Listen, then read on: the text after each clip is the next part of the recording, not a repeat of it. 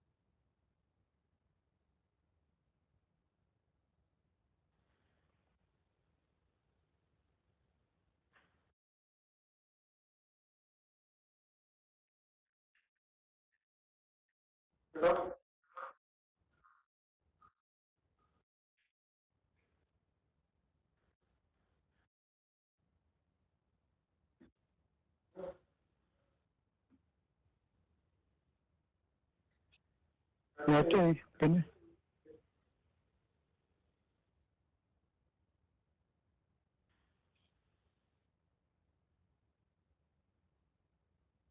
you check it in?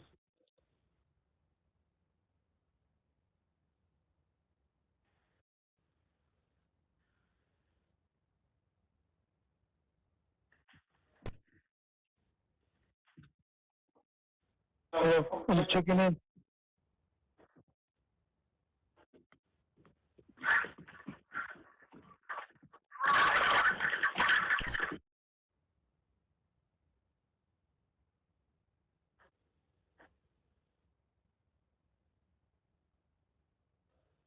This is Darius Slater. Can you hear me?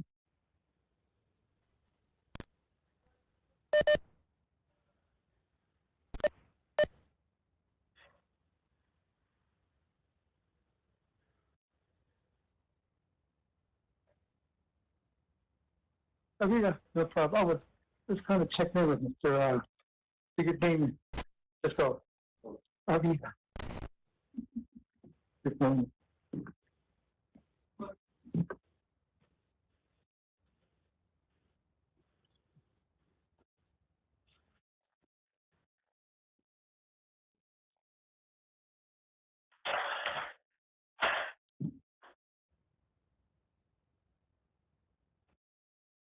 Hello, speaker. This is Darius over here. I'm checking in.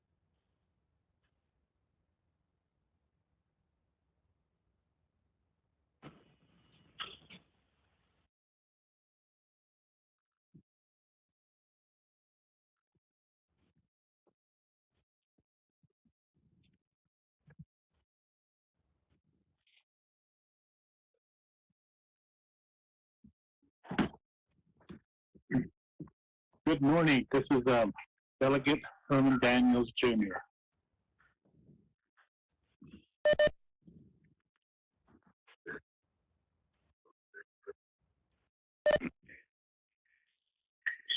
Okay, thank you very much. Thank you. Good morning. Yeah, Anthony. This is Delegate Yeller here at the committee room. I open? No, You just said your name? no, I didn't. I'm gonna wait until they start. We'll call it. But you said you called in to... Yeah, I did.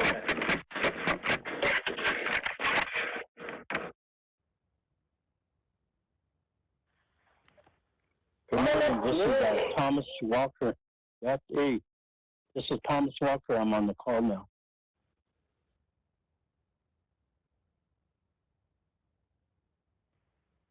Arnold Smith.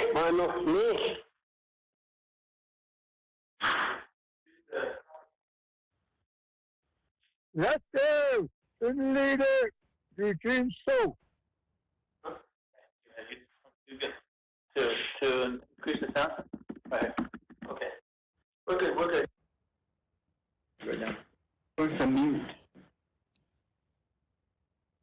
Good morning, everyone. Yeah, hey, Bennett.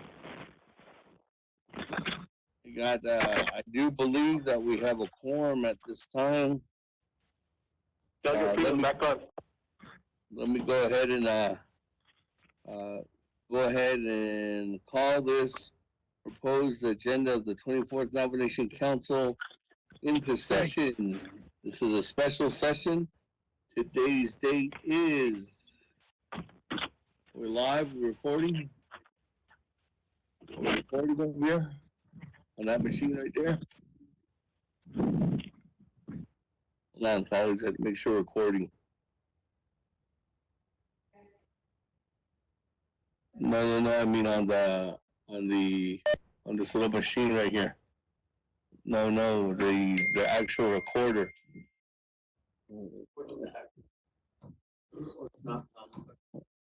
Is that machine recording? That's the main machine that needs to record. Okay, we're good to go.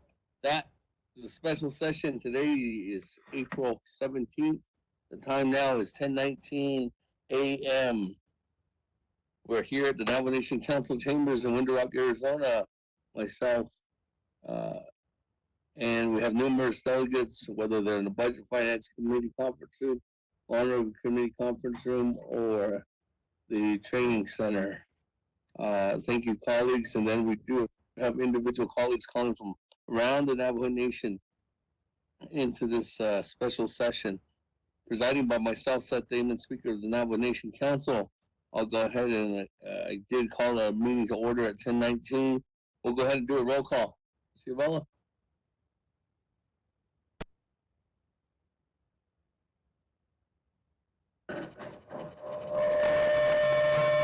Alma today.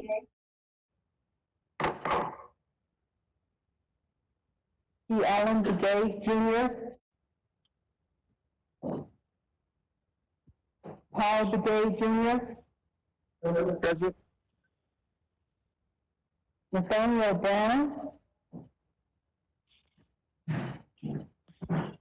Eugenia Charles Newton.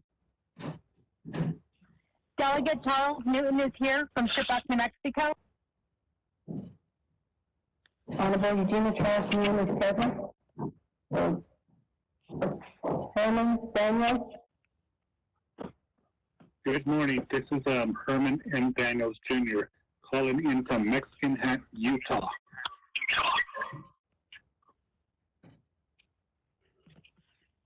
Herman Daniels. Is it roll call?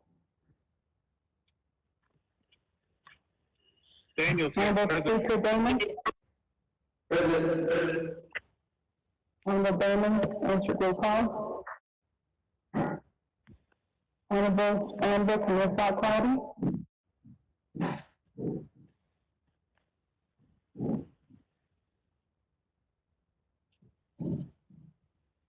Honorable Mark Phelan. Dr. Bennett, Delegate Mark Davis, Chair, Navajo Nation Travel Lodge. Honorable Phelan, answer roll call. Honorable Canal Helena. Present. Honorable Canal Helena, answer roll call. Honorable Jamie Henry.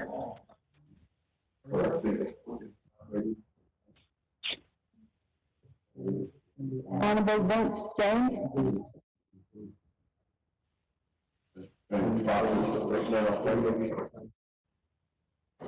Honorable Ricky Mass.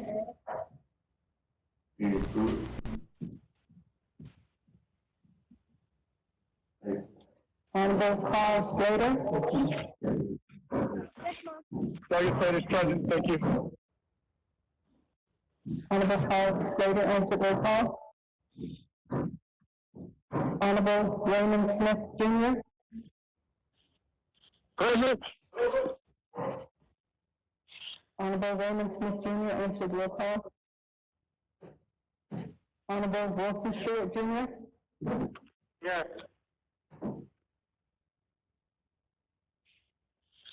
Training Center. Honorable Wilson Stewart Jr. answer roll call. Honorable Otto So.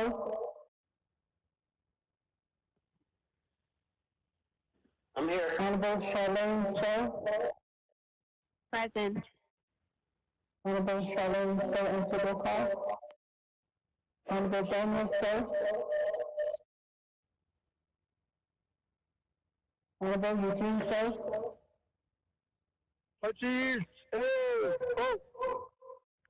Honorable Eugene So answer roll call.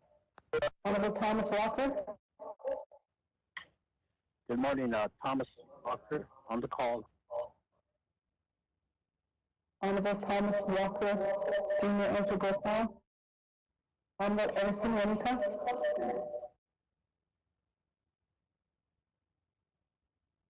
Honorable Edmund Yazzie.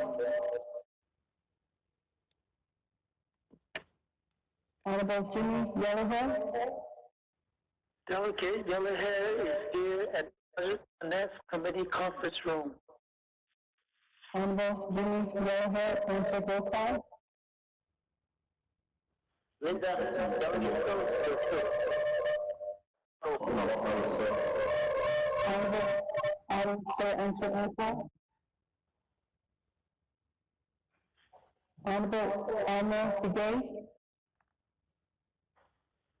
Honorable Q. Allen Begay. Honorable Daniel Brown.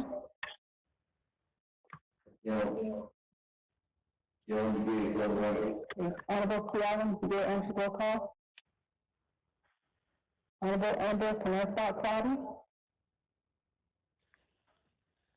Honorable Jamie Henry.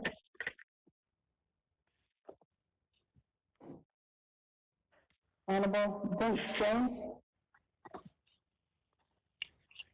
Honorable Ricky Norris. Honorable Daniel So.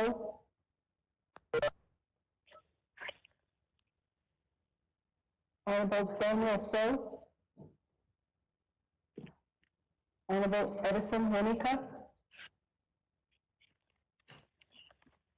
Honorable Edmund Yazzie.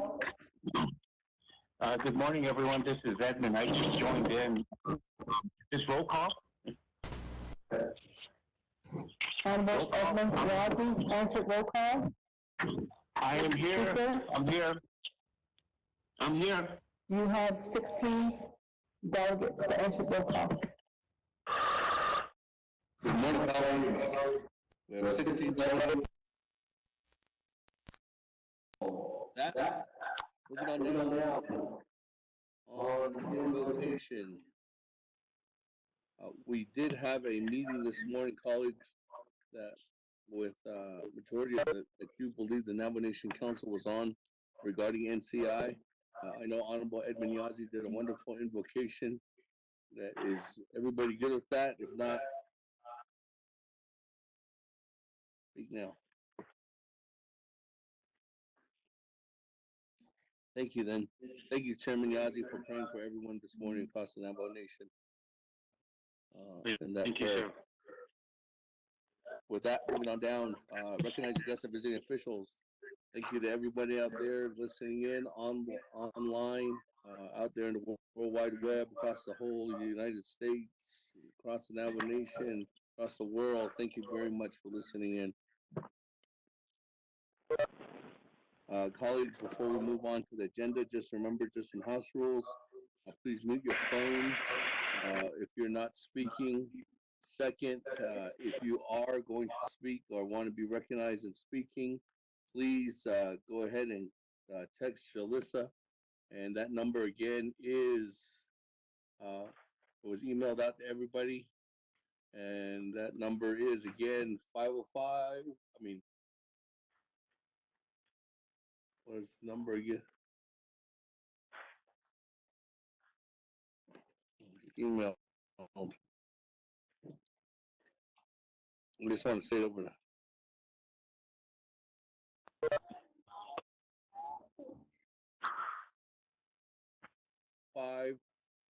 422 3208 3203 3203 colleagues that was sent out. That's just the text into if you would like to speak, colleagues. If there's anything else, colleagues, we can go ahead and move on to the agenda. Ms. Patero, could read it into the record.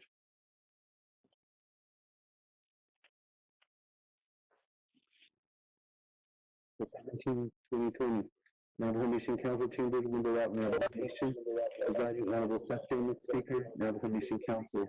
One, call meeting to order. Roll call invocation. Two, recognize guests and visiting officials to the Navajo Nation. Four, review and adopt the agenda. Three, review and adopt the agenda. Four, reports. Five, old business. A, legislation 0079-20.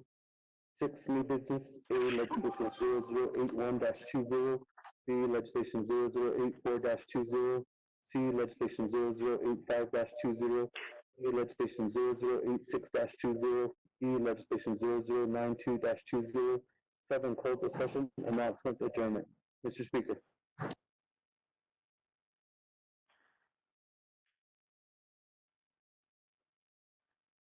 Colleagues, is there a motion? Delegate Rich James, motion. Honorable Vince James, motion. Second by Honorable Alona.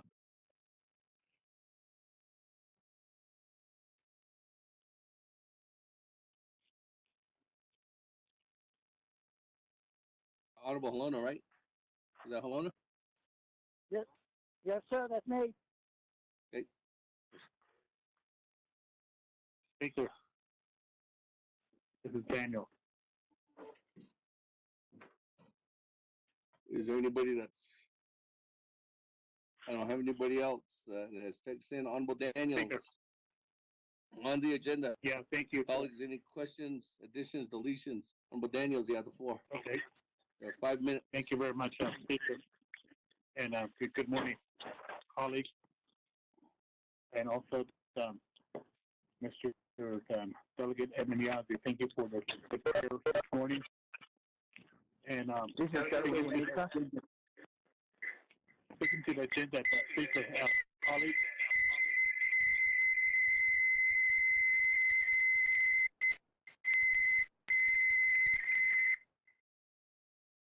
Colleagues, some of your phones are not on mute.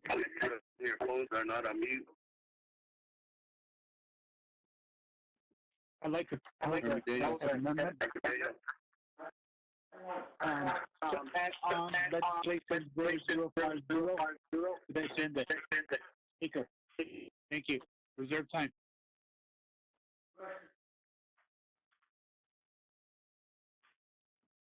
Hey, 4 minutes, 29 seconds. On reserve time for Herman Daniels. Herman Daniels. There's a motion for Amendment 1 to add on legislation 050-20, and that's an action related to Navajo Committee and Council confirming the appointment of Robert Black to the Commission of Navajo Government Development for a term of 2 years as a representative for the executive branch. Is there a second?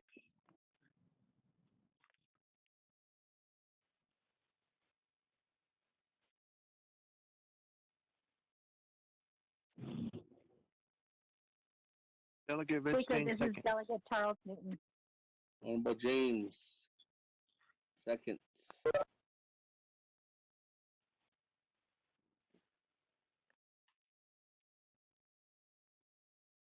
That, colleagues, any comments? Anything? Mr. Speaker, this delegate so. Honorable Otto, so. I'm gonna Minutes. add on, request to modify the legislation and add on 0091-20 onto the amendment here.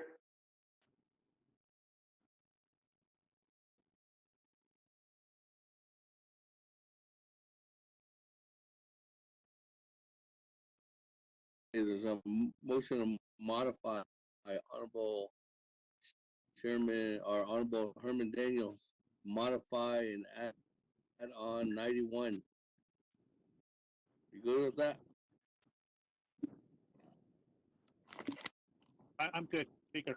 Thank you.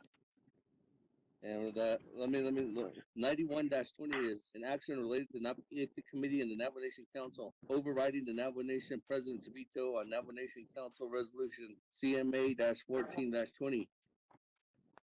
Honorable Daniels, you good? I'm good. All right. Honorable James, you good?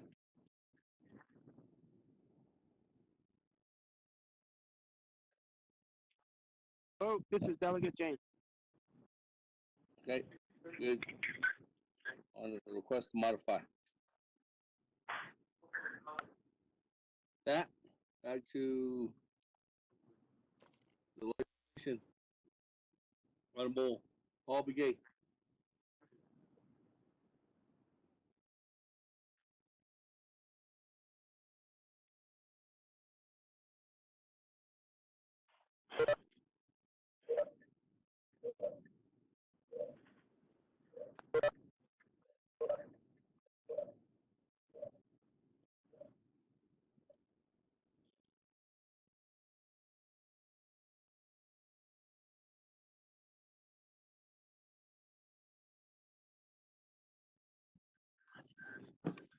Speaker, uh, I'd like to add, legislation 94-20 under new business. Also, thank you.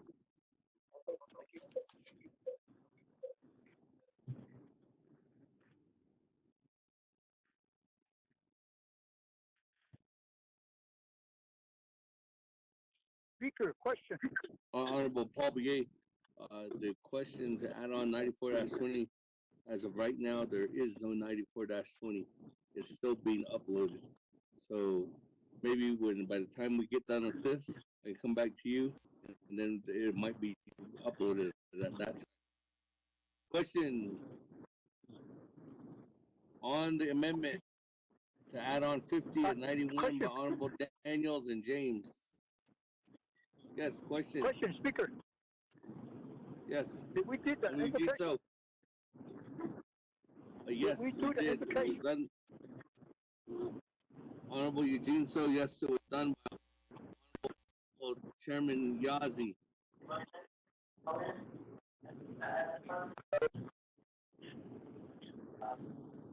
Any other comments, questions on Amendment 1, which is to add on 50 and 91?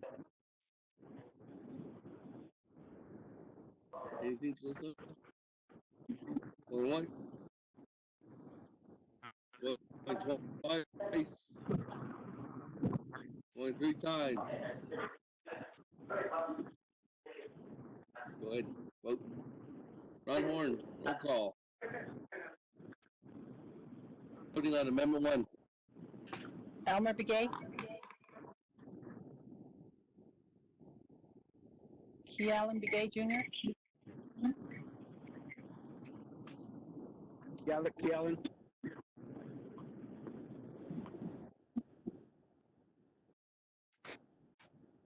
Key Allen Begay Jr. Hello? Can you hear me? What's your vote? Green. Honorable Key Allen Begay Jr. votes green. Honorable Paul Begay Jr.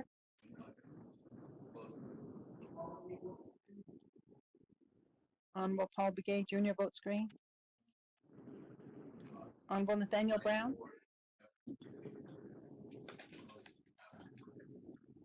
Honorable Gina Charles Newton. Delegate Charles Newton votes green. Honorable Eugenia Charles Newton votes green. Honorable Herman Daniels. Delegate Herman M. Daniels Jr. votes green. Honorable Daniels votes green.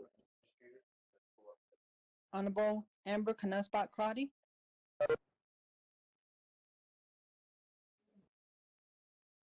Honorable Mark Freeland.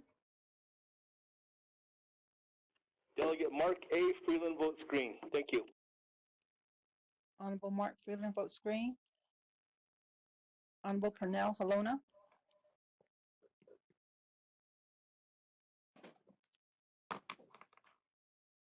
Honorable Jamie Henyo.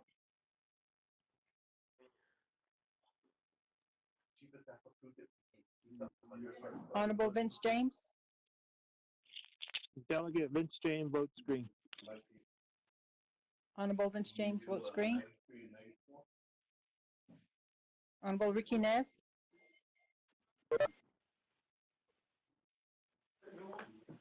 Honorable Carl Slater.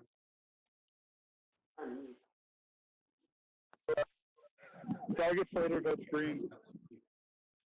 Honorable Carl Slater votes green. Honorable Raymond Smith Jr.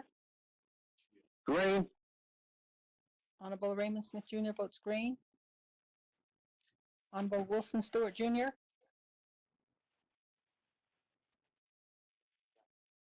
Green. Honorable Wilson Stewart Jr. votes green.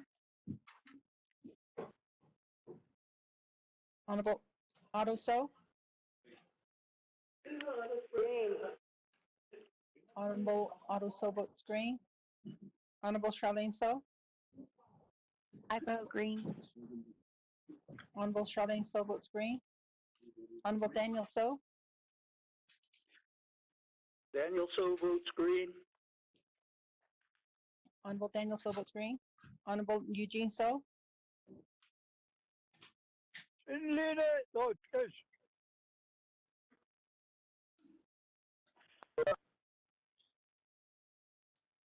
Honorable Eugene So votes green. Honorable Thomas Walker Jr. Delegate Walker votes green. Honorable Thomas Walker Jr. votes green. Honorable Edison Wanika.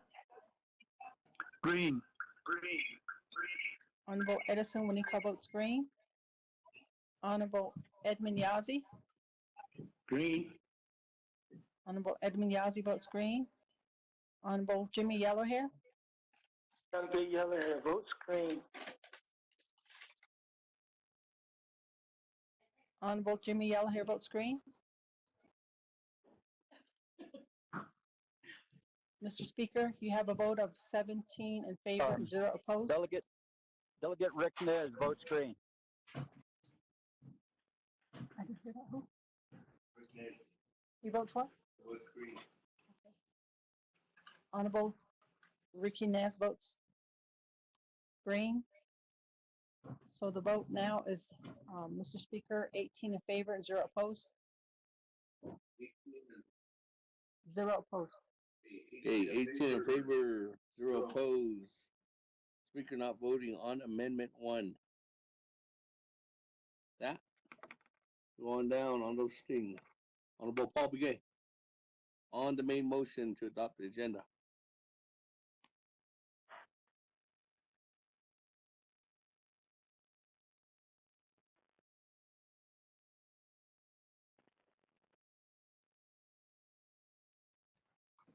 Thank you, Speaker. I'd like to add legislation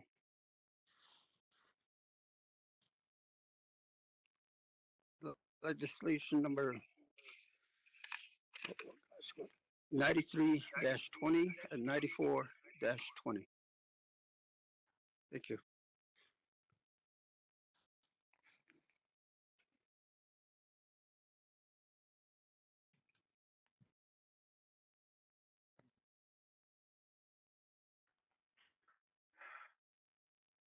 That 93, colleagues, 93. The motion by Honorable Paul Begay, add on to the agenda 93-20 and 94-20. 93-20 is an action related to an emergency for the Navajo Nation, temporarily suspending 2 NNC subsection 162A, canceling the 2020 Navajo Nation Council Spring Session. 94-20 is an action related to the emergency for the Navajo Nation, temporary authorizing and approving attendance at Farm Board, Land Board, and District Grazing Committee meetings through telecommunication methods. There's a motion by Honorable Paul Begay. Is there a second? Charles Newton, second. Second by Madam Chair Charles Newton.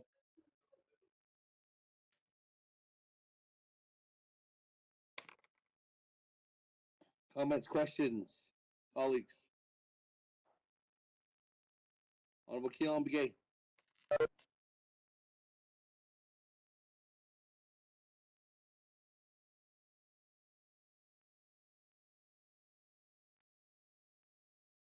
Honorable Keelan Begay.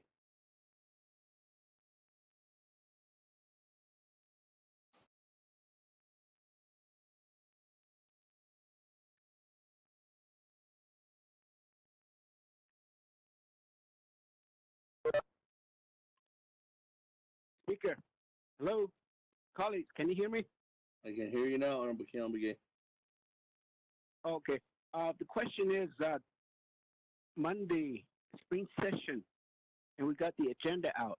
If today's session, if we approve this legislation, does that mean that all the items on the spring session's agenda will be forward to further notice?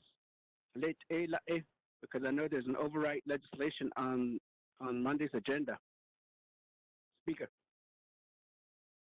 When we can't begin the legislations that are on Monday's agenda, if that legislation passes today to cancel spring session, those items would then get forward to the next session, or could be back at any time, brought up at any time during a special session if the sponsor chooses to.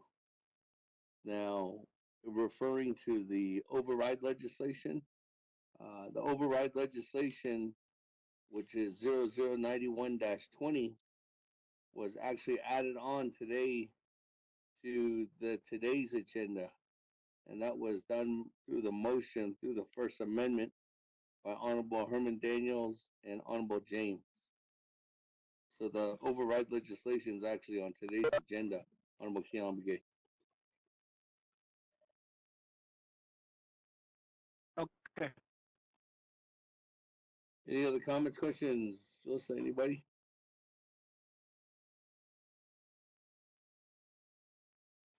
Speaker, just real quick, my phone's gonna die on me here in a minute, and I'm gonna be coming back on in a few more minutes as soon as I get to a better area. I'm on my way to Wind Rock right now. Okay. Thank you, Honorable Horner. Travel safe. There's no other comments, questions. Going once? Going twice? Speaker, this is Delegate Crotty. I just was able to get on the line. Can I just get a review? Are we talking about the main motion for the agenda? Thank you. Madam Chair Crotty, this is Amendment 2 to the agenda. And Amendment 2 to the agenda is sponsored by Honorable Paul Begay and second by Madam Chair Charles Newton to one, add on legislation 93 and 94. 93 is emergency legislation to cancel 2020 Navajo Nation Council spring session. 94 is related to an emergency temporarily authorizing and approving attendance at farm board, land board, and district grazing committee meetings through telecommunication methods. Hey, there's no other comments, questions.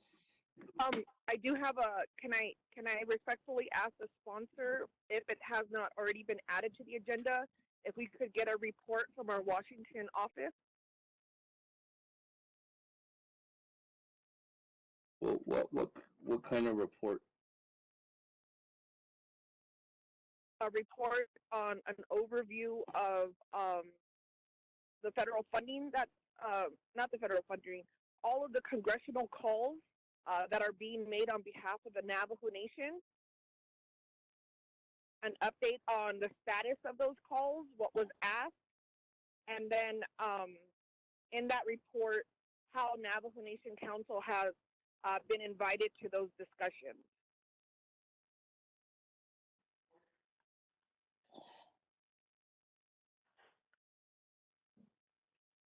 Speaker, Delegate Phil.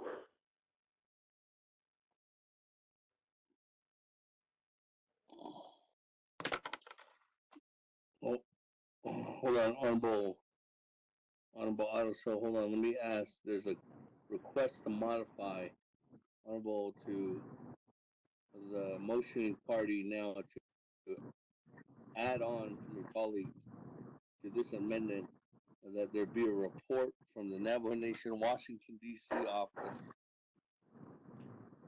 on all congressional calls and how that has been impacting the Navajo Nation.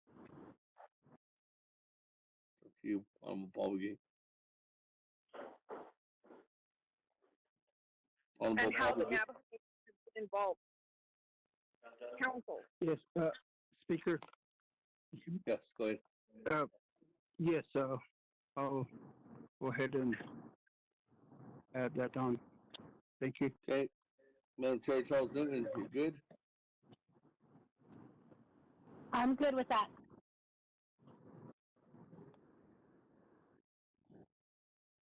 Honorable Otto on Amendment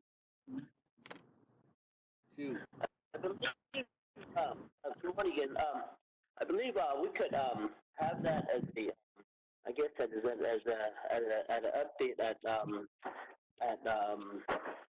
spring session from the Washington office. Today's a special session, and we could this pair of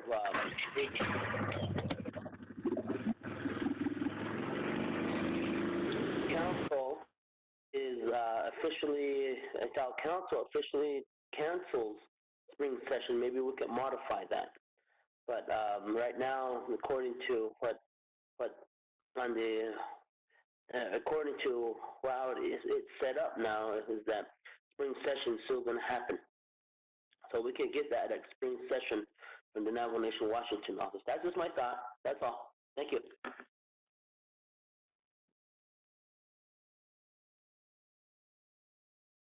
Any other comments, questions on Amendment 2?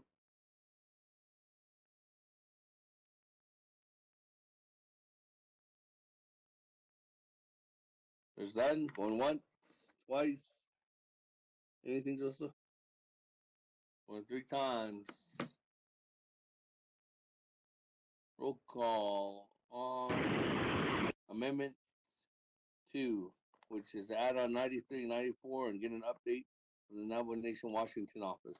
If this passes, we'll reach out to the Washington office to see if they can get an update.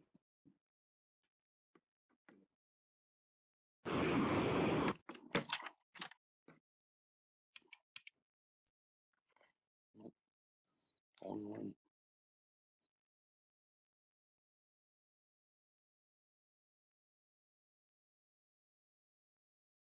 Whoever's riding your motorcycle, can you make sure to keep your phone muted?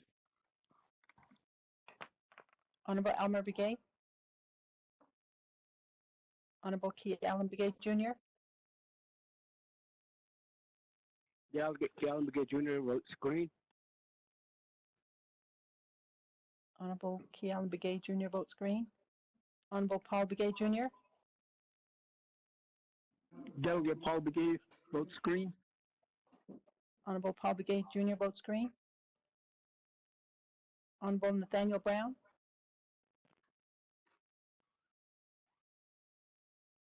Honorable Eugenia Charles Newton.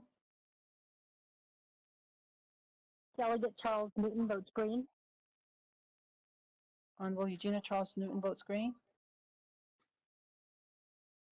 Honorable Herman Daniels Jr. Council Delegate Herman M. Daniels Jr. votes green. Honorable Herman Daniels Jr. votes green. Honorable Amber Knasbach Crowdy. Delegate Amber Canisbach Crotty votes green. Thank you. Honorable Amber Knasbach Crotty votes green. Honorable Mark Freeland. Delegate Mark A. Freeland votes green. Honorable Mark Freeland votes green. Honorable Pernell Alona. Honorable Jamie Henyo. Henyo votes green. Honorable Jamie Henyo votes green. Honorable Vince James.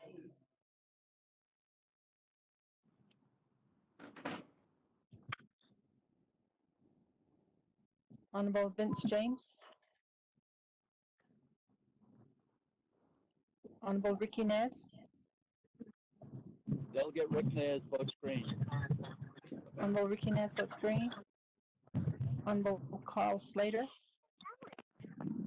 Delegate Slater votes green. Honorable Carl Slater votes green.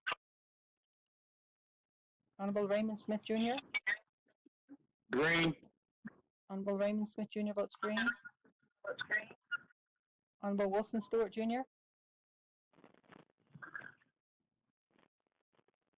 Green.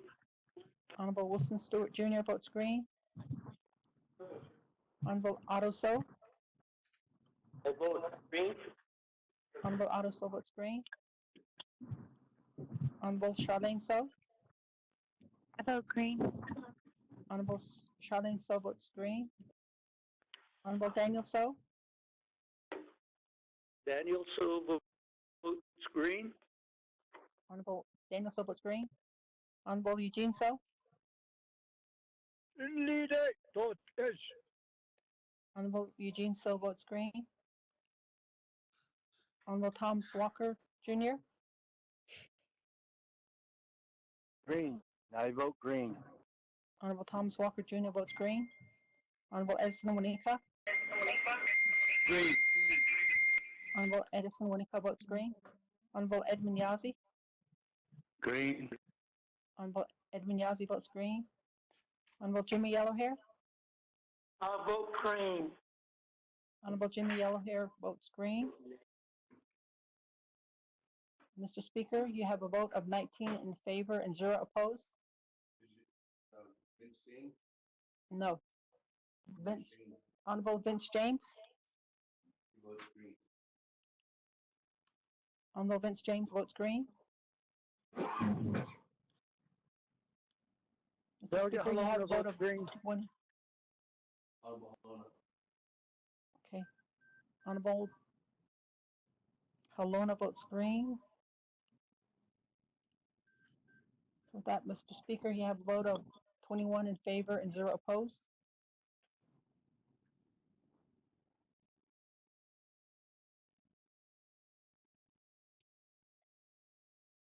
All right, colleagues. We have 21 in favor, 0 opposed. Speaker not voting on Amendment 2. Motion carries. That, I don't have anybody else.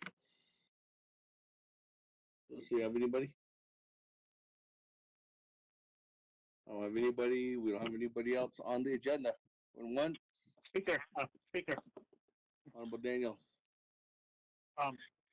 Yes. Thank you, Speaker, and honorable colleagues. Thank you. Good morning. Is it, I will be adding on a legislation sometime this afternoon, just for your information, colleagues. This is regarding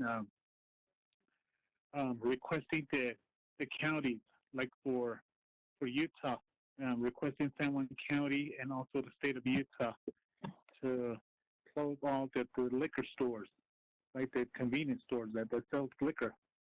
Because it's like, for example, in my area, there's Mexican Hat, Utah. They sell liquor there. A lot of people, they go there every day. We see a lot of people there buying liquor. So just for your information, it's an emergency legislation as well. Ms. Barbara, Office of Legislative Counsel, she assigned Kristen to work on the legislation. Speaker. Thank you. thank you. That, any other comments, questions on the amendment or on the agenda with 2 amendments? None? Going once? Going twice?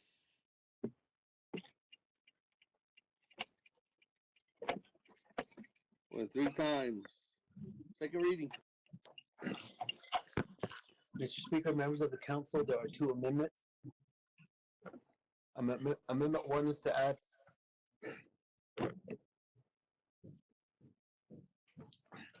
legislation 0050-20 and 0091-20 to the agenda.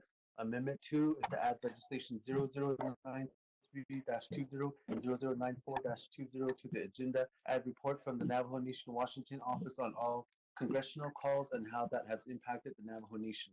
Mr. Speaker.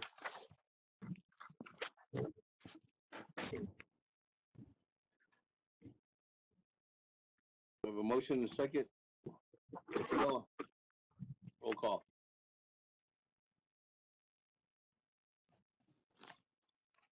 Honorable Elmer Begay. Honorable Key Allen Begay Jr. Key Allen Begay Jr. votes green. Honorable Key Allen Begay Jr. votes green. Honorable Paul Begay Jr. Paul Begay votes green. Honorable Paul Begay Jr. votes green. Honorable Nathaniel Brown,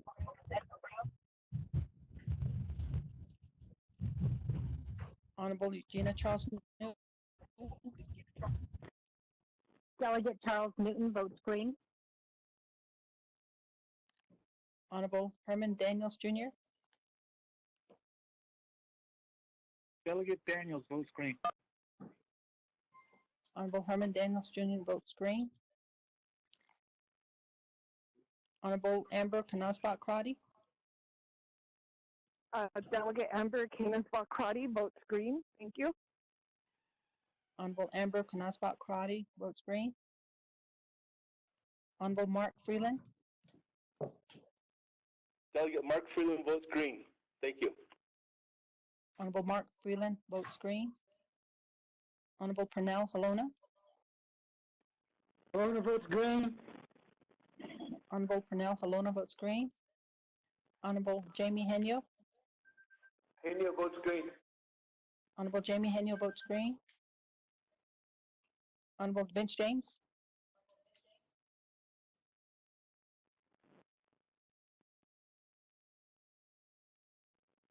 Honorable Ricky Nez,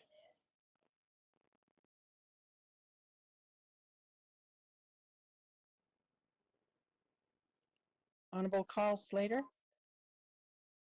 Delegate Slater votes green. Honorable Carl Slater votes green. Honorable Raymond Smith Jr., Green. Honorable Raymond Smith Jr. votes green. Honorable Wilson Stewart Jr., Stewart votes green. Honorable Wilson Stewart Jr. votes green. Honorable Charlene So,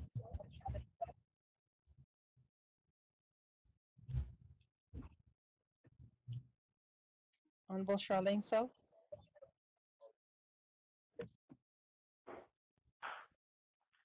Honorable Otto So, Green. I vote green. Honorable Otto So votes green. Honorable Daniel So, Daniel So votes green. Honorable Daniel So votes green. Honorable Eugene So, Honorable Eugene So votes green. Honorable Thomas Walker Jr., Thomas Walker votes green. Honorable Thomas Walker Jr. votes green. Honorable Edison Winika, Green. Honorable Edison Winika votes green. Honorable Edwin Nyazi, Green. Honorable Edwin Nyazi votes green. Honorable Jimmy Yellowhair, I'll vote green. Honorable Jimmy Yellowhair votes green. Delegate Rick Nez votes green. Honorable Ricky Nez votes green.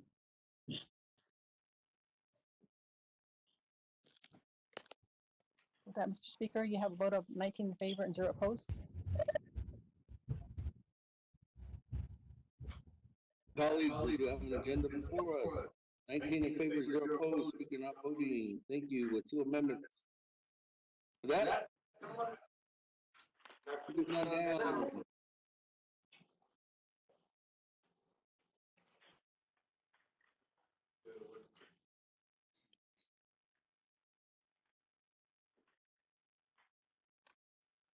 Moving on down to receiving reports. Item number A is an update from the Navajo Nation Washington office regarding all congressional calls and how this has impacted the Navajo Nation. Colleagues, I know that this was a motion, this was adopted into Honorable Brigade, Paul Brigade's motion requested through Madam Chair Amber Crotty. I want to let you know that we have reached out to Navajo Nation Washington office, the executive director, Ms. Santee Lewis, and she has not responded back to us as of this moment.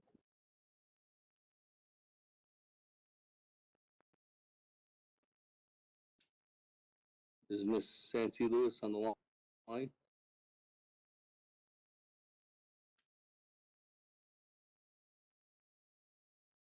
Going once, going twice.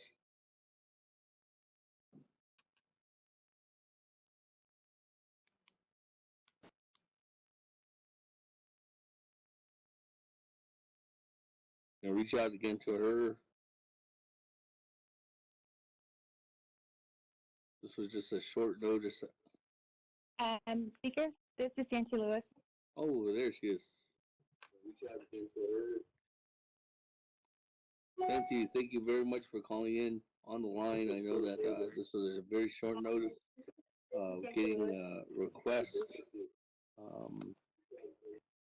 We did have a request to hear from the Navajo Nation Washington office regarding all congressional calls.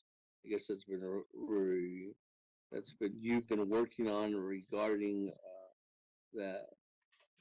I guess the accessibility and also the impacts of your calls to congressional leaders, to their staff members, on how COVID-19 is impacting the Navajo Nation and how that impact is thoroughly through the whole Navajo Nation, working together with different federal agencies, municipalities, counties, the local states, and there was just a request for a formal update on how that's going as of right now.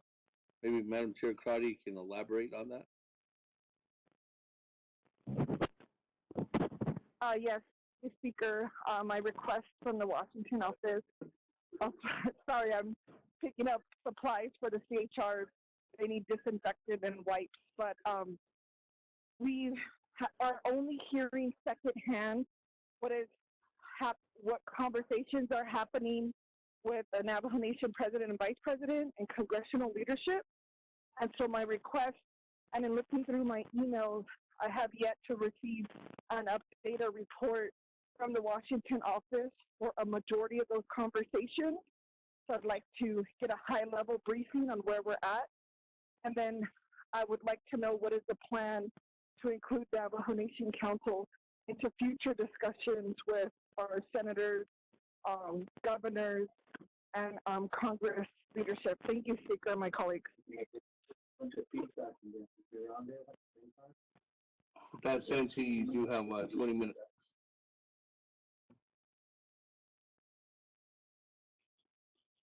Thank you, Speaker Damon and members of the 24th Navajo Nation Council. We appreciate the invitation to offer the information that you guys have requested. I want to begin by letting you all know that the Navajo Nation Washington office has kept abreast of all the activities of Congress. I also want to let everybody know that Congress is going to remain out of session and they do not plan to return until May 4th, 2020. In response to COVID-19, the Navajo Nation Washington office has provided several updates to Navajo Nation leadership, including to date we have sent 3 different memos.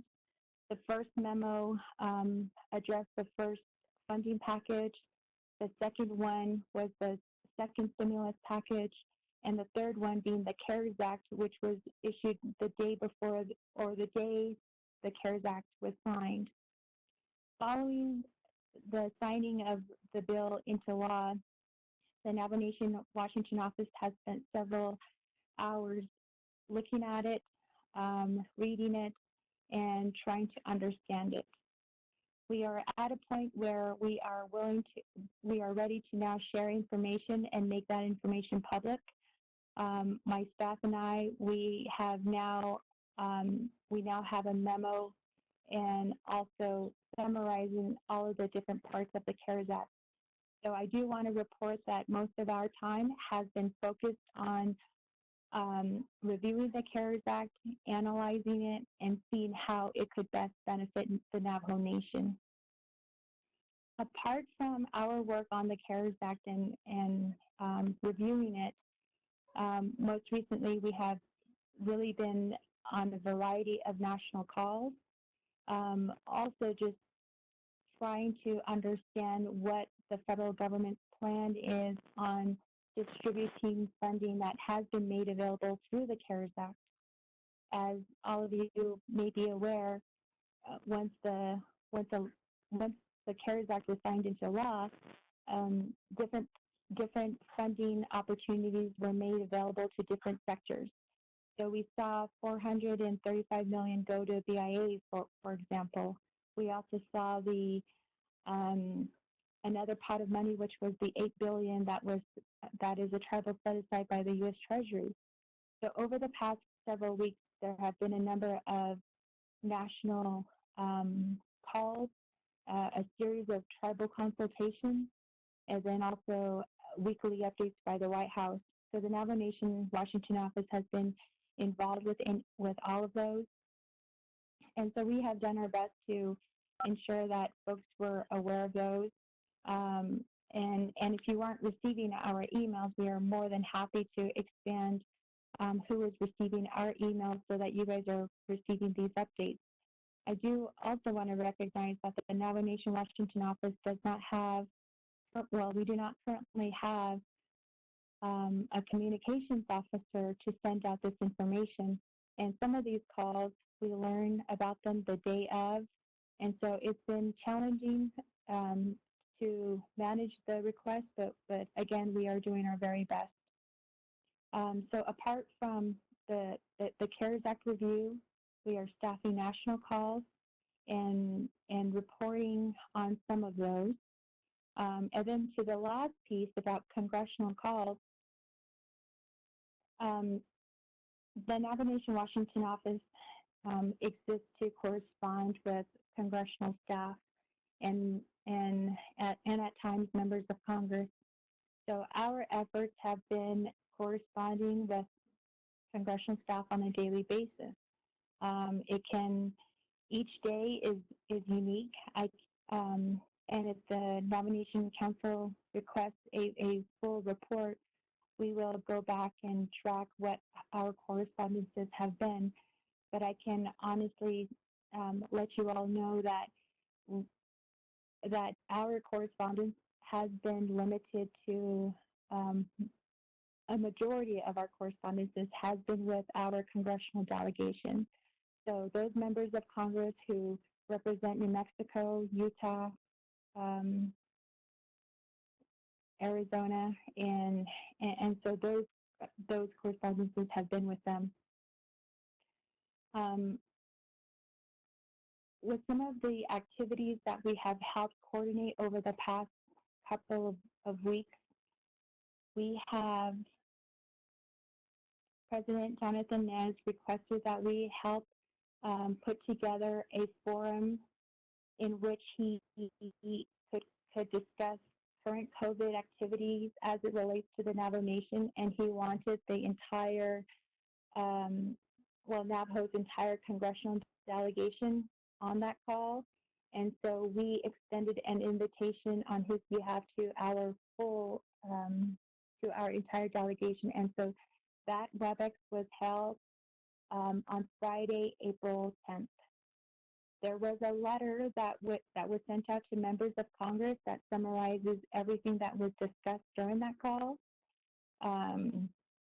We can send that out we can share that letter with members of council today. And we apologize that it was not sent earlier. The other major activities in terms of correspondences, just this past week, there was another letter that was drafted and sent to House and Senate leadership. That letter discusses the Navajo-Utah water rights settlement and just urging House and Senate leadership to consider that, just recognizing how many families across the Navajo Nation needs access to water and the needed water infrastructure to help provide and deliver water to Navajo families. And so that letter was sent yesterday, and so we'll be sure to send a copy of that letter as well.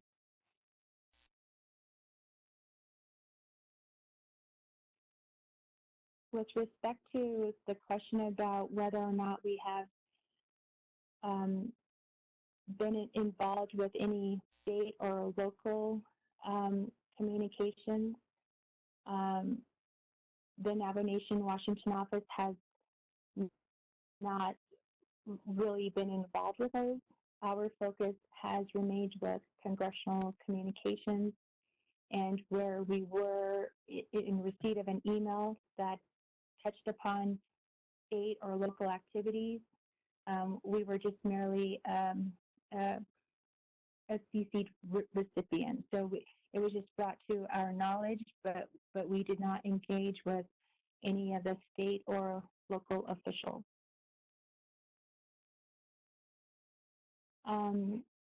I am also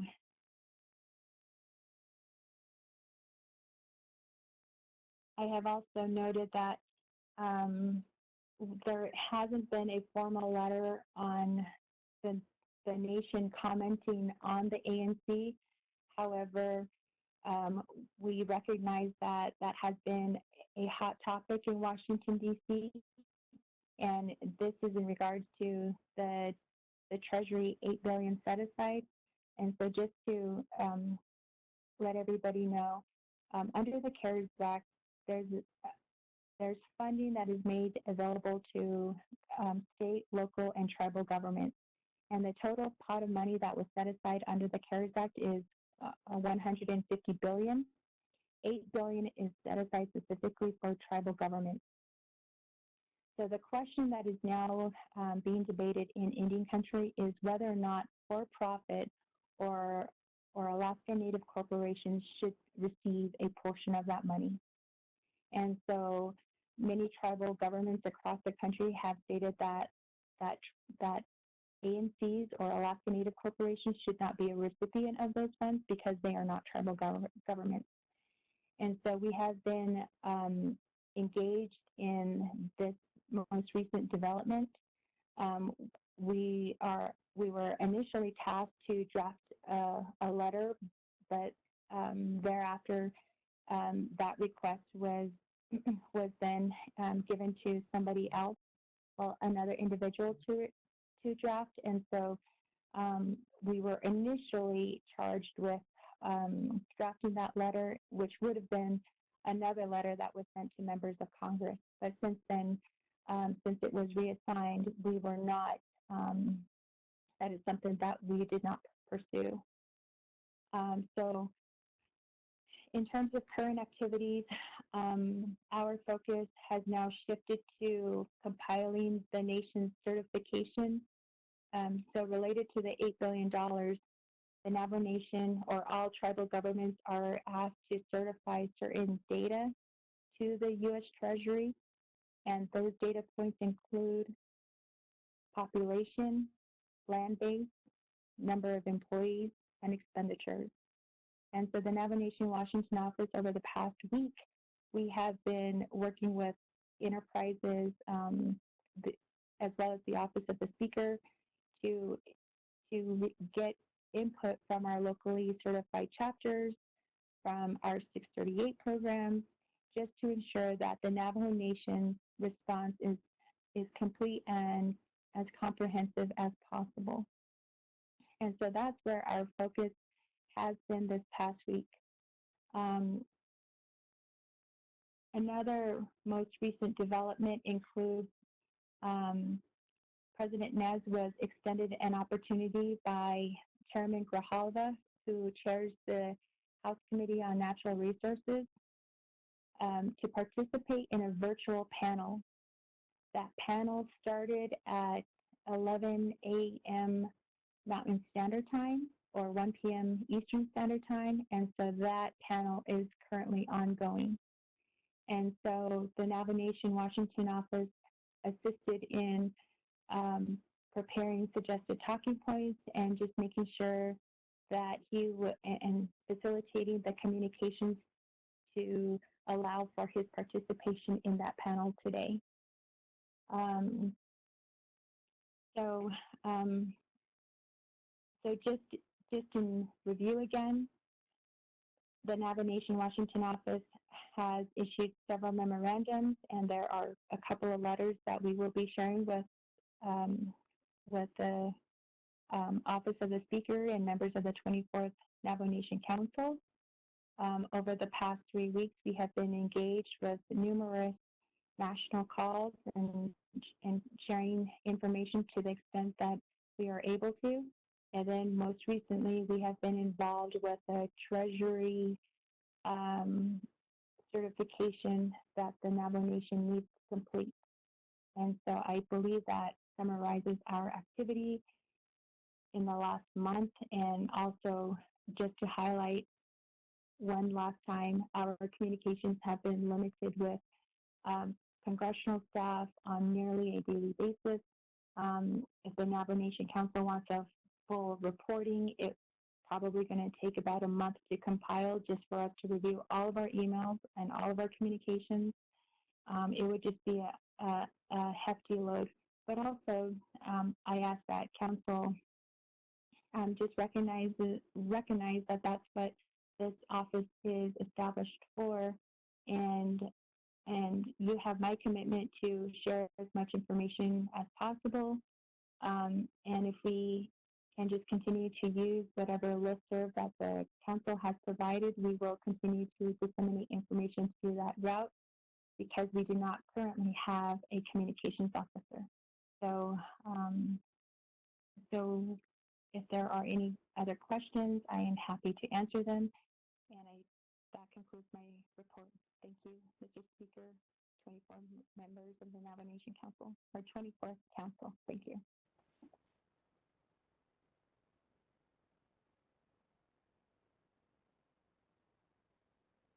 Thank you, Ms. Lewis, for that report.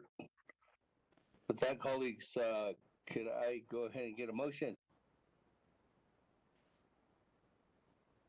Motion, Speaker. Delegate. Motion. Motion. Bob, Second that motion. Delegate Halona. Second, Bob Holona. That, two individuals up. Honorable Slater. Thank you, Speaker. Thank you, Ms. Lewis, for the update.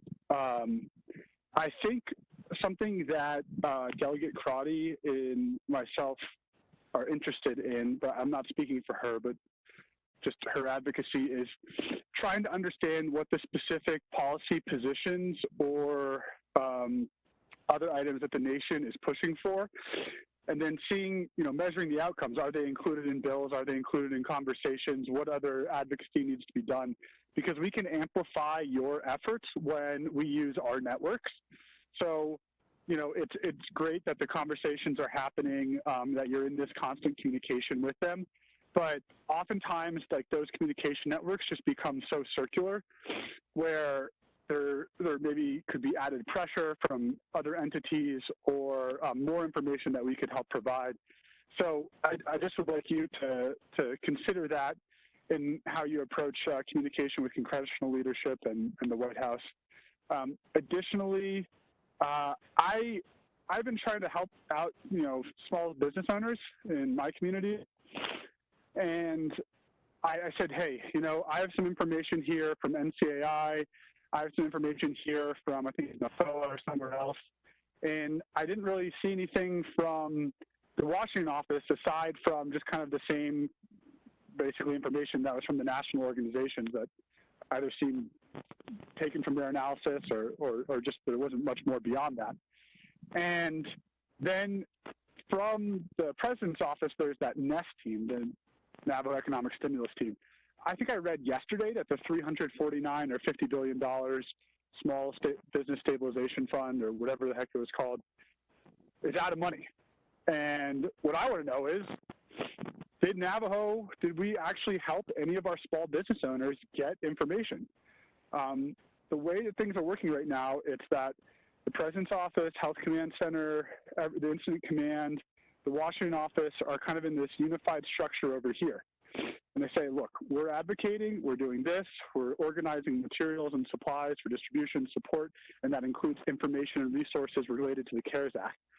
And the message was, okay, we are going to analyze the bill and we're going to figure out how to take advantage of it. Well, it's weeks later at this point, and I never really saw something, a product from the Washington office or from NEST to help our business owners say, this is what you should do, X, Y, or Z. I saw some limited information from other organizations. It could be that it just didn't come across my plate. But if those resources were provided and were disseminated, it'd be good to at least carbon copy the council on them so that we can help amplify and help our community members out. So I'm just kind of concerned that there's a lot of conversations that are happening, but the direct support and seeing the results on the ground over here isn't necessarily happening. And delegates are one of the mechanisms to help our citizens out. And the last thing I want to say is I really appreciate that joint effort between the President's office and the Washington office and Office of the Speaker to get out the letter for the consultation on the $8 billion set aside. I think, I don't know how to say this. I reread it, and there were some serious, grammatical issues. There were some serious, it needed to be a lot tighter. And I hate to be this critical in public, but this really needs to be, even if it is an emergency situation, we can't give the federal government or anyone else an excuse to look down on us, to think that our thoughts are not worthy because we can't articulate ourselves in a meaningful way, as I know everyone in the Washington office, the President's office, and the Speaker's office is able to. And it's not the delegates' job because we don't have the time and the resources to do the sort of proofreading and all of that. It's just we can help out conceptually and make sure that those comments are in there. But I honestly was let down because I started sharing this document with other leadership, other people in the network. They're like, wait, is Navajo on top of this? Are they submitting? These are other Navajo leaders, nonprofit leaders. And they were like, this is what was submitted? And they were pointing out all these things in here. And even though delegates were afforded an option to look at that, I just have to strongly request that we tighten up every sort of form of communication before it is presented out, because it ends up defeating our ultimate aims and policy objectives. So thank you, Ms. Lewis. All right. Right at the 5. That, moving on. Honorable Keon Begay. Speaker, Ado Santano Senegi, Ado Ms. Lewis, thanks for the report. I guess immediate Mr. Slater, Hadzi. Again, I'm not speaking for Shema, Ms. Crotty, but what I interpreted of her request was that Halit the council,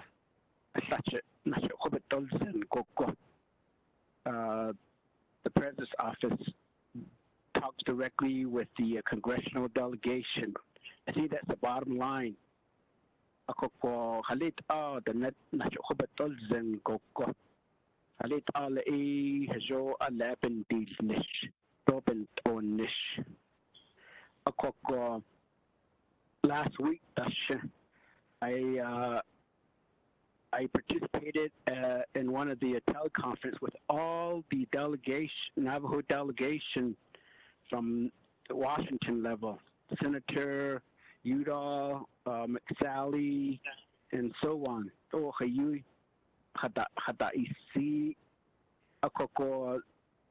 Several areas that were brought up and which I will advocate to the council and to the President's office.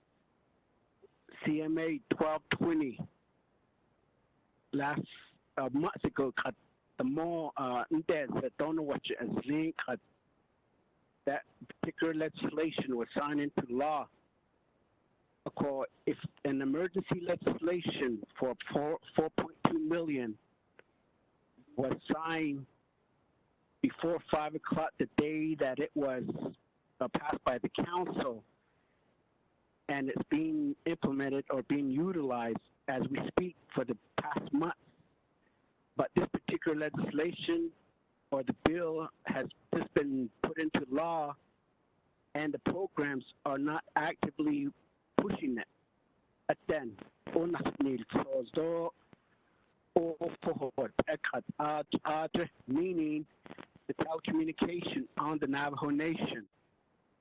Halit Alan Regulatory Commissioners, Regulatory Office, out of the Telecommunication and Utility Office, not doing what they can to implement infrastructure on the Navajo Nation.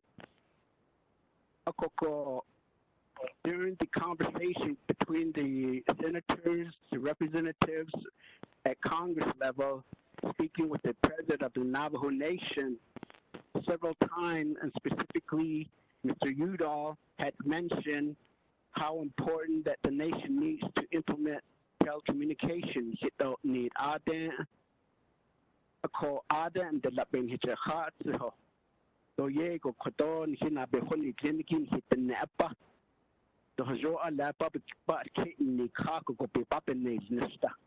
I laid out at only shit, bitch, is that on the hot out air lab, but all nestor, the never listen at all. 8A Bakail Hallen. The Nababit and the hot to Latin, the hot Ekito Yego, Papan Silchester. She's at Latini, to Shohodni. I hot out a Siki, Nahalon Cabe, there's Nestida. The incident command center should be the driving force of everything that the Navajo Nation Council and the President's Office needs to be following in coordinating with the state and the federal government. Then Halit Allah Kodo Hazot Anatata Kodo appointed Dilia Arot Ot Ashaja Kutna Ago Kodo Yidness Miss Lewis Ashoden Snishazindo Nishana Winson Dit Allah Panahas Edo Dit Allah Panasi Hitnapa Adkon Sahake Kokola Njondo Levinson Adishna Yego Koden Hot and hit Nigo Ohni Linki Don Opane Krikaki. A company in Nashikot Ani base of I see that the nest Kokolahit out all ego could just does the trust list on some bounds case. Dada put in Nadas in some areas. A call as me Tolape in Nan the Patrianiki out of PPE that the Noda or her huge at the Nahot and he did not be hit yet. And we even just got off the telephone conference with the ISS director, Ms. So. Because in League has argued Diego Nahot it don't need Aden, a Kohalit all Aden, Washington, then Liniki, Blagana, and Liniki, and Hayan Sakis, because Lachit, Diego, Nahaban, and Lisha, and Nahot according at $8 billion. Now, so sport that he needs to only zip cartas, Nago Competa, a Nico, Diego, could have been the baby Nista. Ako Diego Cities, Mr. Speaker, Addison Adam Senegi, that is not Sanki, Adam Lewis, and the Ito Kehan, Sago, Adam Hanan, Nishiki, it's a big task, but what in the Diego Hajobe, she started Nisko Kotonan, Agogo Sheet. If we put our Navajo people first, the meal don't know what you're taught, and then didn't keep it. That does not the Kushi all day, not in the house, and she don't need time. So, even not your question, and I know sending it Kodoti Tabaha, seat on this. Thank you, Honorable Killenby. 5 minutes. Moving on down, Honorable Chair Charles Dune.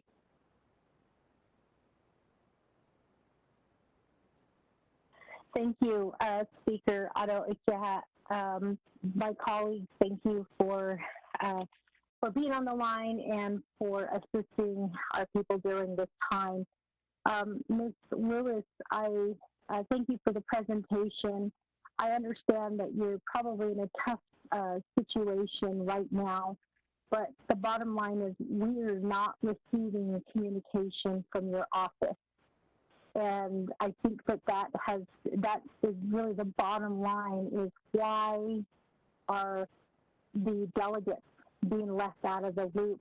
Now, I understand you said that a public information officer is not available and you don't have one in your office, But what I wonder is how hard can it be to simply CC 24th Navajo Nation Council to the emails that you're sending to President Naz and to Vice President Leiser.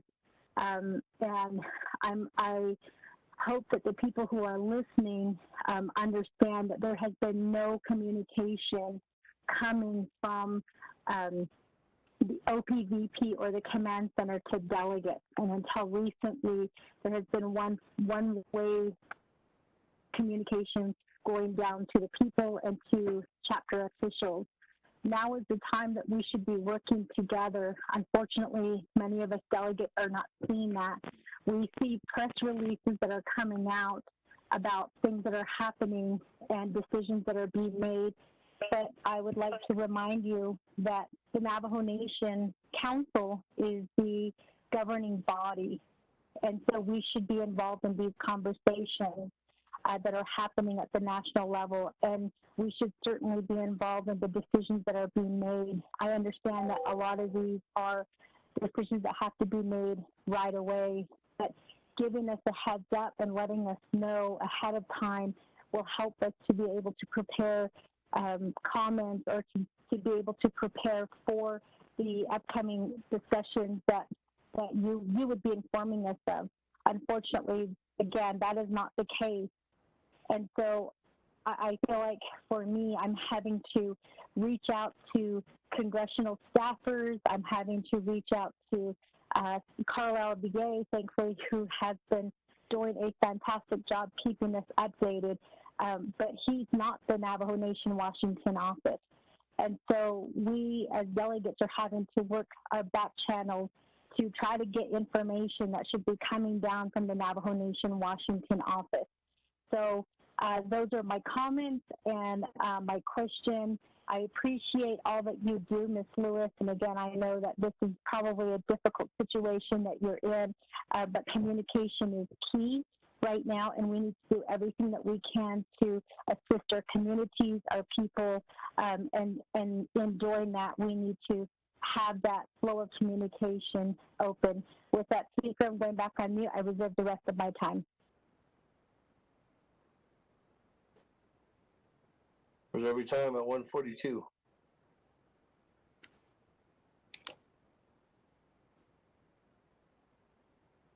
I don't see anybody else on the board. Somebody else on Jolis's phone Speaker, or mine? This is Delegate Crotty. I'd like to ask a question. Madam Chair Crotty, floor is yours. Thank you, Speaker. My colleagues, I appreciate the report. I appreciate the coordination from the Washington office. The intent and the purpose of this report is to get us all Navajo Nation government on the same page. I did ask, and I'm reviewing the Washington office establishment according to Title II, and in Section 1150 establishes the Washington office. But what is more important when we go to the purposes pursuant to Section 1153, and a report and be responsible to the Navajo Nation Council through the President of the Navajo Nation for the accomplishment and the purposes and the functions of the Washington office. And so I want to say, in my opinion, and in reviewing my emails and correspondence, believe that there needs to be a huge effort and improvement in terms of communication, and also echoing Delegate Charles Newton,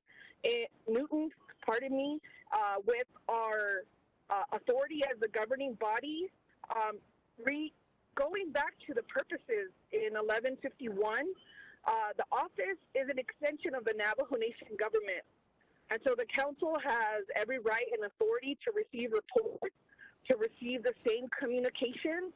And I'm disheartened to know that it would take a month to organize all of the work that has been done on behalf of the nation in response to this emergency.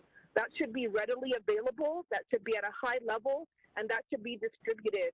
What I would have rather have heard to say, Ms. Cardi, we sent you the emails on this date and on this date.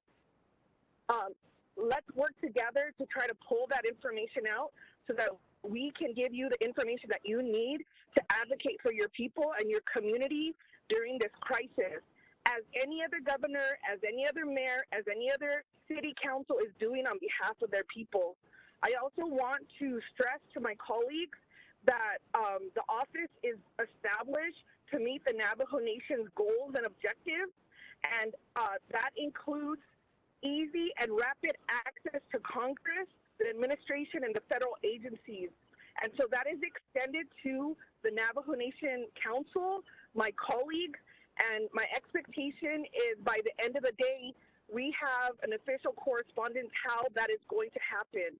If things are moving quickly, I have a cell number that is provided by the Navajo Nation people and her government. I have an email that is in the Navajo Nation government directory. I also want to say that that the Navajo Nation government is also in your plans, that we need to be updated on the welfare of the Navajo Nation. We need to be advised regarding alternatives in developing strategies concerning any Navajo Nation program. And with that being said, Speaker, I'll reserve my time. Reserve our time at 1 minute 30 seconds. I'm Chair Crotty. I don't see anybody else on the line or anybody else on requesting through text messaging. So let me go back to the presenter, Ms. Lewis.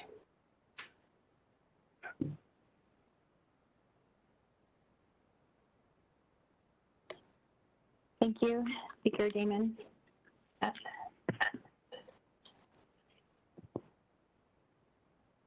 I want to first respond to Delegate Slater's comments. I am in receipt of them. Thank you very much for what you had to say.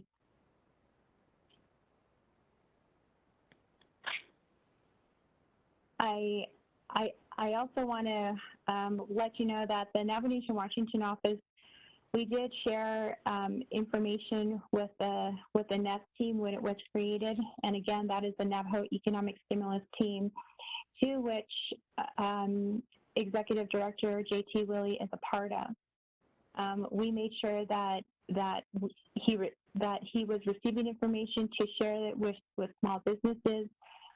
We also relied on his office to help disseminate information across Navajo Nation.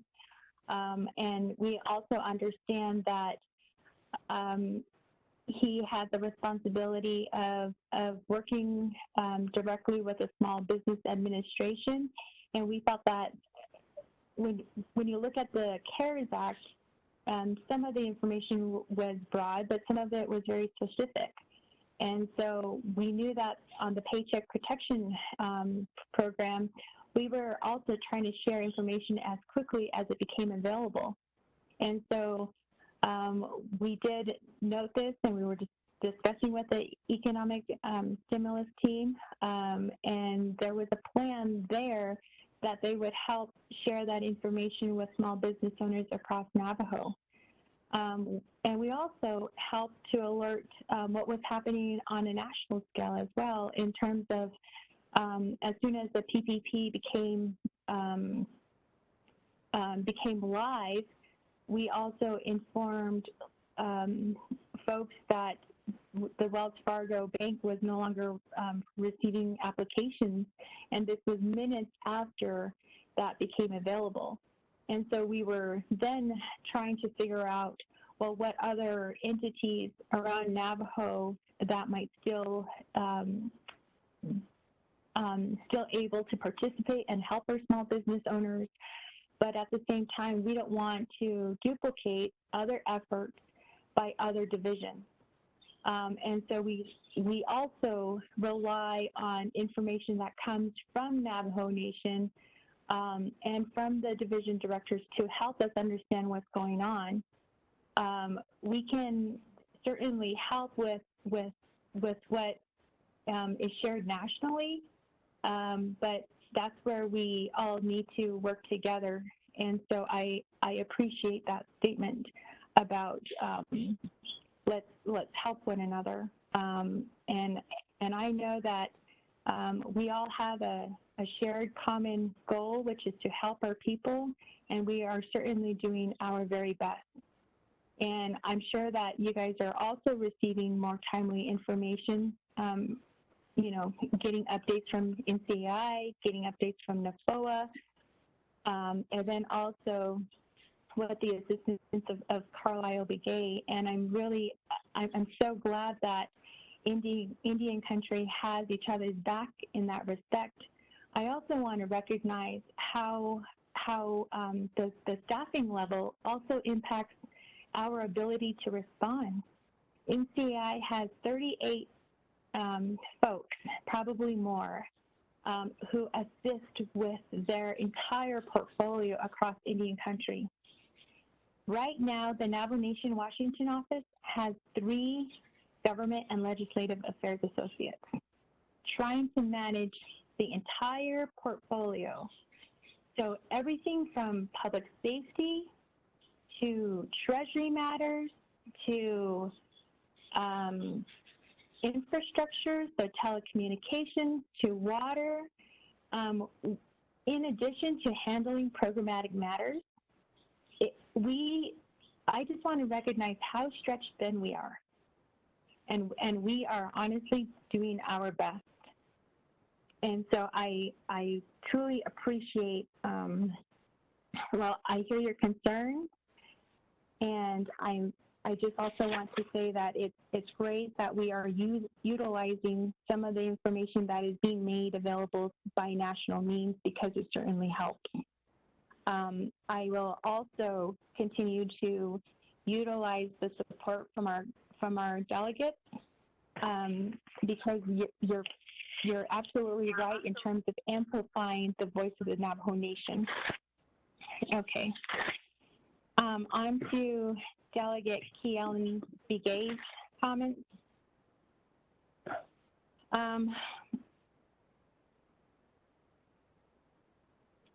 I'm looking at my emails and I'm trying to recall, but if there's,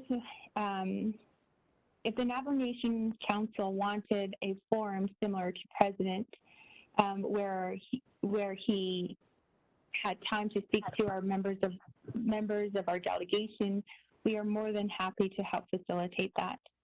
And I know that last week he certainly participated in a forum where he was able to express what we were seeing on the ground. I know that the HCOC, or the command center, gives him nearly daily updates. On April 14th at 4:30. As of now, we are pushing back appointments. So once we're able to open up the appointment, we will give you a call back. Someone is calling the hospital or something. In the meantime, Dr. Dobb is doing over the phone. Please mute your phones. Please just know that he'll give you a call the day of your appointment. We're listening to your voicemail. We can all hear your voicemail. Thank you. Santi, continue. HIPAA.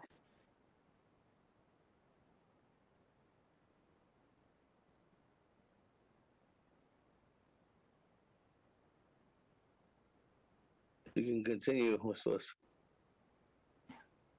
Thank you.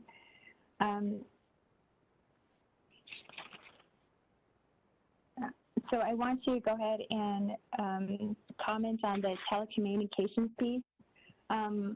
Again, I believe like this is an area where we are also doing our best to communicate grant opportunities, funding opportunities, and ways that we can build up our infrastructure from the national level down to the local level. We have been sharing information, and in fact, I know that there are multiple departments on the Navajo Nation who are currently working on the nation's E-rate application right now, and that's intended to help address telecommunications. And so I would also like to remind everyone that this would be the first E-rate application for the Navajo Nation that's been submitted for several years. And so once the application is received and hopefully approved, the recipient entities would be NNTU, DOTI, and DCD. And I think that COVID-19 has also highlighted our infrastructure needs, from water to sanitation to telecommunications, and so including our roads. And so we are trying to make sure that we are hearing from HCOC.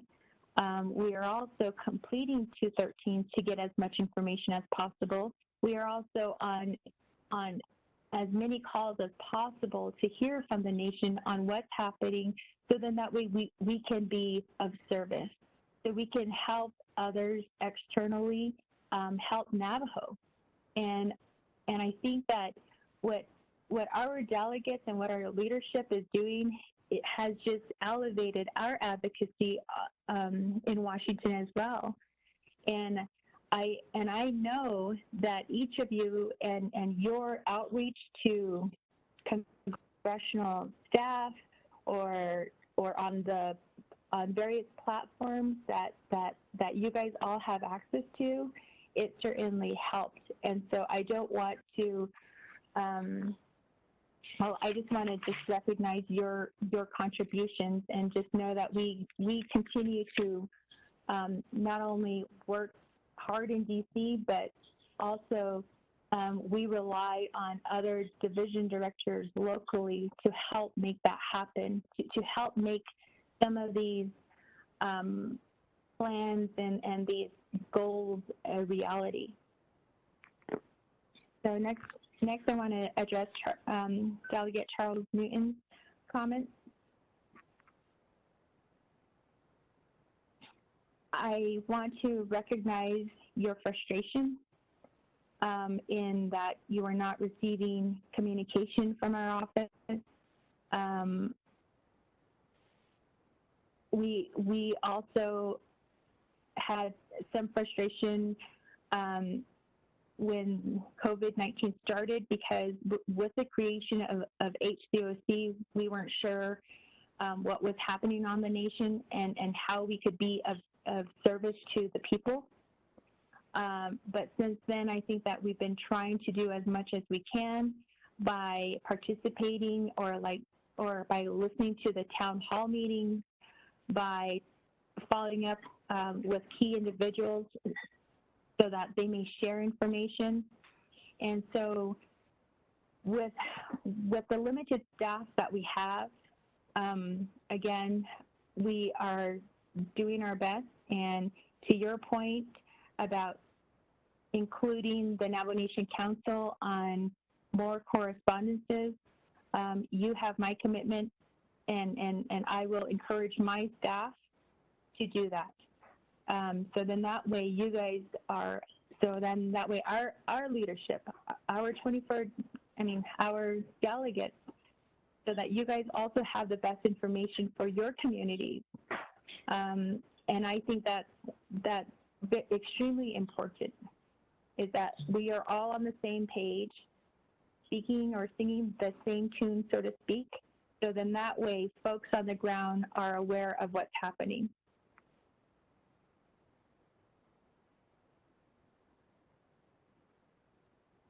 And lastly, I want to address Delegate Crotty's statement.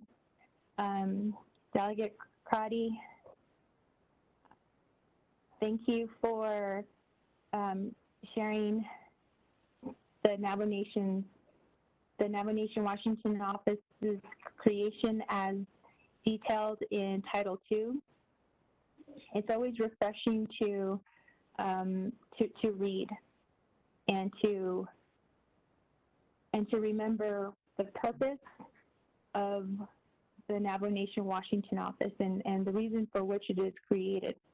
And you are correct in that we need to be responsible to the Navajo Nation Council through the president, and we will continue to do as much as we can to improve communication. We will do our best to continue to communicate information, but at the same time, I ask the 24th Navajo Nation Council to also recognize how few staff we have. We are not as large as any national organization. It's myself, the city government and legislative associate, and one administrative assistant. So again, you have my commitment to share as much information as possible, and we will try to include you in more emails. Thank you. Back to you, Speaker.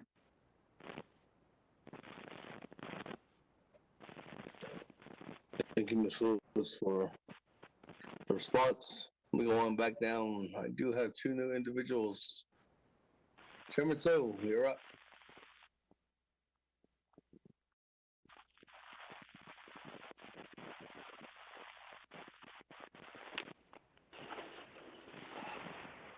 Thank you, Mr. Speaker. Distinguished and honorable colleagues and legislative staff,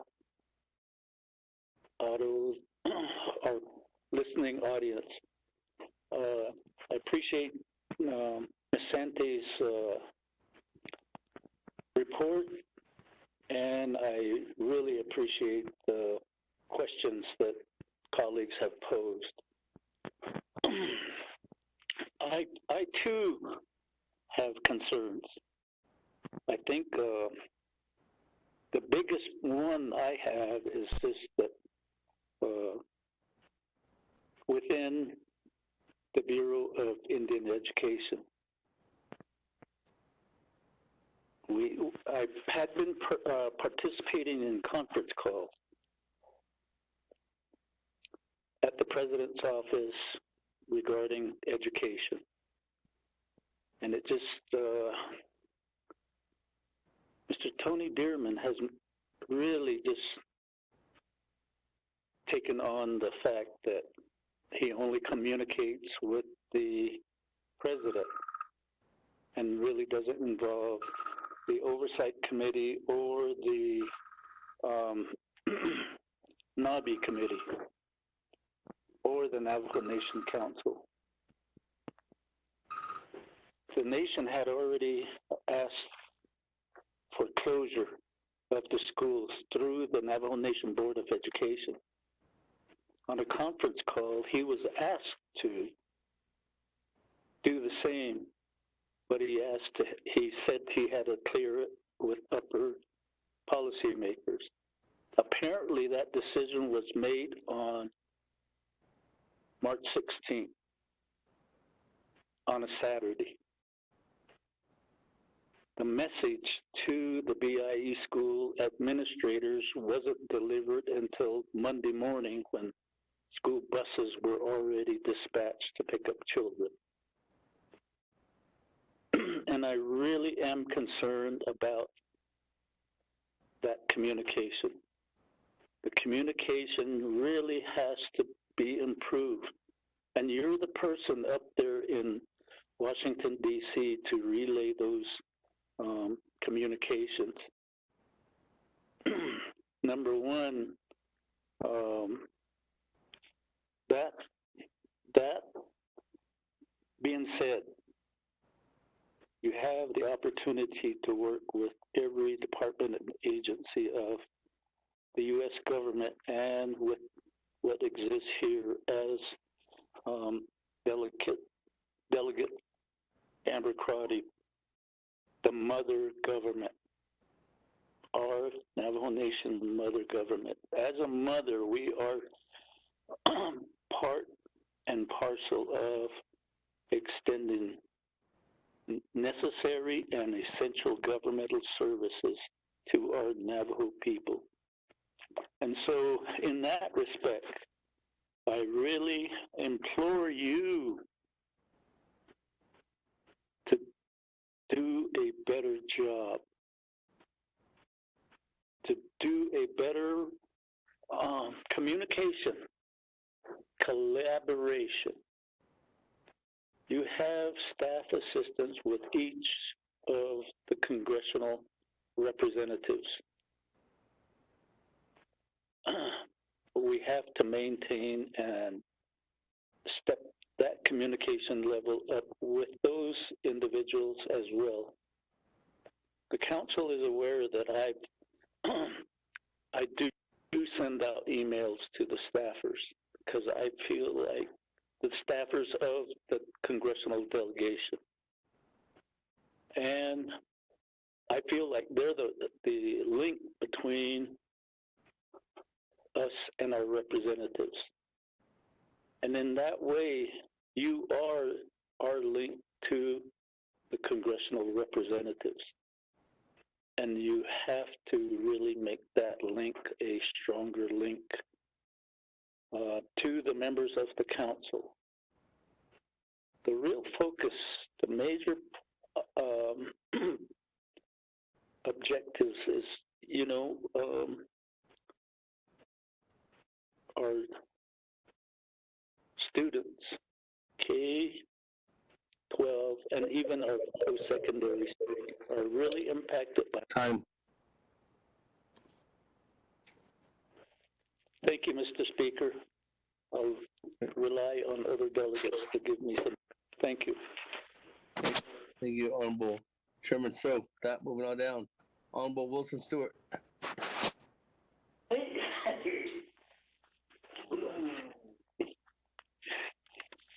Thank you, Speaker, colleagues, and Santi for the report and also for the comments that were previously stated. You mentioned earlier with the small business the small businesses and the payroll plan. I know a couple of weeks ago we were in a conference call with JT. You were involved in that call, and there was a deadline to meet. I wanted to know if those small businesses had submitted those, and if there was from that time on, I asked if there was a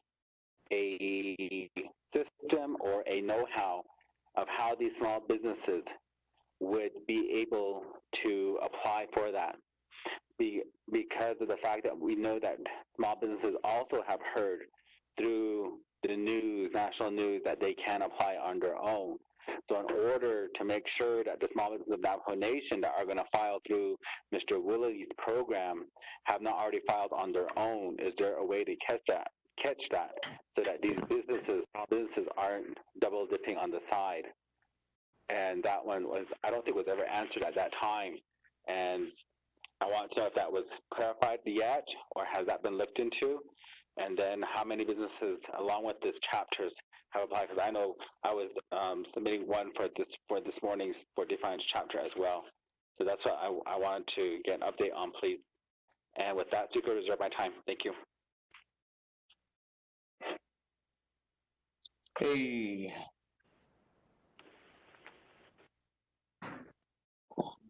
Reserve your time, Honorable Stewart, at 3:27.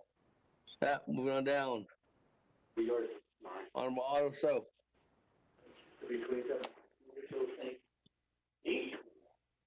Thank you, Speaker. I don't, thank you for calling in on a short notice,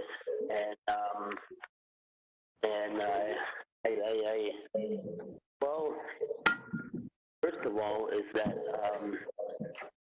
it's the work at Washington office that you are working and during the shift there.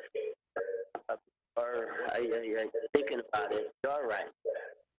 We're not properly staffed.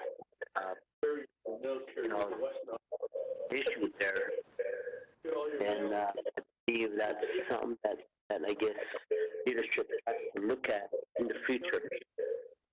Be carefully additional resources, critical positions, so that they could, so those individuals could help out for the best interest of the nation, whether relating to council's standing committee or back at the chapter level or so forth. So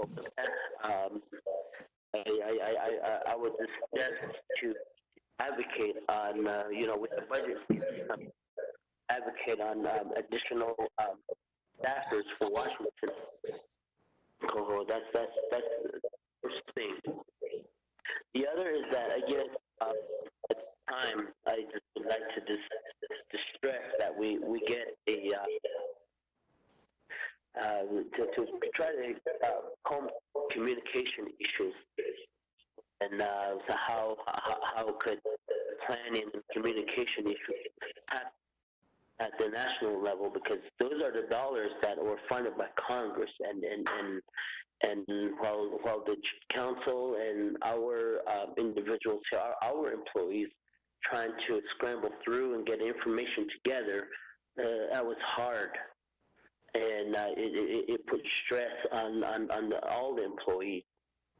And but at the end, individuals such as yourself and chief of staff came over and started to communicate. And I believe it's this basic communication issue. How could we break down that barrier?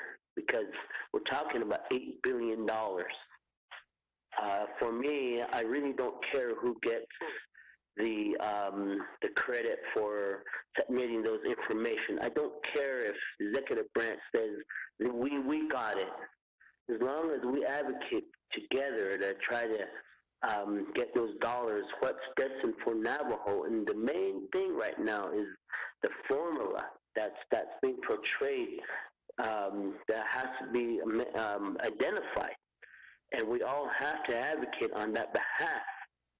And that's what many of us delegates have been sitting in on many calls and consultation calls with the congressional folks and here within the nation.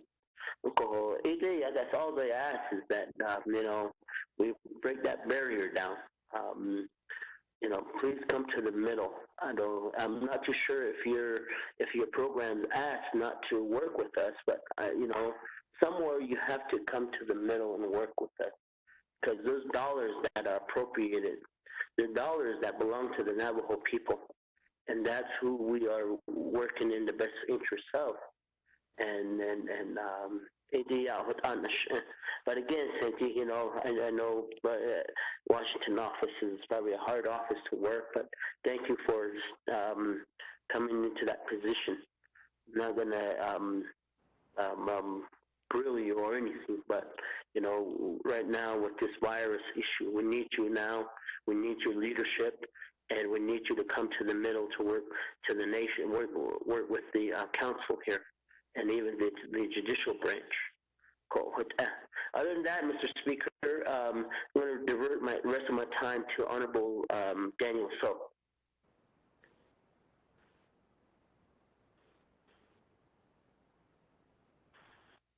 Chairman So, you have 17 seconds.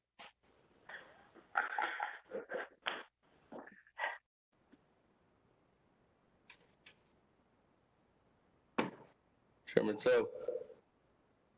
Thank you, brothers. Basically, Ms. Santi, I echo everybody else's comment. And I'll email you my concerns, and we can respond in that manner also.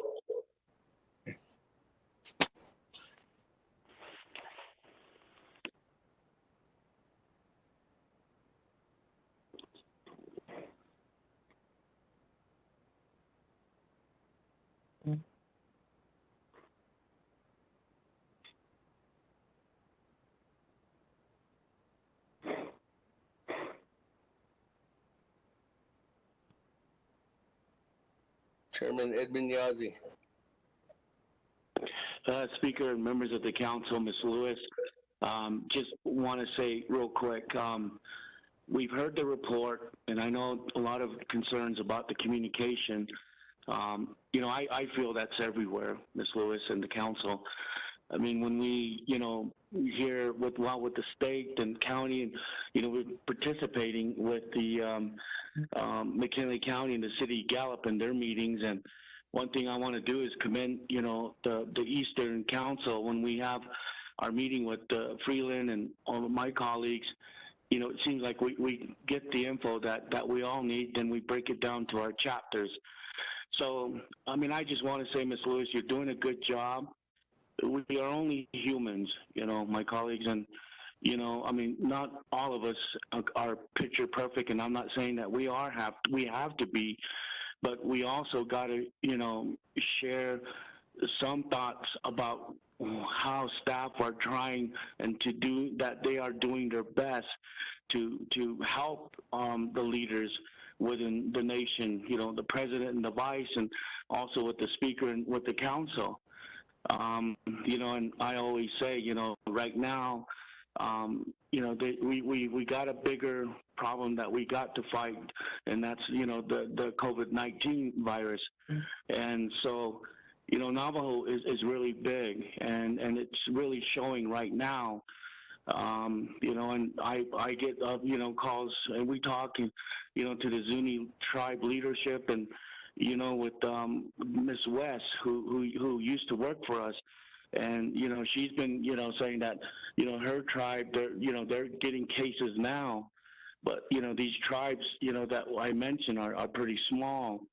But for Navajo, we're just too big, and we're doing the best. Everyone is. And I feel that the stress level among us is really high, because, we want to go out and we want to start helping, but, there's guidelines out there. And so I always say, that we got to take care of ourselves, before we take care of others.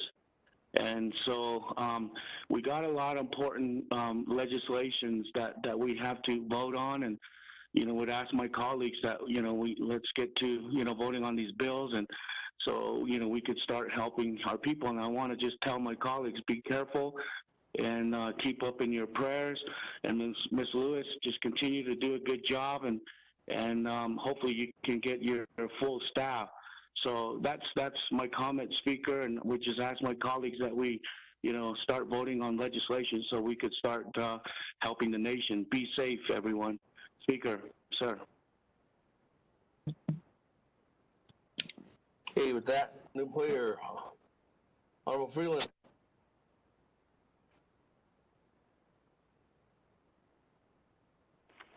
Thank you, Speaker. All my colleagues, 24th Nomination Council, Ms. Lewis as well. Good morning to everyone listening to us on the World Wide Web. Ms. Lewis, I appreciate the report. I appreciate the updates. And one of my big concerns, of course, is what you had mentioned regarding the ANCs. Knowing that the ANCs are everywhere and getting a lot of contracts throughout the country, whether it be military contracts or other private contracts. It's hard to compete with them a lot of times. So really how I appreciate, and then I know that the nomination is going to take a position on that regarding the ANCs, so I definitely appreciate that. Ms. Lewis, I think what was stated this morning is really important and vital to take back and consider, because now is the time we can start working together. And the issue I like to bring up is regarding the NCI issue, and working with how can we better support Indian Health Service, especially the Gallup Indian Medical Center. Resources need to be poured into Gallup, and we're dealing with a public health crisis in Gallup with NCI. And how we can start working together is, maybe getting our colleagues on a call with the congressional people and start talking to them, and how we can better, work in addressing this issue. IHS is facing a real huge uphill battle right now. They're confronting something that I don't think any of us, really realized until the problem grew and grew. And look at where we're at now. And it's an issue, and we need to come together. Whether and put jurisdiction aside as well. If federal dollars are being given to our programs, maybe we can talk to those agencies that provide these federal dollars and ask for just this time to allow our people to go to Gallup and help work with our population of those who are being, affected right now with the NCI issue. We need to help IHS, is basically what I'm saying. and we can't turn our backs on our people. They're still our people regardless, and we have to confront this somehow in one way or another. And I really am asking if we can come together and address this issue with NCI and bring resources to IHS. The time is now. So with that, Speaker, I want to say thank you. Reserve the rest of my time. I'm actually going to give the rest of my time to my Che, Honorable Daniel. So thank you.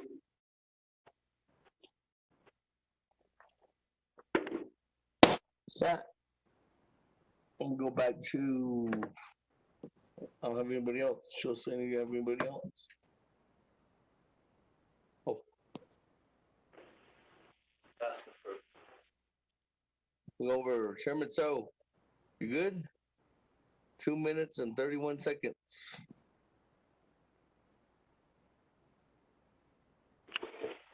Thank you, my Che, the Honorable Mark Freeland. And I basically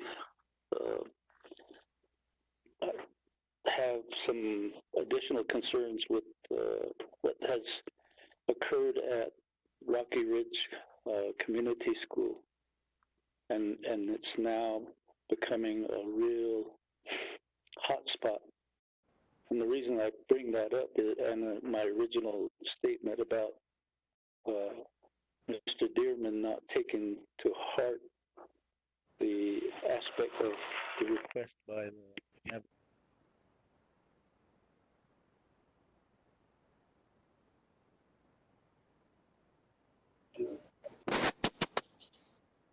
Chairman So, you still on?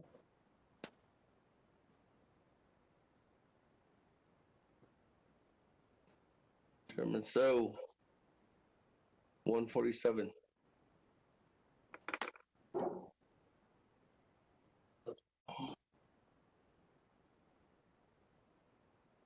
Chairman So.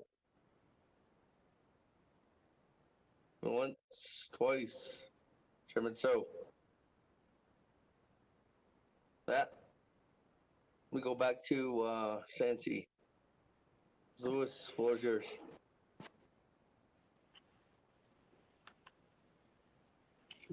Thank you, Speaker.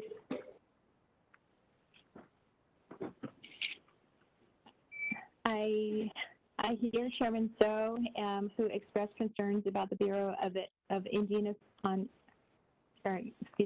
Bureau of Indian Education, and his concerns about the non-response from BIE in general, specifically concerns with Tony Dearman and his reluctance to close the schools or consider its impact, in their consideration of honoring the Navajo Nation's request to close those schools. I think it's important for Navajo leadership to also see some of the correspondences and some of the timing of it.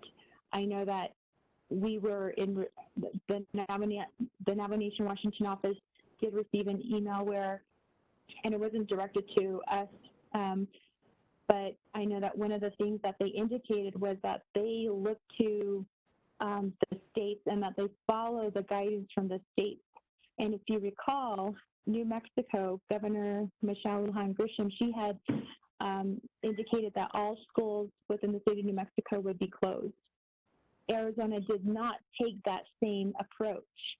And so what we saw on the Navajo Nation was that some of the schools on the Navajo, New Mexico side, they complied with that order. On the other hand, Arizona was slow to making that same,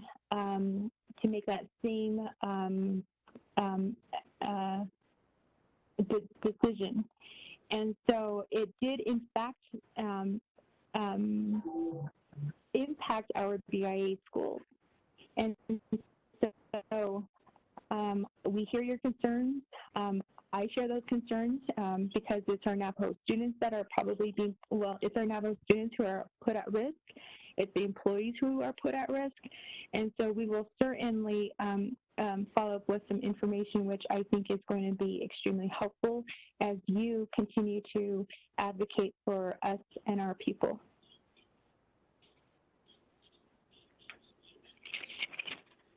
I would now like to address Honorable Stewart's questions about the small business.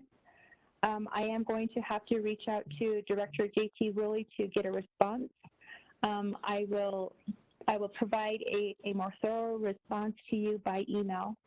I do want to say that feedback on paycheck applications from cities and counties, it was also hard for them to also get information from the Small Business Administration as to how this would work.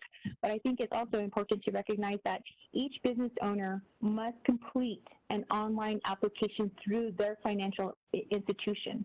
So it's really difficult to know which small businesses are applying and to whom they are applying for, and we're not probably getting information about whether or not they are approved or rejected. I know that the other item that we are trying to advocate for is, what about the small business owners who aren't considered, such as our artisans? How are we ensuring that there's some protection for them? And so I know that those are questions that we've been trying to ask. That's also comments that we are trying to, or just making sure that those issues are being raised. And so we will definitely try to do more for our small businesses. And unfortunately, I'm not able to answer your question at this time, but I will do a little bit more. I will provide a more thorough response in due time. So thank you. Honorable Otto, I appreciate your message. I am actually humbled by all the comments made by our delegates today, and also asking me to meet everyone in the middle. And as I stated earlier, you have my commitment to share more information and to help you do your job and help us represent us. And I'm not going to stray from that commitment. Honorable delegates, so I look forward to receiving your email expressing your concerns. We also understand your concern about Rocky Ridge Community School. We will, as I stated, we will share some information or how Mr. Dearman had responded to the nation when they submitted their request to close those schools. Honorable Delegate Yazzie.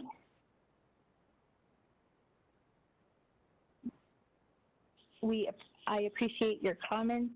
I believe that communication, it certainly needs to go both ways. So I would also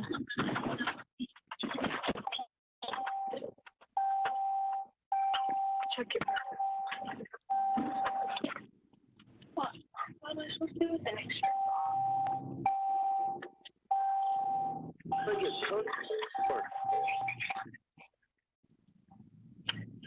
Whoever's in your car, we can hear you. Please mute your phones. Thank you.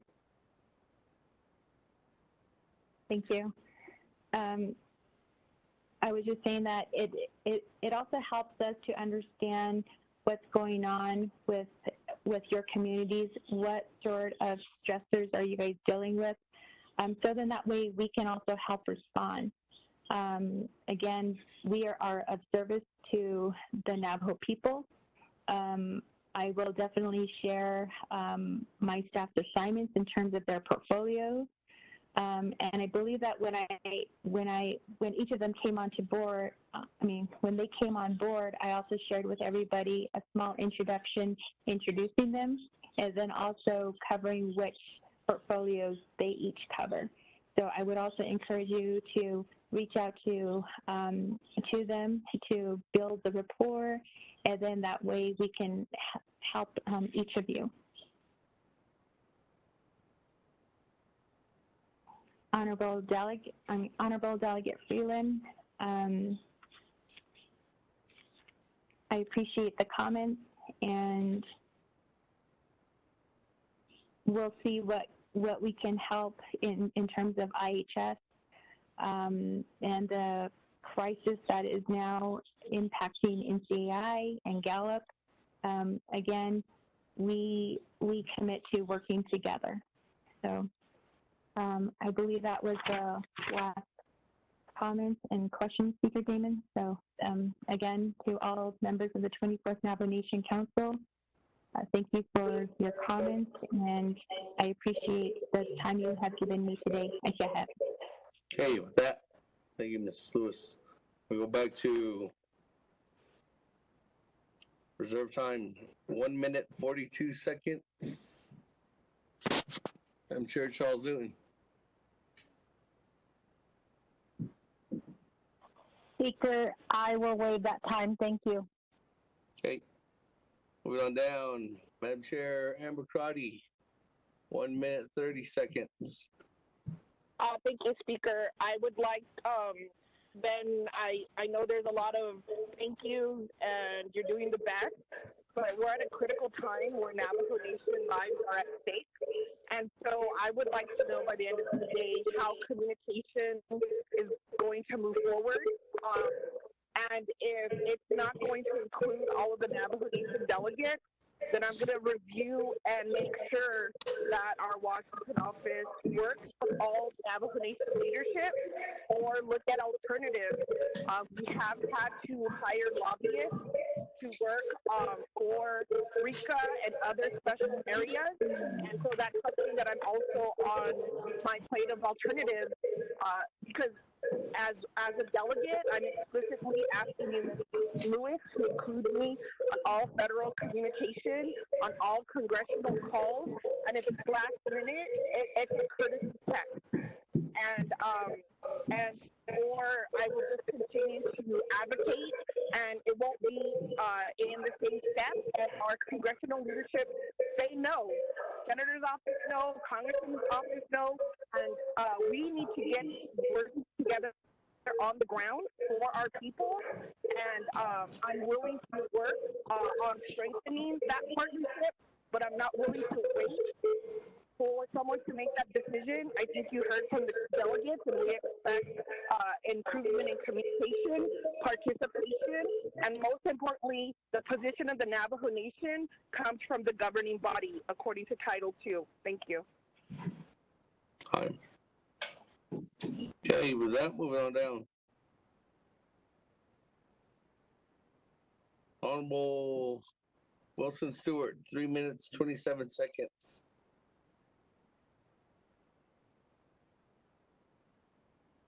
Speaker, waive my time.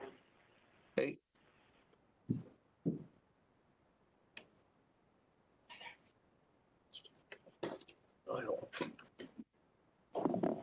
Speaker, I'd like to say, this is Delegate Yellow here.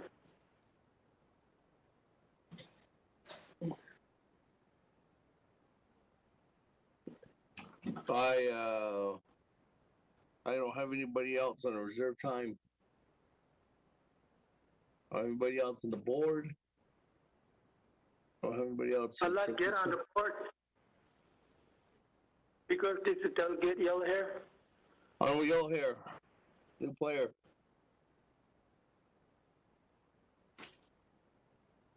Yellow Hair, the floor is yours.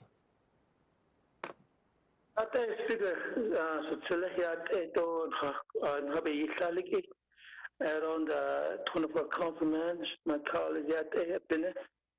Around Ms. Luce, thank you for coming or calling in from Washington, D.C. I'd like to make this my general statement. As for the Navajo Nation, that we have a very serious problem on the COVID-19. It's very effects and very serious and fears that we have. I have a concerns on the hotspot. I think the Navajo Nation, where we are very far behind, needs to be checked in La Chichimito, Kianta, Hardwood area. Well, I'd like to see a lot of people need to be checked for a results. We are far behind on that one. There should be it is done. Otomarin, I saw Tano, a Kunde. I said, I check it and so on. I know this is related to Roseland Soul Area Director. I had ordered that Mr. President Shabaslan Dil on the Roseland Soul Area Director in the Health Services. I could grown to this and so on, Navajo Nation Council and either your still need to be checked with some machine needs to be bring it over here to the Navajo Nation so we can check as many Navajo as we can in hotspot. And that then have it need to add those things. And all the 8 minutes the sleuth. I don't think I could hear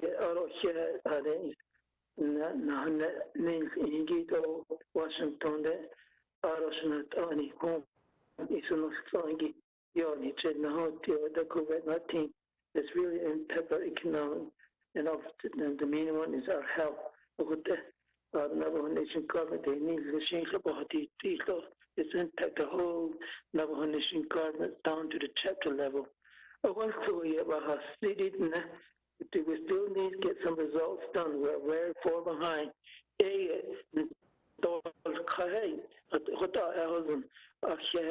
Thank you for put me on the line, Mr. Speaker. Okay,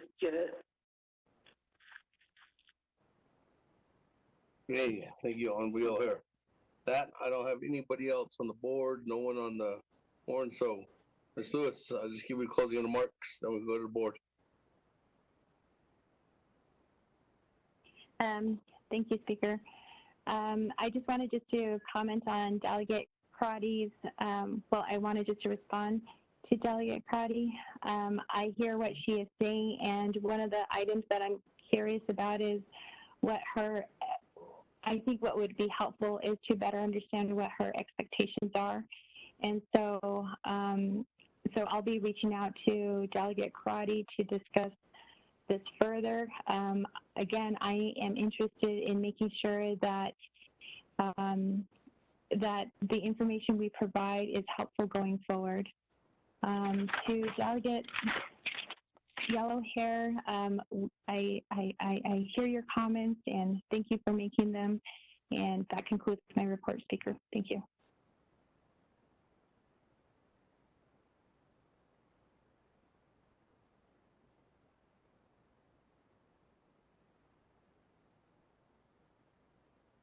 Colleagues, I don't have anybody else on the board, no one else has reserved time. No one texting in, going once, going twice, going 3 times. We'll do a roll call.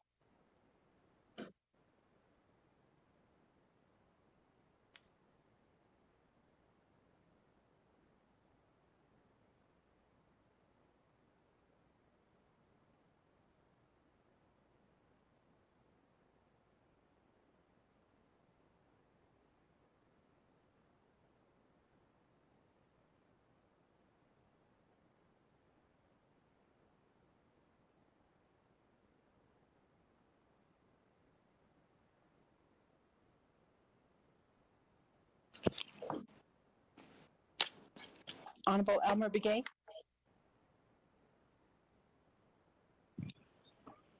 Honorable Key Allen Begay. Delegate Key Allen Begay, votes green. Honorable Key Allen Begay, votes green. Honorable Paul Begay Jr. Delegate Paul Begay, votes green. Honorable Paul Begay Jr. votes green. Honorable Nathaniel Brown. Delegate Brown votes green. Honorable Nathaniel Brown votes green. Honorable Eugenia Charles Newton. Delegate Charles Newton votes green. Honorable Eugenia Charles Newton votes green. Honorable Herman Daniels Jr. Delegate Herman M. Daniels Jr. votes green. Honorable Herman Daniels Jr. votes green. Honorable Amber Knusbach Crotty. Delegate Amber Knusbach Crotty votes green. Thank you. Honorable Amber Canaspa Karate votes green. Honorable Mark Freeland. Delegate Mark Freeland votes green. Honorable Mark Freeland votes green. Honorable Pernell Halona. Halona votes green. Honorable Pernell Halona votes green. Honorable Jamie Henyo.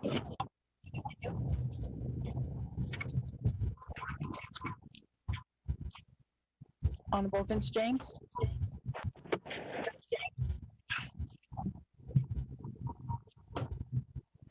Honorable Ricky Nez.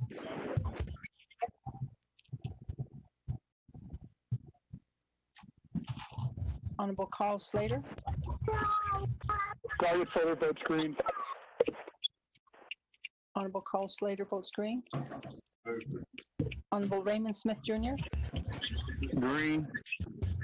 Honorable Raymond Smith Jr. votes green. Honorable Wilson Stewart Jr. Stewart votes green.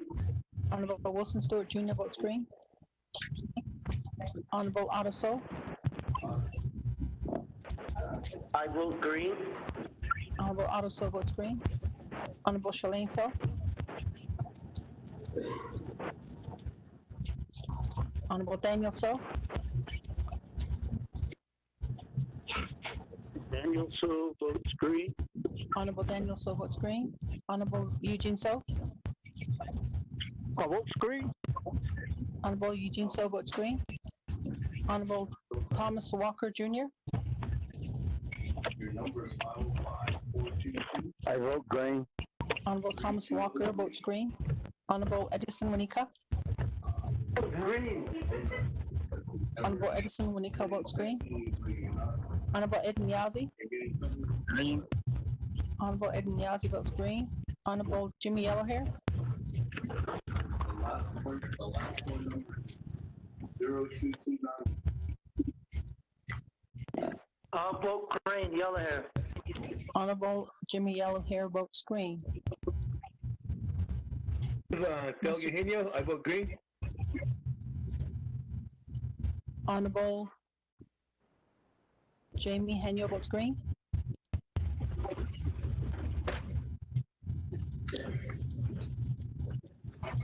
Mr. Speaker, you have a vote of 19 in favor and 0 opposed. That. 19 in favor, 0 opposed.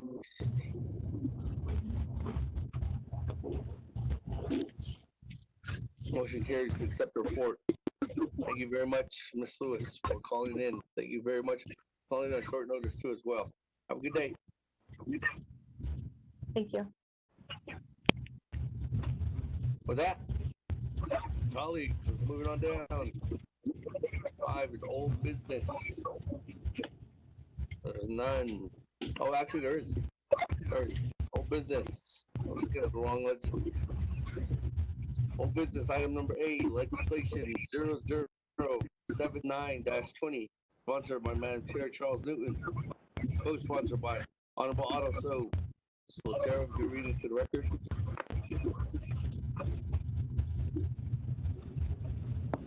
Mr. Speaker, members of the council, legislation 0079-20 had a tabling motion on April 10. Motion to table legislation 0079-20 until the next Navajo Nation Council special session. You have an amendment 1, on page 4, line 10, at new paragraph.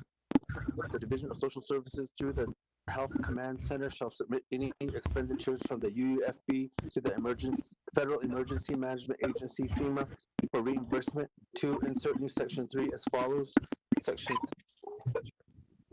Section 3, waiving 12 NNC section 820E and F.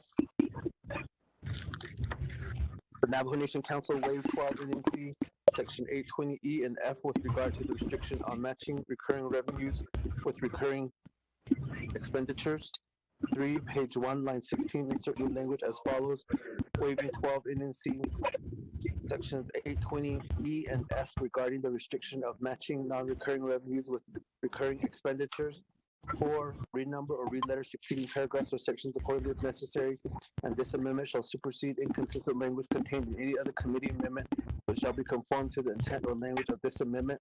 The Office of Legislative Services, with notice to the sponsor of the legislation, is hereby authorized to make necessary grammatical changes. Mr. Speaker.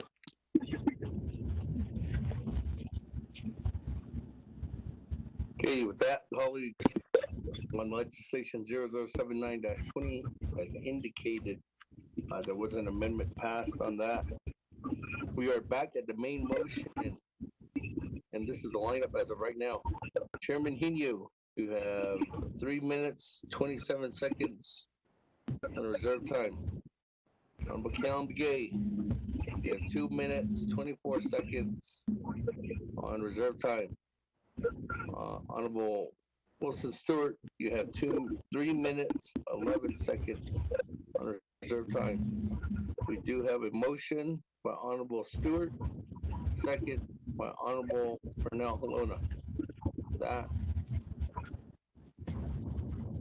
was on the amendment that was approved. On the main motion, we have it held by Honorable Vice Chair Walker and second by Honorable Freeland.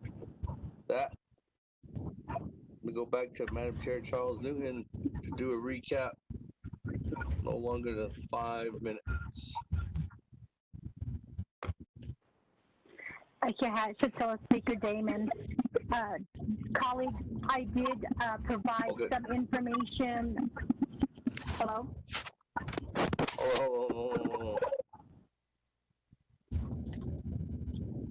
Hold on. Well, actually, we're going to need a motion to recall this legislation back to the floor, 79-20. Is there a motion?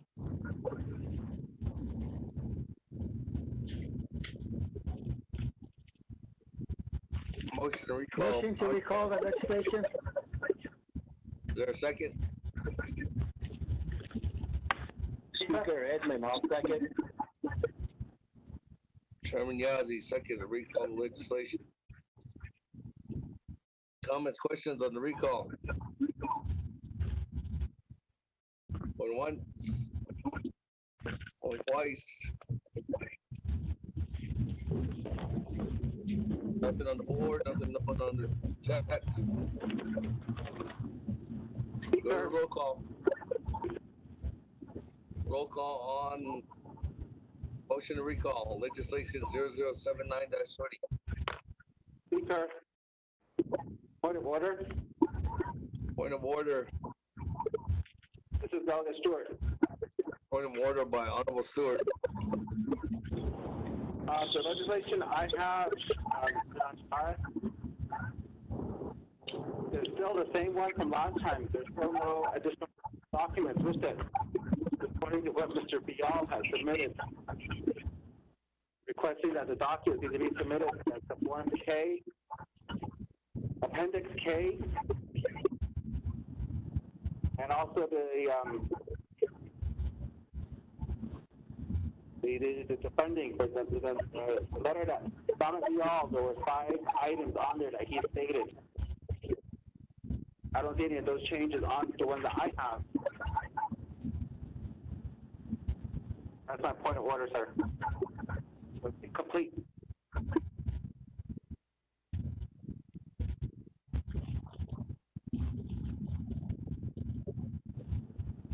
The Form K has been turned in, and Mr. Tom Potero just emailed that out.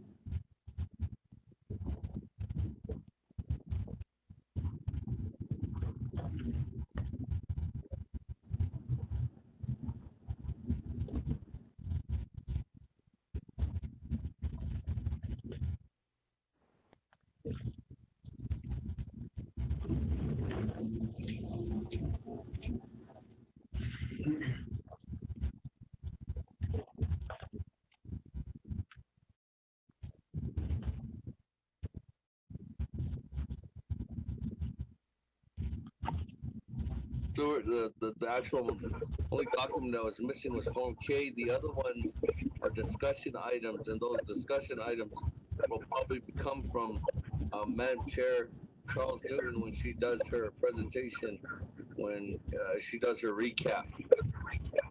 Almost Stewart. But the Form K has been emailed out to you. Yes, sir, I got it. Roll call. Bring this back off the table in motion. Honorable Elmer Begay. Honorable Key Allen Begay Jr. Delegate Key Allen Begay Jr. votes green. Honorable Key Allen Begay Jr. votes green. Honorable Paul Begay Jr. Delegate Paul Begay votes green. Honorable Paul Begay Jr. votes green. Honorable Nathaniel Brown. Delegate Brown votes green. Honorable Nathaniel Brown votes green. Honorable Eugenia Charles Newton. Delegate Charles Newton votes green. Honorable Eugenia Charles Newton votes green. Honorable Herman Daniels Jr. Green. Honorable Herman Daniels Jr. votes green. Honorable Amber Knesbach Crotty. Delegate Amber Knesbach Crotty votes green. Honorable Amber Knesbach Crotty votes green. Honorable Mark Freeland.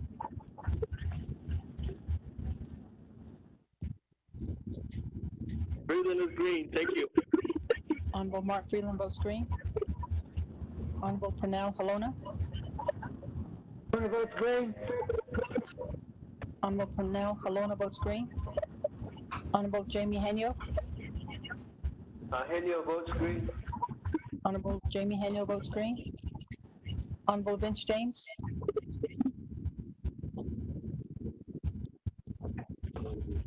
Honorable Ricky Nez. Delegate Rick Nez votes green. Honorable Ricky Nez votes green. Honorable Carl Slater.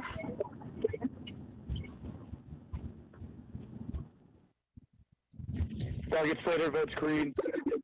Honorable Carl Slater votes green. Honorable Raymond Smith Jr.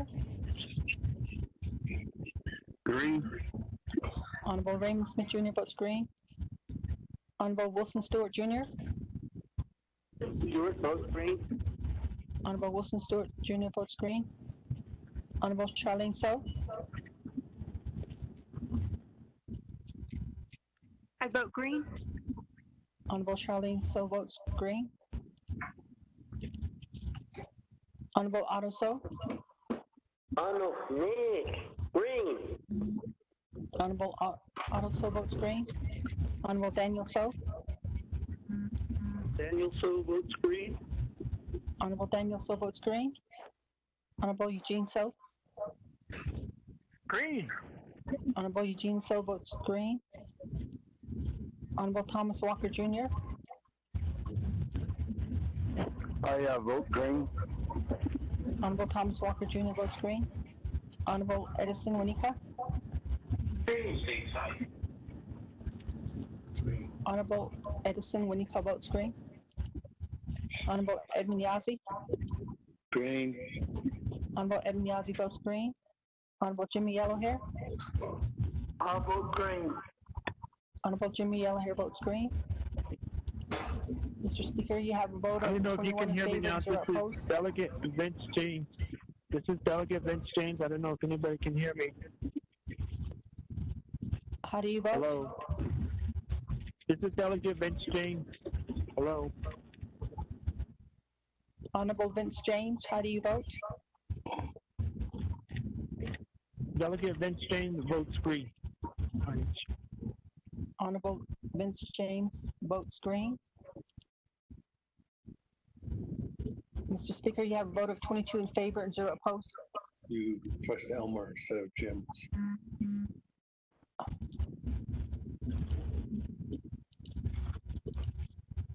Okay. That 22 in favor. 22 in favor. 0 opposed. Speaking of voting, motion carries. Recall that again. We're on the main motion, held by Honorable Vice Chair Walker, second by Honorable Freeland. 327, Inge. 324, Your Honorable Count Gay. 311, Honorable Stewart. With that, let's see. Let me go back to Madam Chair Charles Lewis to recap. Thank you, Shatilla. Speaker Damon, colleagues, I did introduce legislation 0079-20, giving the Navajo Nation burial assistance program, are asking that we give them $250,000 for burial assistance. I did receive some information from Ms. Brianna Neswood-Gishy and also Rosalind Stowe, who provided some talking points to me. I'm going to go ahead and read it very quickly. They both could not be on. They did try to stay on as long as they could, but because of the report, they couldn't. They actually had to sign off and go to a different meeting. This is what they stated. Honorable Speaker and distinguished colleagues, this legislation is intended to assist our Navajo people who suffered the loss of a loved one and are faced with burial costs for which they are unable to finance. The Navajo Division of Social Services is authorized and responsible to provide burial assistance service to eligible Navajo individuals using PL 93-638 BIA funding. This is an ongoing service and is need-based. One must meet income criteria. The division established contracts with 11 mortuaries, including burial packages from which surviving families may choose. The COVID-19 virus has taken over 40 lives of the Navajo people as of April 16th, according to the Navajo Nation Health Command Center. On April 9th, 2020, the Office of the President and Vice President transferred $20,000 to the Navajo Division of Social Services for COVID-19 virus-related deaths. Of this amount, there is a balance of only $1,300, and the division received 11 more requests for burial assistance this morning, for which there is no funding. The division established an emergency burial assistance to be managed by the Navajo Family Assistance Services.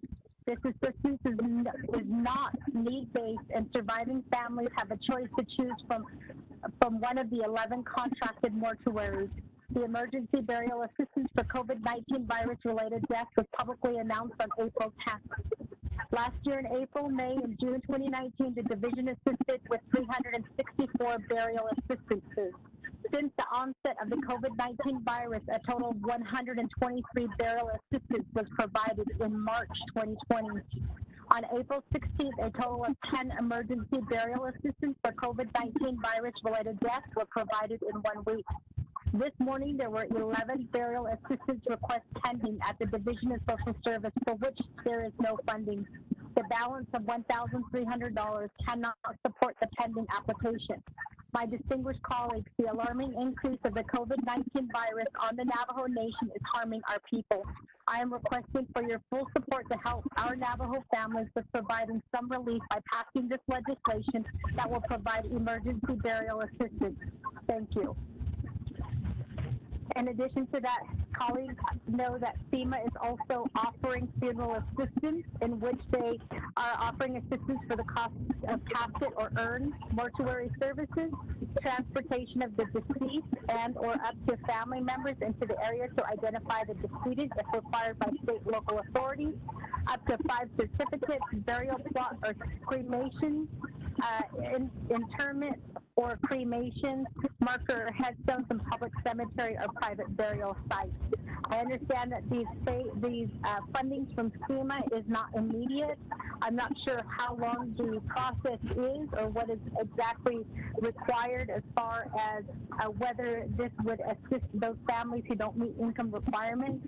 So I just want to make my colleagues aware of that. I can take questions at this time. Thank you.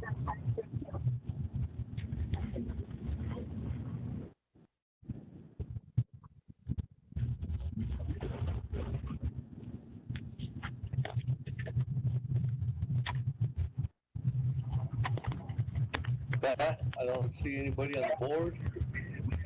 Anybody texted in? Nobody calling. So let me go back to reserve time. Chairman Henio, 3 minutes and 27 seconds.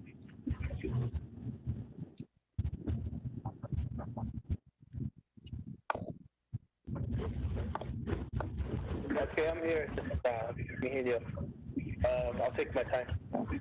But this assistance of $250,000 to for COVID-19 fatalities, I do support it. Just this morning, there were two incidents, one in Alamo and one in Rama, related to this very subject that we're working.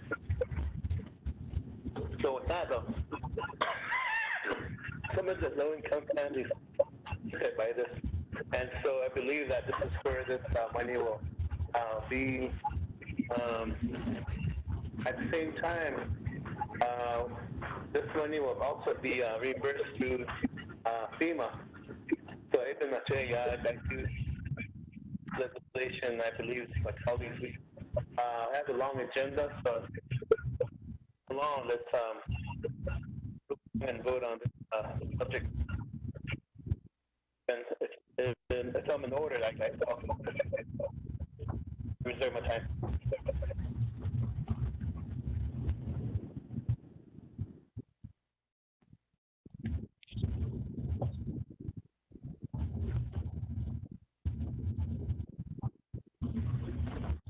Honorable Inyo, your reserve time is at 2:20.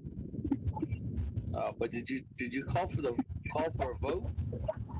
I asked if I'm in order. I'd like to call for the question. Okay. So we can move along because we have a long agenda. Second, Speaker. I just have anybody else on the board, but let me go ahead and ask Honorable Keon Begay, you waive your time.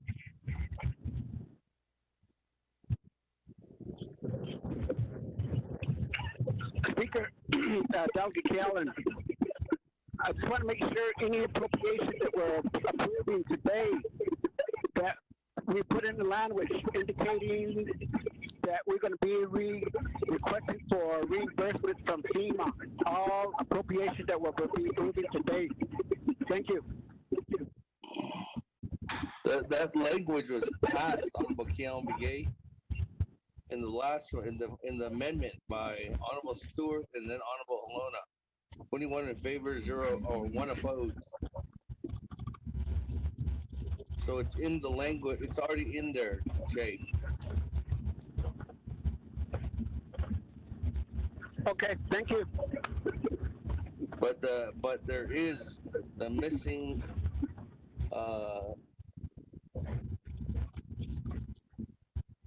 Form K that should be added in there. That was emailed. That Honorable Stewart was asking about. That Honorable Stewart, you waive your time. Yes, sir. So we're not doing the Form K? Sir, you add the Form K. No, that's the one that Collins, you wanted. I think. Yes, add the Form K that was emailed to us to complete the packet. Okay, Amendment 2. Chairman Haney, second.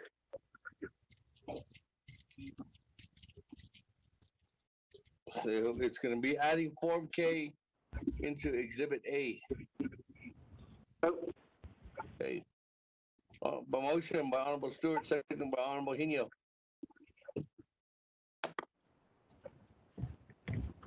That. Anybody on the discussion? Form K was emailed to everybody. Going once, going twice, going 3 times. On Amendment 2, get a roll call.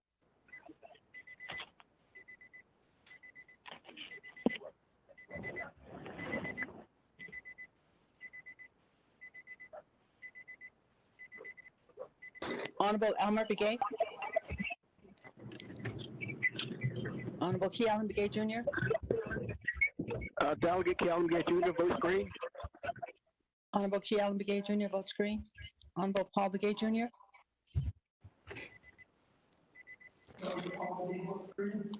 Honorable Paul Begay Jr. votes green. Honorable Nathaniel Brown. Delegate Brown votes green. Honorable Nathaniel Brown votes green. Honorable Eugenia Charles Newton. Delegate Charles Newton votes green. Honorable Eugenia Charles Newton votes green. Honorable Herman Daniels Jr.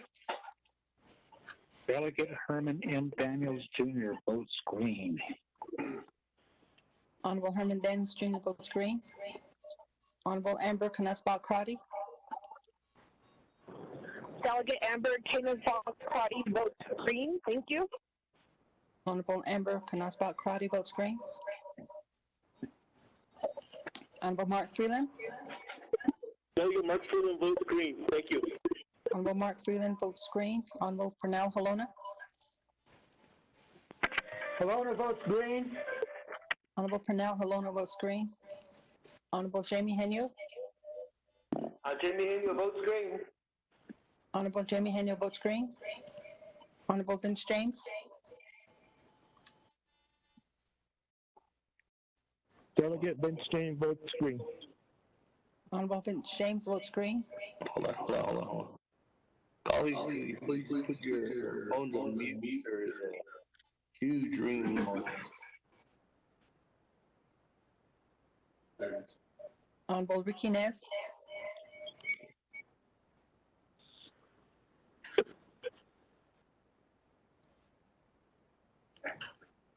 Honorable Carl Slater. Delegate Slater votes green. Honorable Carl Slater votes green. Honorable Raymond Smith Jr. Green. Honorable Raymond Smith Jr. votes green. Honorable Wilson Stewart Jr. Stewart votes green. Honorable Wilson Stewart Jr. votes green. Someone's phone in here. Honorable Otto So. I vote green. Honorable Otto So votes green. Honorable Charlene So.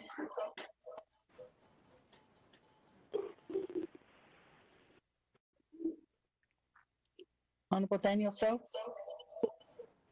Daniel So votes green. Honorable Daniel So votes green. Honorable Eugene So. Green. Honorable Eugene So votes green. Honorable Thomas Walker Jr. Thomas Walker votes green. Honorable Thomas Walker Jr. votes green. Honorable Edison Monica. Green. Honorable Edison Winika votes green. Honorable Edmund Yazzie. Green. Honorable Edmund Yazzie votes green. Honorable Jimmy Yellowhair. Delegate Yellowhair votes green. Honorable Jimmy Yellowhair votes green. Mr. Speaker, you have a vote of 20 in favor and 0 opposed.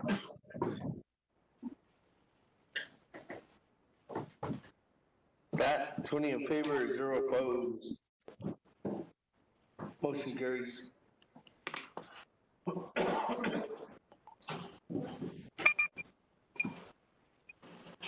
One, our amendment 2 passes. Back to the main motion. There was a call for the question. I don't have anybody else on reserve time. Anybody else on the board? No one texting in, going once, going twice, going 3 times.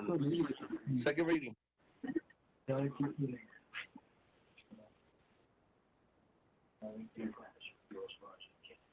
Mr. Speaker, members of the council, there are 2 amendments. Amendment number 1 is on page 4, line 10, add new paragraph. The Division of Social Services through the Health Command Center shall submit any expenditures from the UFB to the Federal Emergency Management Agency, FEMA, for reimbursement. 2, insert new section 3 as follows. Section 3, waiving 12 NNC sections 820E and F. The Navajo Nation Council waives 12 NNC Section 820E and F with regard to the restriction on matching recurring revenues with recurring expenditures. 3, page 1, line 16, insert new language as follows, waiving 12 NEC sections 820E and F regarding the restriction of matching non-recurring revenues with recurring expenditures. Renumber or reletter succeeding paragraphs or sections accordingly if necessary, and this amendment shall supersede inconsistent language contained in any other committee amendment, which shall be conformed to the intent or language of this amendment.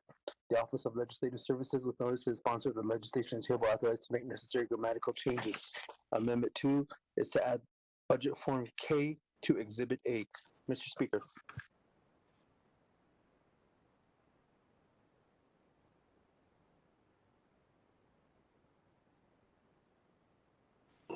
Board, roll call.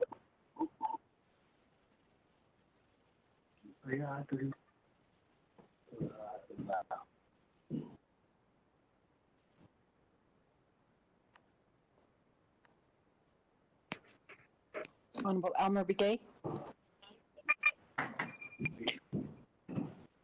Honorable Key Allen Begay Jr.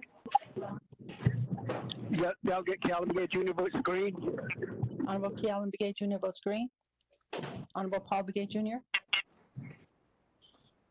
Delegate Paul Begay votes green. Honorable Paul Begay Jr. votes green. Honorable Nathaniel Brown. Delegate Brown votes green. Honorable Nathaniel Brown votes green. Honorable Eugenia Charles Newton.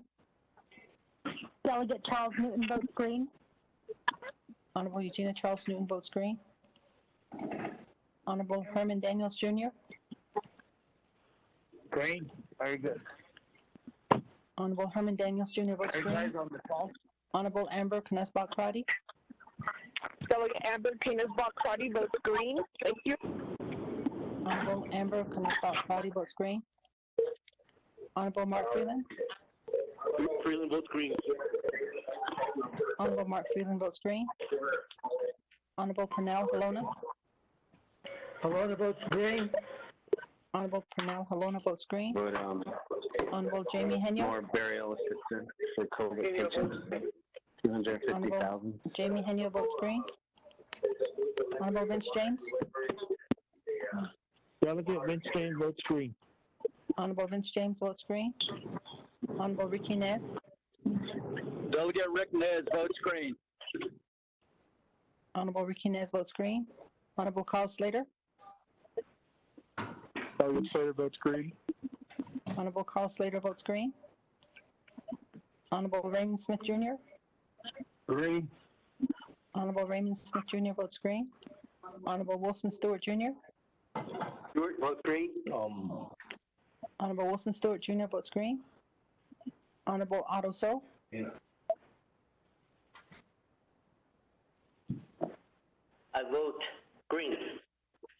Honorable Otto So votes green. Honorable Charlene So. I vote green.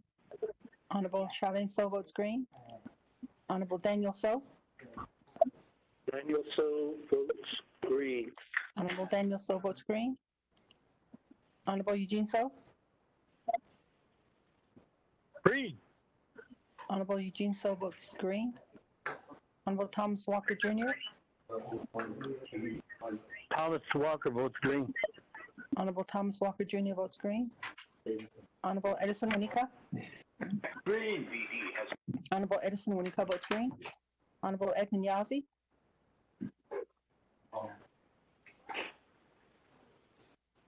Green. Honorable Edmund Yazzie votes green. Honorable Jimmy Yellowhair. I'll vote green. Honorable Jimmy Yellowhair votes green. Mr. Speaker, you have a vote of 22 in favor and 0 opposed.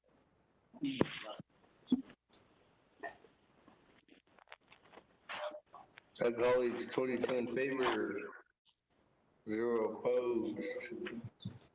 Motion carries to legislation 0079-20 with 2 amendments.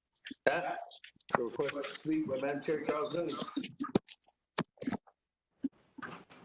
Thank you, colleagues, for this vote. I want to say thank you to Rosalind So and also Ms. Deanna Nedwood-Gishy for their assistance.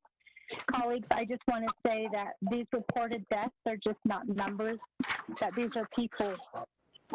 We've lost elders, we've lost youth, leaders in our own churches, we've lost our neighbors. So, Speaker, I'm a little bit emotional at this time because it's so difficult to comprehend that this many people have lost their lives. So, Speaker, I would like to ask at this time, and maybe it's a little premature, but could we do a moment of silence for those who have lost their lives to COVID-19? Thank you.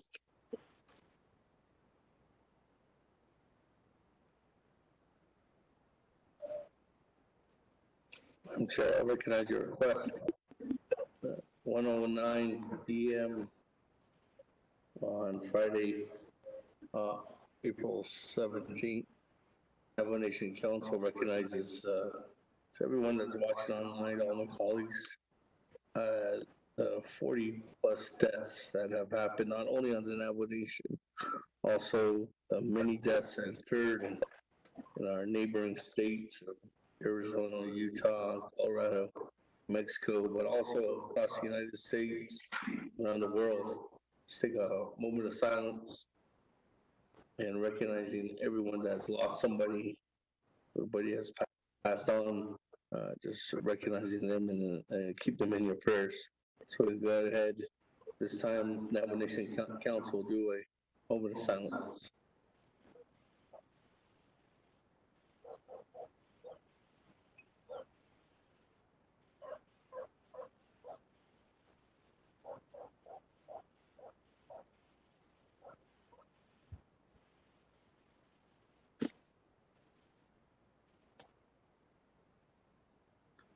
Thank you very much, colleagues. Everybody that's listening in online, thank you very much for that time. That, we'll go ahead and move on down. I do have another request to speak. Chairman So.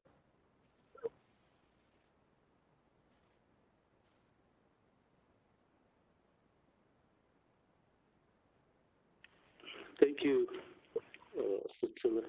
Speaker Lehman, Otto, distinguished and honorable delegates. I would request to motion to suspend the floor rules so that we can address the veto legislation 0091-20. That legislation requires no debate. It's just once it's called to the table and motion, then we proceed to vote. I request this of my colleagues, so Mr. Speaker, that is my motion. Second, Delegate Wanika.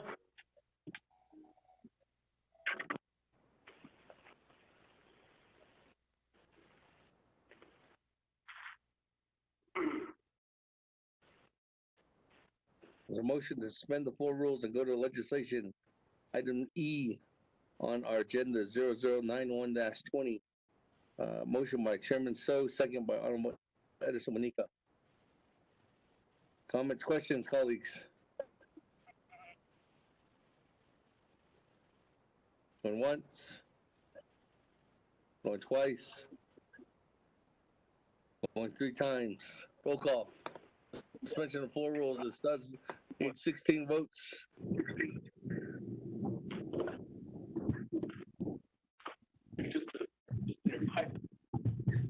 Honorable Elmer Begay. Honorable Key Allen Begay Jr. Delegate Key Allen Begay Jr. votes red. Honorable Key Allen Begay Jr. votes red. Honorable Paul Begay Jr. Delegate Paul Begay votes green. Honorable Paul Begay Jr. votes green. Honorable Nathaniel Brown.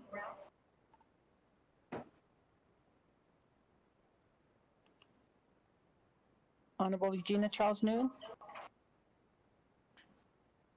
Delegate Charles Newton votes green. Honorable Eugenia Charles Newton votes green. Honorable Herman Daniels. Delegate Daniel votes red. Honorable Herman Daniels votes red. Honorable Amber Knazbach Crotty. Delegate Amber Kingensbaugh-Cuddy votes green. Honorable Amber Canas-Claudy votes green.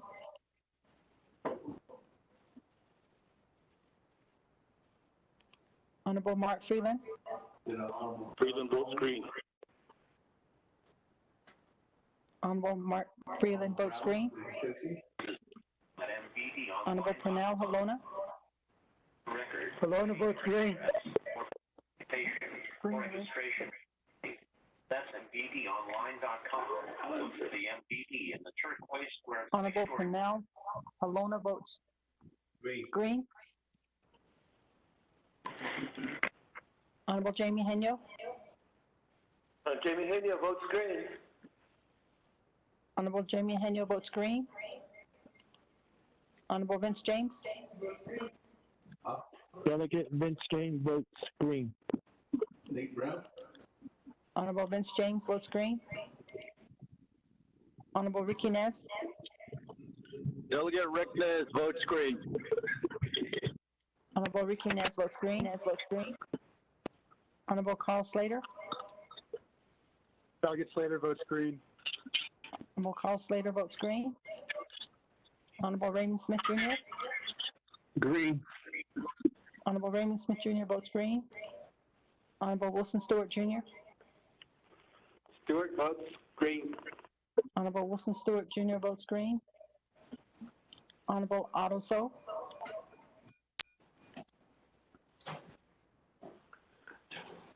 Green.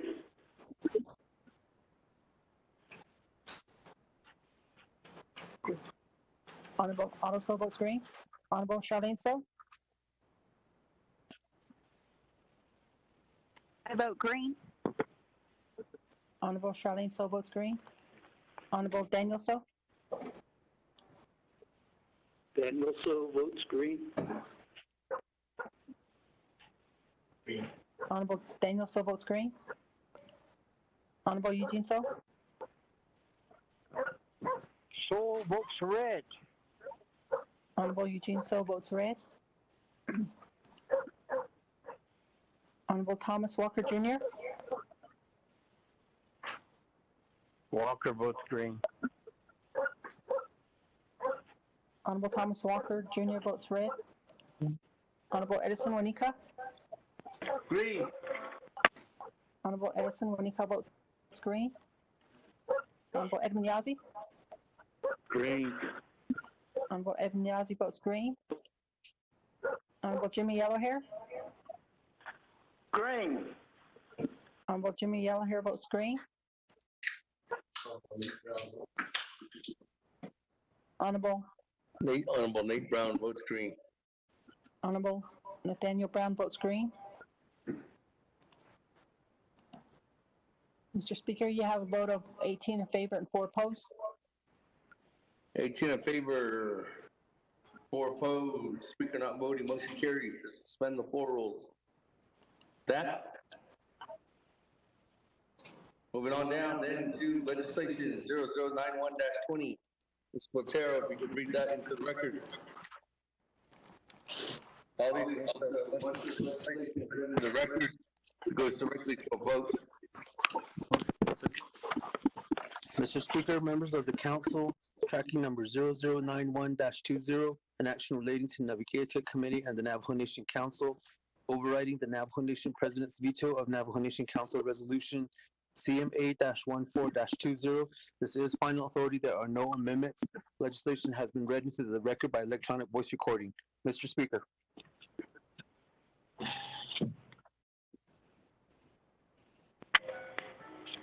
Go ahead. Alone, a motion? Make the motion?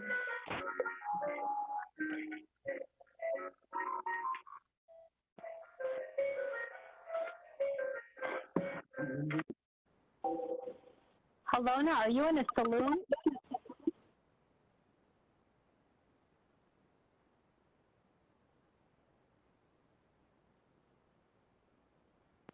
Very funny. There's a motion by Honorable Halona. Is there a second?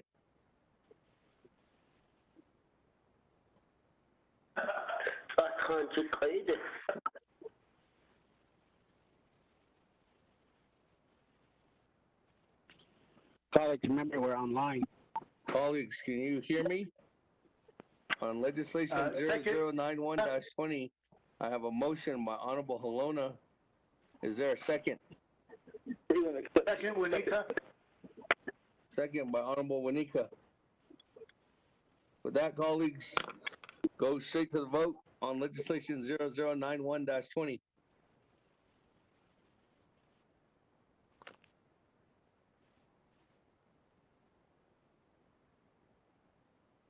It's the complete override. Honorable Elmer Begay. Honorable Key Allen Begay Jr. Delegate Key Allen Begay Jr. votes red. Honorable Key Allen Begay Jr. votes red. Honorable Paul Begay Jr. Delegate Paul Begay votes red. Honorable Paul Begay Jr. votes red. Honorable Nathaniel Brown.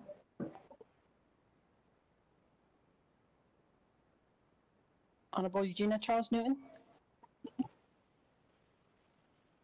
Delegate Charles Newton votes green. Honorable Eugenia Charles Newton votes green. Honorable Herman Daniels.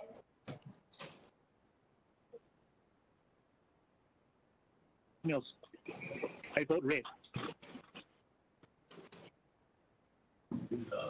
Honorable Herman Daniels votes red. Honorable Amber Knusbach Crotty.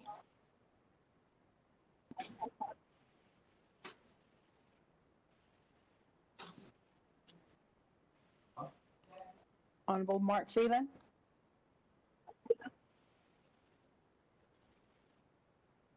Green. Honorable Mark Freeland votes green. Honorable Pernell Halona. Halona votes green. Honorable Pernell Halona votes green. Honorable Jamie Henyo. Jimmy Henry votes green. Honorable Jamie Henyo votes green. Honorable Vince James. Delegate Vince James votes green. Honorable Vince James votes green. Honorable Ricky Nez. Delegate Rick Nez votes green. Honorable Ricky Nez votes green. Honorable Carl Slater. Delegate Slater votes green. Honorable Carl Slater votes green. Honorable Raymond Smith Jr. Green. Honorable Raymond Smith Jr. votes green. Honorable Wilson Stewart Jr. Stewart votes green. Honorable Wilson Stewart Jr. votes green. Honorable Otto So. As soon as I'm muted, for that second voice. I'm gonna vote green. Honorable Otto So votes green. Honorable Charlene So. Green. Honorable Charlene So votes green. Honorable Daniel So. Green. Honorable Daniel So votes green. Honorable Eugene So. Red. Honorable Eugene So votes red. Honorable Thomas Walker Jr. Walker votes red. Honorable Thomas Walker Jr. votes red. Honorable Edison Wanika. Green. Honorable Edison Wanika votes green. Honorable Edwin Yazzie. Red. Honorable Edwin Yazzie votes red. Honorable Jimmy Yellowhair.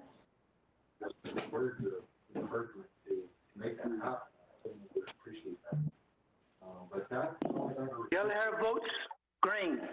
Honorable Jimmy Yellowhair votes green.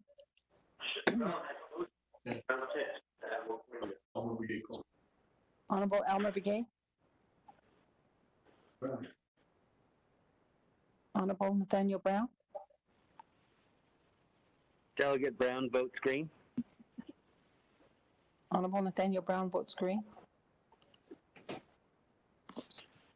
Honorable Amber Knusbach Crotty. Delegate Amber Knusbach Crotty votes green. Honorable Amber Knusbach Crotty votes green. Mr. Speaker, you have a vote of 16 in favor and 6 opposed. That, colleagues, with a vote of 16 in favor, 6 opposed, speaker not voting, motion carries on 0091-20. Going back to the agenda. Legislation 0081-20. Mr. Platero, can you read into the record? Sponsored by Madam Chair Charles Newton, co-sponsored by Chairman Hino, co-sponsored by Honorable Otto So.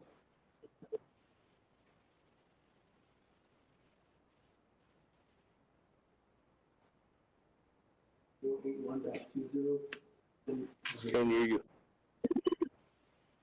Mr. Speaker, members of the council, tracking number 0081-20, an action relating to an emergency for the Navajo Nation, approving supplemental funding from the unreserved undesignated fund balance in the amount of $2,416,474 to the Navajo Nation Division of Public Safety. This is final authority. There are no amendments. Legislation has been read into the record by electronic voice recording. Mr. Speaker.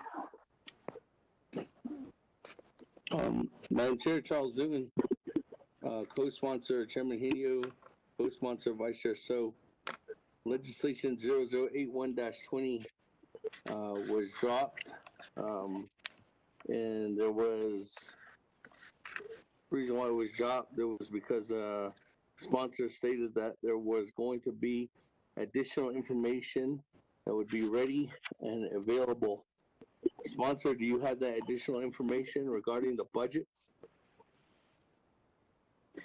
Speaker, unfortunately, no.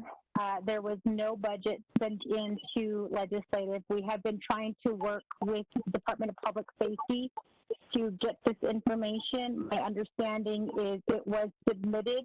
Unfortunately, the budget was not signed, and the request has been in the queue now for 1 month. So unfortunately, we have not received anything, and for that reason, I would like to ask that legislation 0081-20 be removed from the agenda. And if I can, I will continue to try to work with the Department of Public Safety to get these forms in and signed. But for the record, Speaker, I do want to state that we have tried to work with particular people in the executive branch to get these forms signed. Unfortunately, they have gone unanswered, the emails that we have been sending and the requests that we have been making verbally. So with that, Speaker, if you could provide me some guidance, or if Dana can provide some guidance on how to remove legislation 0081-20 from the agenda, so I can try to continue to work with the executive branch to get this budget form in. Thank you. Okay. Madam Chair Charles Newton, with the legislation missing documents, and then also just for the record that you're referring to it being stuck in the queue on the executive side, right? Because we don't have anything, we don't have any budget forms on the legislative side. Yes, Speaker, and just for the record, Director Delmar did send me the request and the budget. Unfortunately, there is a chain of command that they have to follow, and it's somewhere in that chain of command, and it has not been signed. So I did again send an email to Chaco Paulson and Mr. Delmar asking if we could get an update on the forms. But again, to date, I haven't received anything. With that, Madam Chair, because there's no forms that are attached to it, and the legislation is technically, it's not a valid legislation, so I'm gonna call the legislation out of order. That's fine, Speaker. Thank you. That legislation 0081-20 is out of order. Moving on.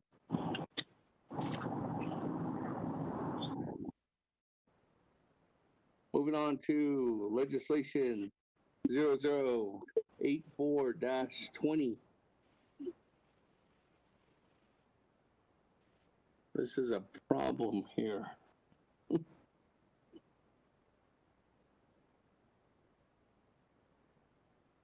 Is there somebody that could be a co-sponsor?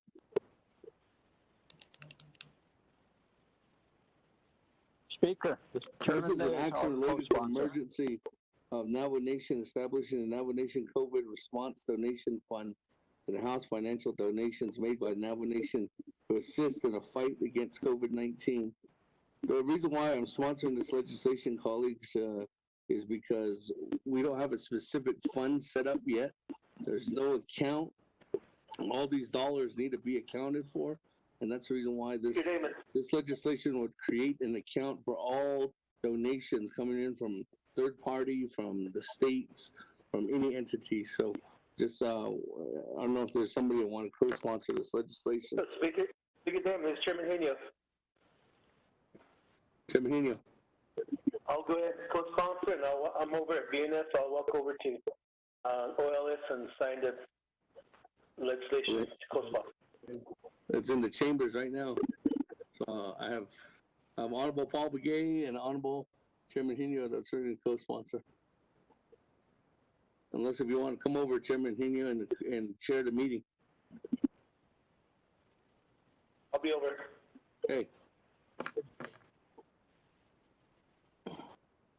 Is there a recess? You want to take a 10-minute recess. okay 10-minute recess. And now is 1:30. We'll come back at 1:40. Just putting your phone on mute.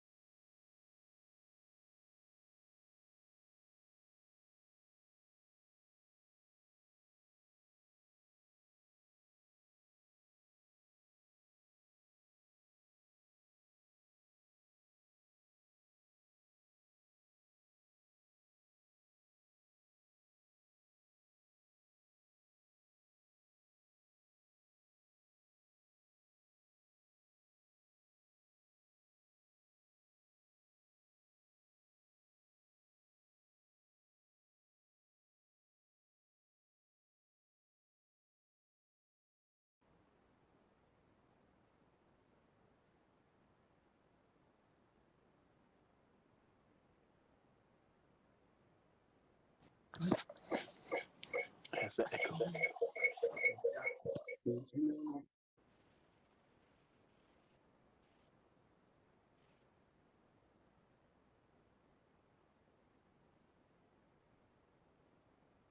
Okay.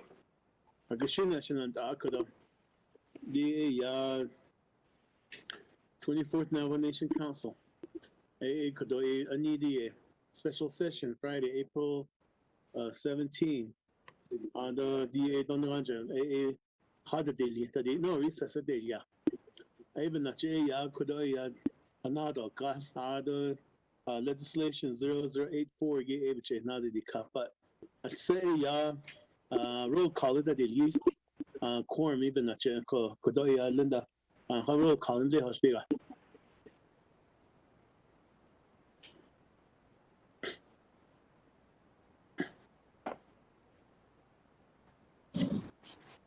Roll call. Honorable Elmer Begay. Honorable Key Allen Begay Jr. Honorable Paul Begay Jr. Honorable Paul Begay here. Honorable Paul Begay Jr. is present. Honorable Nathaniel Brown.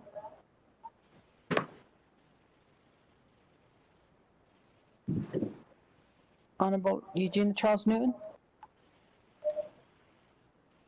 Delegate Charles Newton is here. Honorable Eugenia Charles Newton is present.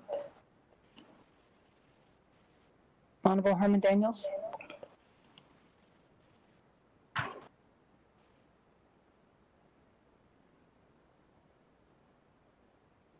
Honorable Speaker Damon.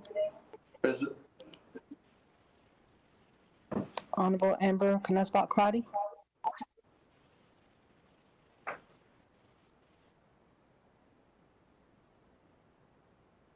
Honorable Mark Freeland.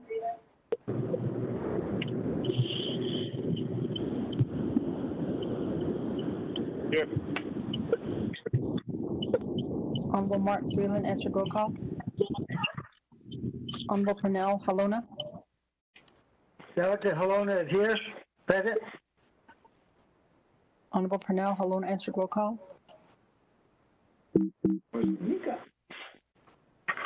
Honorable Jamie Henyo. Here. Honorable Jamie Henyo, answered roll call. Honorable Vince James. Delegate Vince James is present. Okay. Honorable Vince James, answered roll call. Honorable Ricky Ness.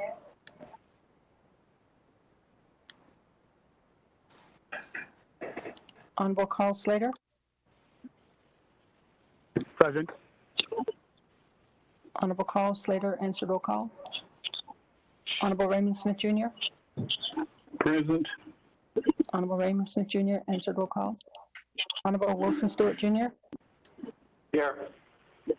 Honorable Wilson Stewart Jr., answered roll call. Honorable Otto So. Present. Honorable Otto So, answered roll call. Honorable Charlene So.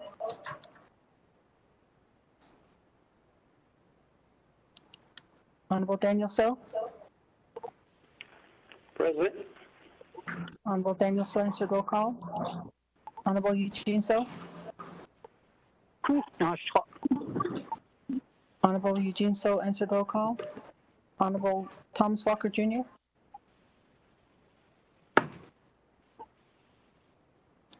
Honorable Edison Wanika. Present. Honorable Edison Wanika, answered roll call. Honorable Edwin Yazzie. Yeah. Honorable Edwin Yazzie, answered roll call. Honorable Jimmy Yellowhair. Present. Honorable Jimmy Yellowhair, answered roll call. Mr. Speaker Pro Tem, you have 16 that answered roll call. Delegate Caleb. Going back to Honorable Key Allen Begay Jr. answered roll call, Mr. Speaker. So you now have Speaker Pro Tem, you now have 17 to answer roll call. Daniel's on the line as well. Honorable Herman Daniels Jr. also answered roll call. So you now have 18 to answer roll call. Speaker Pro Tem.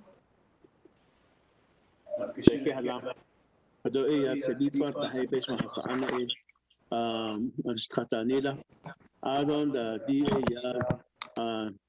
Naso Doko. Even at DCO legislation 0084-20. Eba Nahol Jijako. Ada Kodoini Nanta speakers set them and sponsor Yilako.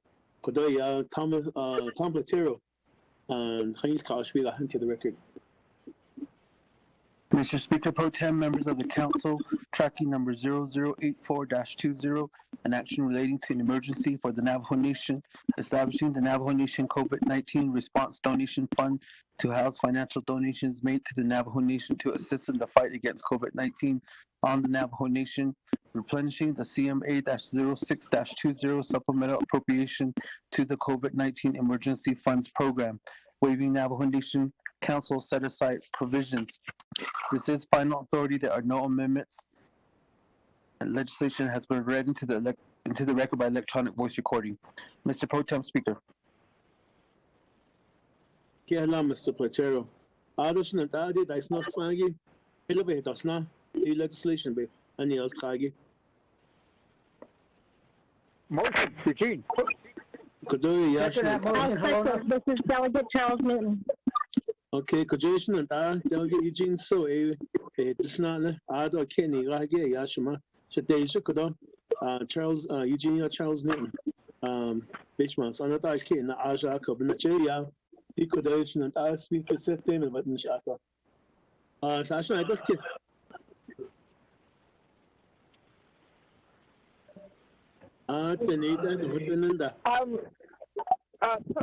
Chairman Kenyo, can you? I just got on the call. Can you just review where we're at on this legislation?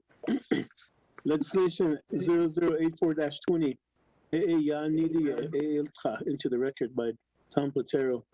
Adon the Anidi emotionally. Honorable Eugene So. The second by Shimako Shadeja Kodo. Madam Chair Eugenia Charles Newton. Ado Kodo Yakalina Adi Kidiba Haljish. Aila Kwagi, Helena Adakila. Okay. I would like to ask a question, so if I can get a review. Agashina with this one. Ashala, there's one person on the board. Even at Speaker Damon. Thank you, Mr. Speaker Pro Tem, to my colleagues on the 24th Navajo Nation Council, to everybody out there watching us on the World Wide Web. Thank you very much. I bring to you legislation 84-20. It's a legislation establishing the Navajo Nation COVID-19 Response Donation Fund to house financial donations made to the Navajo Nation to assist in fighting against the COVID-19 on the Navajo Nation. It's also replenishing CMA-20 or 6-20, the supplemental appropriation for COVID-19 Emergency Fund Program. In this, the overall goal is to waive the Navajo Nation Code set-aside provisions that are in there so that we can go ahead and move forward with getting every possible dollar that we can that's been donated to the nation to go directly to our first responders and to the individuals that are really in need of these funding during this emergency time.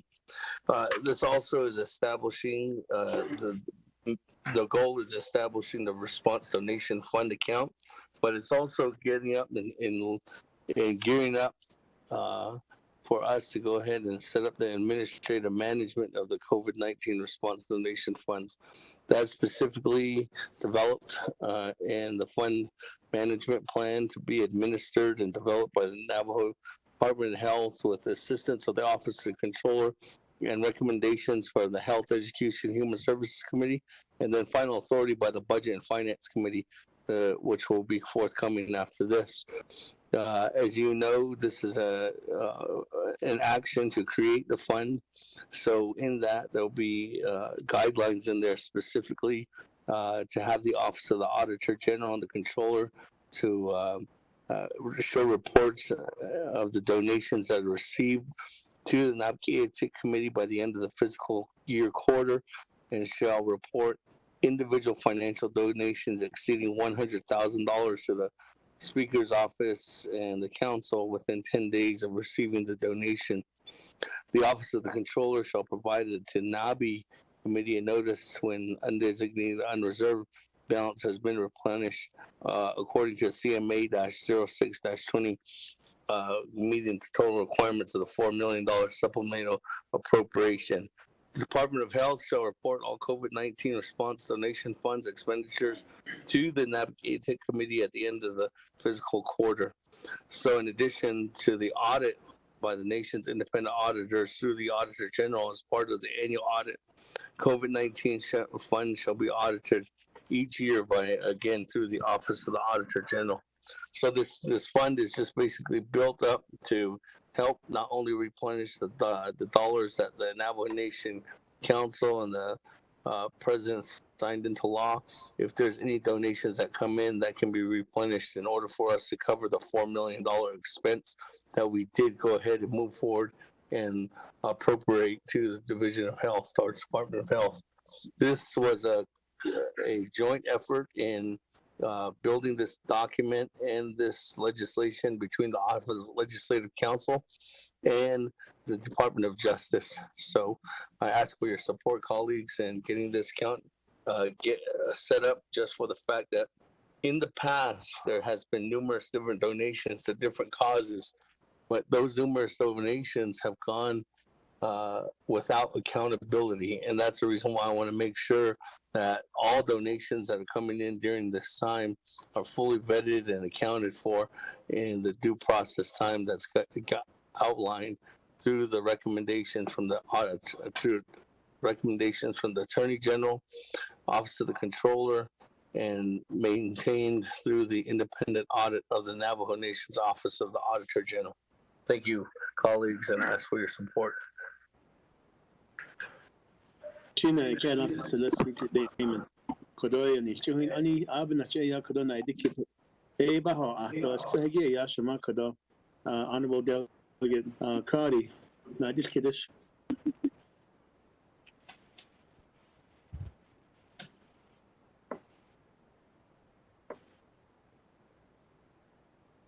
Denoya Nasana Hol just say Yakodo.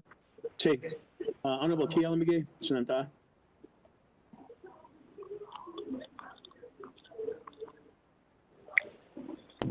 Jay, no comment on this one for me, Delegate Gallen. Kunja Bakai Nadishinde. Tell us, I don't get Nadi Kidishadlo. Vice Chair Smith, I'd like to say something. Vice Chair Smith. Vice Chair Smith, Shananta. So, thank you, Shananda. Don't pitch my son. So glad, yeah, sad now I it does so.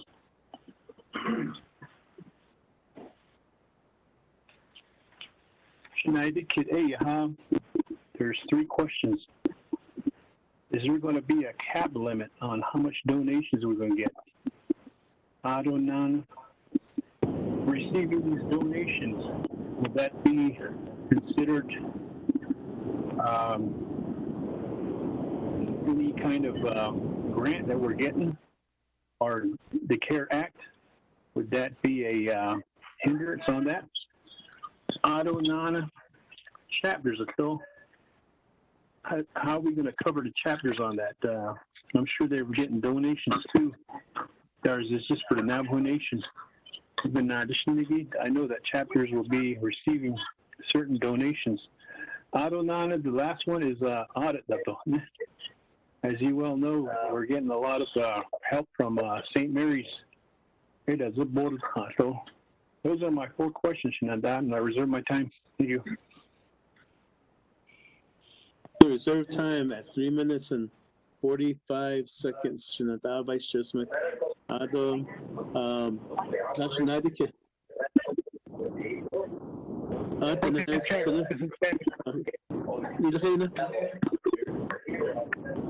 Delegate Daniel. Okay, she should. Herman Daniels, Ada Shandahura. Thank you, Pro Temp Chair, my brother. Delegate Henio, Chair Henio. Yeah,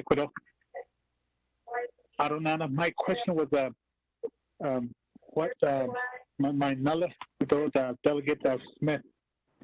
What about the chapters? There was some of them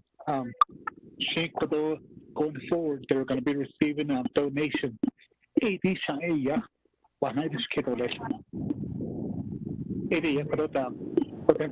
you. Reserve time.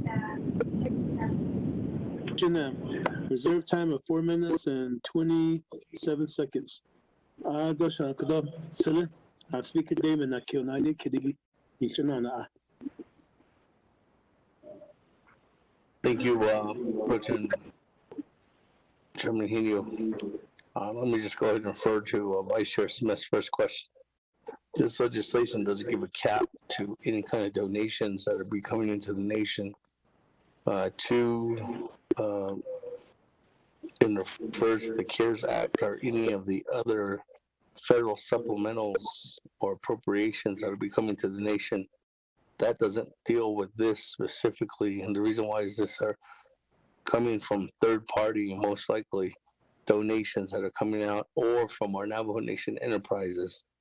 As you can see, for an example, Honorable Vice Chair Smith, NAPI has given the Navajo Nation $1 million. The Native Development Corporation has given $500,000. I do believe other entities out there have given additional funding, whether they be from third-party organizations like the Notre Brigade Fund or from like the Bill Gates Fund. Those different kind of dollars come into the nation, and those are the ones that are going to be identified and be objected to putting the dollars within this fund. Any kind of federal dollars or state dollars, those will be going through the regular process in order for us to go ahead and utilize those. Your last two questions, one of them is, I think, about the dollars that are going to, or if there's any donations going to Navajo Nation chapters. This specific fund is stated that whatever the Navajo Nation gets, not the Navajo Nation chapters. It's up to, if you can see in the legislation, this is just building the fund. There still needs to be the Navajo Nation Health, Education, Human Services Committee, along with Navajo Department of Health and the Budget and Finance Committee still need to approve the overall fund management plan. So in that appropriations will be identified to say, okay, at that time, if there's additional dollars that are coming in here, something shall not exceed a certain amount if it's going out to the chapters. That's the only thing that I can see that's applicable in order for us to go ahead and get the to us seeing where these dollars are actually going. And this is just making sure that everybody's accountable for where these dollars were actually expended. And it just can make sure that there's a tally or a written trail on where these dollars are actually going out to help the Navajo people. I forget your fourth question. One was of the chapter. The other one was Vice Chair Smith. CARES Act and the cap. There was one more. The audit. Audit. How will it affect the audit? How does it affect the Navajo Nation's audit? Can you rephrase that question, Mr. Pro Tem Speaker? Vice Chair Smith, if you would.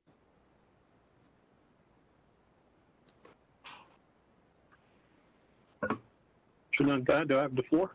Yes. My question was on the audit. What's the purpose of the audit on this? Is that just to keep us in line on what donations we're getting?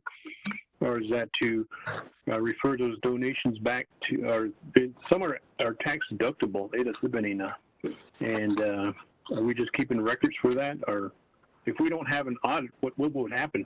That's my question. Thank you. Speaker Damon. I think the most important piece of this legislation is on page 6 of 6, line 17, the audit requirements. As you know, Vice Chair Smith, through the different pandemics that have been going through the Navajo Nation, working together with you in the 23rd Council, now into the 24th, there's been certain different disasters. Let's say, for example, the Gold King mine spill. There were a certain amount of dollars that came in at that time that are still unaudited for. So that's the reason why, working together with the Department of Justice and Office Legislative Council, I want to make sure that every dollar that comes in, because it seems like there's way more funding that's coming in as of right now than any other time, through our enterprises, through different sectors of the private sector that's coming in and trying to help assist and donate. And that's a lot of funding that's going to be coming in and is still trickling in. And the most important thing is that we have to make sure that these dollars are audited in order for us to know that where these dollars were expended, how they were expended, and who expended them, in order for us to make sure that we can keep this accountable. Thank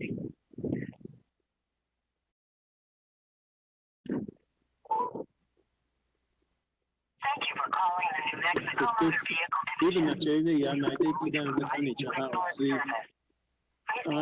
Mexico Motor Vehicle Division field officers are currently closed for the health and safety of New Mexico. Thank you. Please stay on the line for further service. Please press 1 for Spanish or 2 for English. We are experiencing higher than normal call volumes. Please be aware, your wait time will likely be greater than 20 minutes. If you have online access, Your phone, check your phone. online.com Mute your phone. Hit the music. Order a duplicate registration and more. If you are calling about your vehicle registration, please press 1. If you are calling about your license or citation, please press 2. For commercial vehicles. خلي citation ما دوزن لي أشتغل سيتسا أقشينا فتوس تأخيلا شنطة نادي السنينجي يا شتسلة Wilson Stewart Jr. نيشتنسي. Oh yeah, that's nice. So that's what I'm going to do.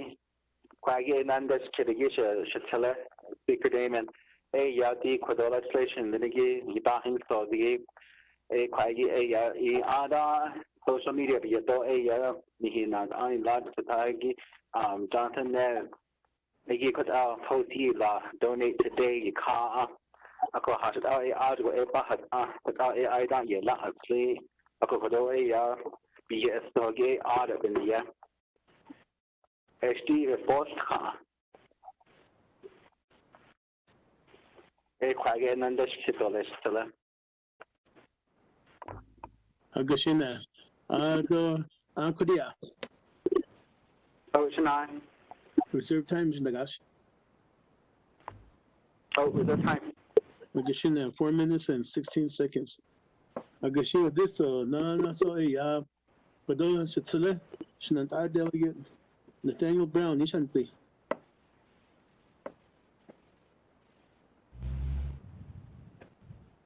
Hello, can you hear me? Oh. Yeah, on this legislation, 0084-19, my one question that I had was, well, just wanted to let my colleagues know that we are working with my 3 chapters, Chochabito, Danhutso, and Kayenta. We've been having Tri-City conference calls with Kayenta Township. So we are mobilized. We have taken our FEMA testing for all our volunteers. This morning we did meet with Kayenta IHS CEO, and we did have Rosin So call in as well. with their incident command post here in Kayenta through IHS. To also be aware that we have the Kayenta Police Department who have their own incident command posts for their police officers. So my question is, with this legislation, where the only organization that is 501c3 is the Kayenta Township.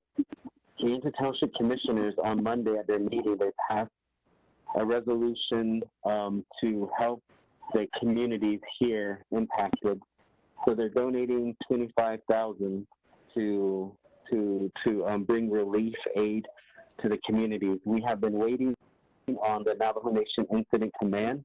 We do have regular phone calls with Dr. Yellowman. However, we're acting and bringing aid to our community members, as well aware that we have a lot of people quarantined due to them testing positive to COVID-19. So I wanted to know if Kayenta Township can apply for these and the donations and be a subrecipient on behalf of our communities impacted here. I know that the chapters, and there's a lot of time being donated and money and supplies also at this time, but it's still not enough. And these are only when we're concentrating on individuals who tested positive in their family. Are you hungry? So that is my question. How can we fit my Tri-City and Kansas Township into this? Thank you. Think about it. I'll ask you again. Do you know? today. I didn't kill you though. Somebody's hungry, so meet your phone. Che, Odo so, Shanata, Nishanansi. Oh, Siyan sa sa to car. Please mute your phone, Shanata. I believe this is something that is beneficial to the nation, and to set up a donation account and so forth. And the donations are made solely towards the issue of COVID-19. So when we finish, when this passes over, basically, and we've been like, you have NTUA or NAPI donating $1 million, and a couple of enterprises donating money. And I was just thinking about it. They're donating it, but the expenditure, I hope that they're not expending these dollars without getting the proper authorizations from the council. I hope that it does not trigger any ethic violations. So, for instance, there was one comment that was made that when NAPI donated $1 million, and one of the delegates said, "Oh, the president's office received it, and that's what they're using." And I hope that they're not using those dollars without the proper authorizations that has to be put in place. I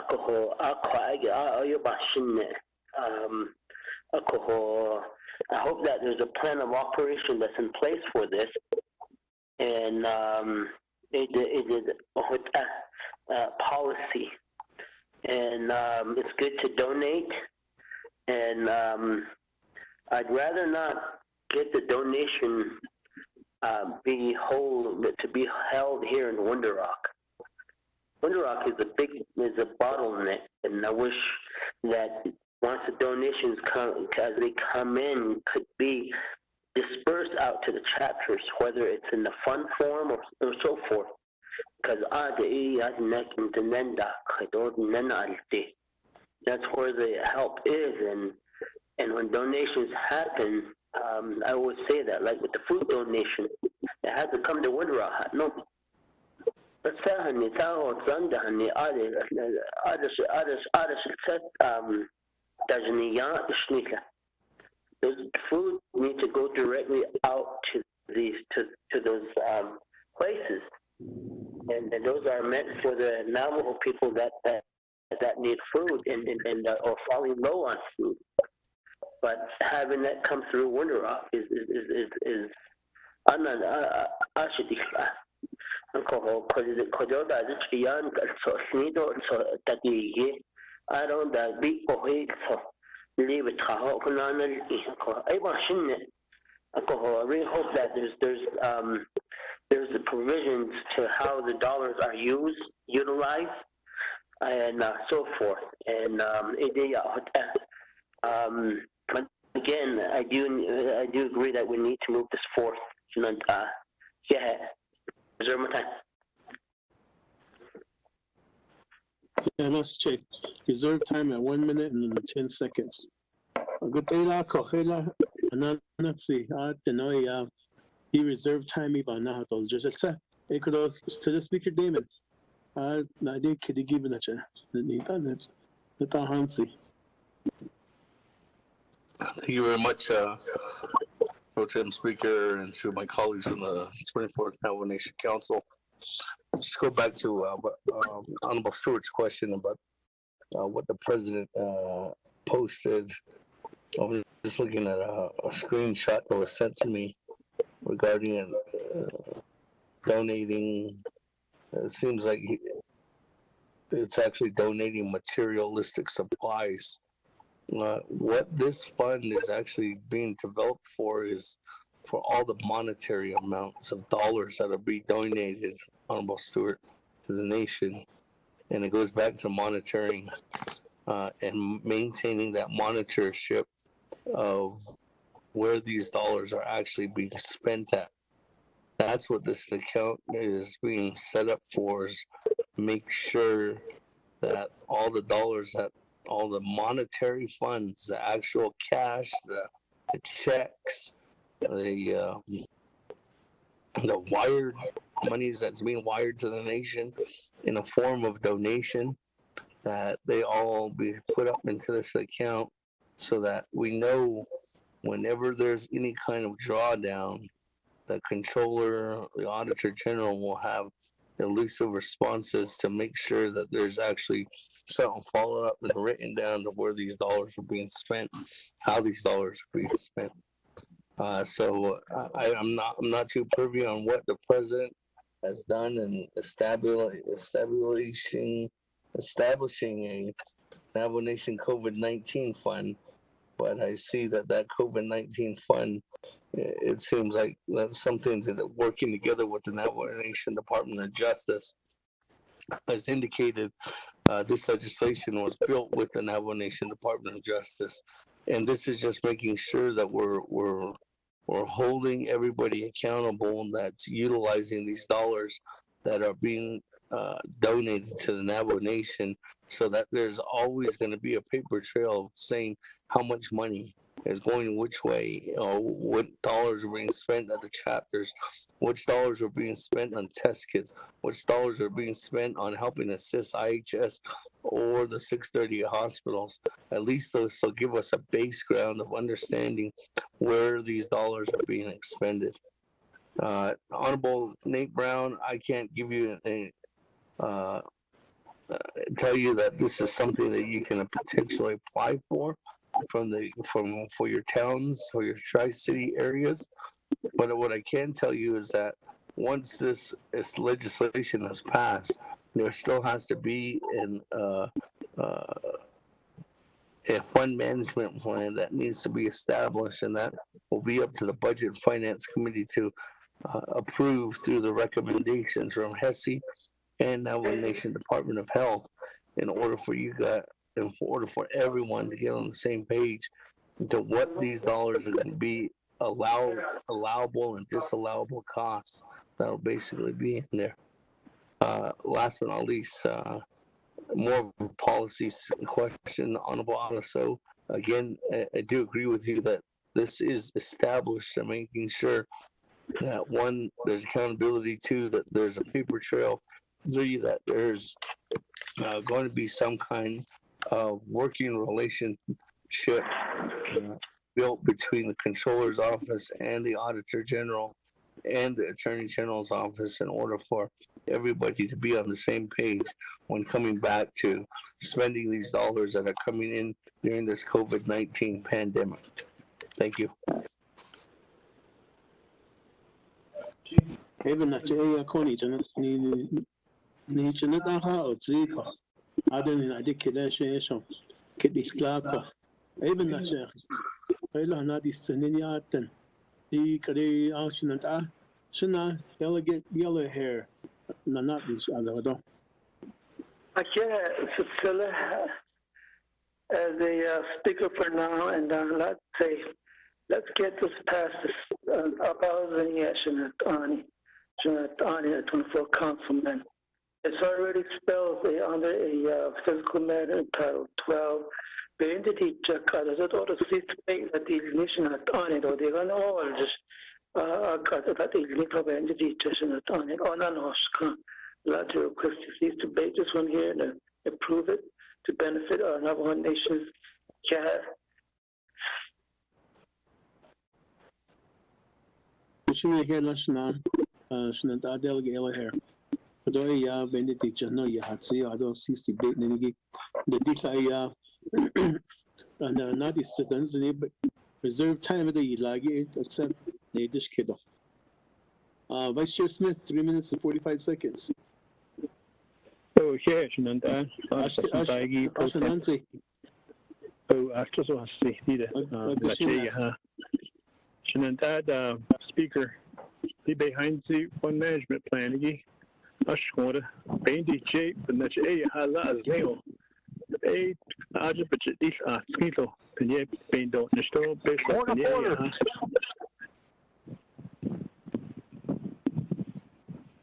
the Vice Chair Smith, Point of order. Could those the Chair, Eugene Sue, point of order, at Elon, point of order. There's a motion on the floor. You need a second. Jadid Sege ya ahamin saniba na Chair. The reserve time that you lie could no go ya ani go CCB do Lishneba no could ya Vice Chair Smith in the time see no on the launch. I just kid no. So shouldn't I Eugene so secondly I shouldn't CCB.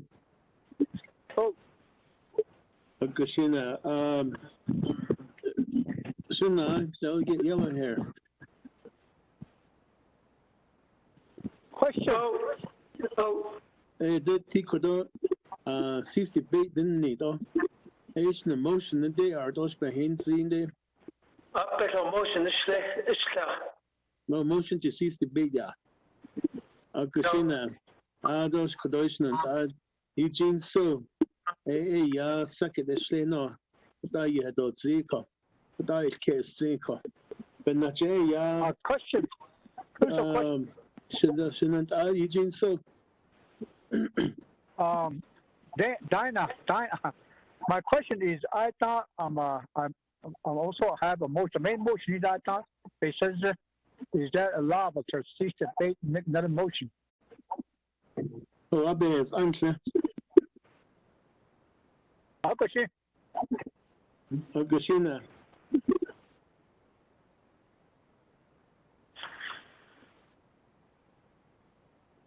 You can't see the motion to cease debate. Out there, la Kabinache, on Nehige Yadi, 16 votes. On 2/3 of the present council that we have as on board here with the calls. Ako, look at the Quile, yeah, present.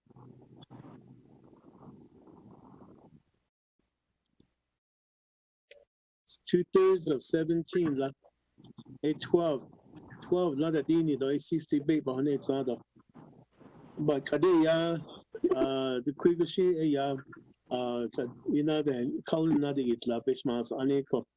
So even that you vote the Agi 2/3 of whoever answers the roll call vote. Digi. RJ Bahazan Loko. With this 60 big, it'll debate Linda. So, Linda, roll call calendly for the vote.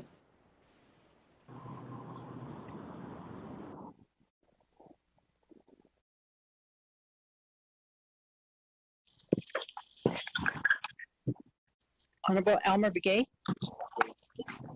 Elmer Begay votes green. Honorable Elmer Begay votes green. Honorable Key Allen Begay Jr.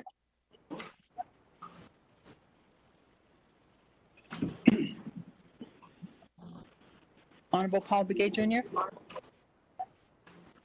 Delegate Paul Begay votes green. Honorable Paul Begay Jr. votes green. Honorable Nathaniel Brown. Delegate Brown votes green.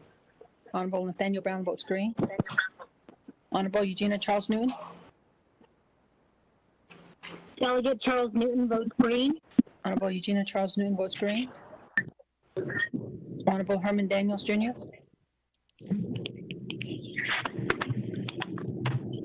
Green. Honorable Herman Daniels Jr. votes green. Honorable Amber Knasbach Crotty. Delegate Amber Knasbach Crotty votes red. Honorable Amber Knasbach Crotty votes red. Honorable Speaker Damon. Green. Honorable Speaker Damon votes green. Honorable Mark Freeland. Green. Honorable Mark Freeland votes green. Honorable Pernell Halona. Delegate Halona votes green. Honorable Pernell Halona votes green. Honorable Vince James. Delegate Vince James votes green. Honorable Vince James votes green. Honorable Ricky Nez. Delegate Rick Nez votes green. Honorable Ricky Nez votes green. Honorable Carl Slater. Delegate Slater votes green. Honorable Carl Slater votes green. Honorable Raymond Smith Jr. Green. Honorable Raymond Smith Jr. votes green. Honorable Wilson Stewart Jr. Stewart votes green. Honorable Wilson Stewart Jr. votes green. Honorable Charlene So.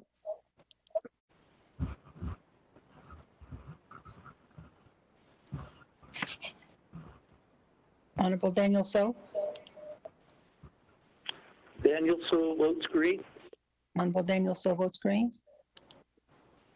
Honorable Eugene So. Votes green. Honorable Eugene So votes green. Honorable Otto So. I vote green. Honorable Otto So votes green. Honorable Tom Walker Jr. Walker votes green. Honorable Tom Walker Jr. votes green. Honorable Edison Wanika. Green. Honorable Edison Wanika votes green. Honorable Edmund Yazzie. Green. Honorable Edmund Yazzie votes green. Honorable Jimmy Yellowhair. I'll vote green. Honorable Jimmy Yellowhair votes green. Honorable Key Allen Begay Jr. Delegate Calendar Jr. votes green. Honorable Key Allen Begay Jr. votes green. Honorable Charlene So.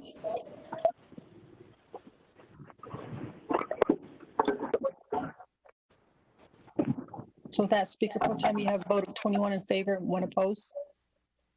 Agashina, today ya natin asa ya ako da dini la 60 big asa enda da nila. So ibe sa ihon is nako. Kale ya di me motion di ba na to just. Yeah. Ya kwa ge na da itado. So bin na chini nan hito chiyo. Ya red or green na da ni da Mr. Givel. No amendments. Straight to vote. Yes, there's legislation 0084-20 with no amendments. Call for the question. Linda, if you would do the roll call for the voting. 2/3, right? Honorable Elmer Begay. Elmer Begay votes green. Honorable Elmer Begay votes green. Honorable Key Allen Begay Jr., Delegate Calvin Gay Jr. votes green. Honorable Key Allen Begay Jr. votes green. Honorable Paul Begay Jr., Are they all in one place? Honorable Paul Begay Jr. votes green. Honorable Nathaniel Brown, Delegate Brown votes green. Honorable Nathaniel Brown votes green. Honorable Eugenia Charles Newton, Delegate Charles Newton votes green. Honorable Eugenia Charles Newton votes green. Honorable Herman Daniels, Green. Honorable Herman Daniels votes green. Honorable Speaker Damon, Green. Honorable Speaker Damon votes green. Honorable Amber Canasbach Crotty, Delegate Amber Kenneth-Bock Party votes green. Thank you. Honorable Amber Canasbach Crotty votes green. Honorable Mark Freeland, Green. Thank you. Honorable Mark Freeland votes green. Honorable Pernell Halona, Delegate Halona votes green. Honorable Pernell Halona votes green. Honorable Vince James, Delegate Vince James votes green. Honorable Vince James votes green. Honorable Ricky Nez, Delegate Rick Nez votes green. Honorable Ricky Nez votes green. Honorable Carl Slater, Delegate Slater votes green. Honorable Carl Slater votes green. Honorable Raymond Smith Jr., Green. Honorable Raymond Smith Jr. votes green. Honorable Wilson Stewart Jr., Green. Stewart. Honorable Wilson Stewart Jr. votes green. Honorable Otto So, Green. Green. Honorable Otto So votes green. Honorable Charlene So, Honorable Daniel So, Daniel So votes green. Honorable Daniel So votes green. Honorable Eugene So, Votes green. Honorable Eugene So votes green. Honorable Thomas Walker Jr., Walker votes green. Honorable Thomas Walker Jr. votes green. Honorable Edison Winika, Green. Honorable Edison Winika votes green. Honorable Edmund Yazzie, Green. Honorable Edmund Yazzie votes green. Honorable Jimmy Yeller here, I vote green. Honorable Jimmy Yeller here votes green. With that, Speaker Pro Tem, you have a vote of 22 in favor and 0 opposed. Kushin Eke National RD 0084-20 bill Chihige Yabe on his nala 22 in favor, 0 opposed.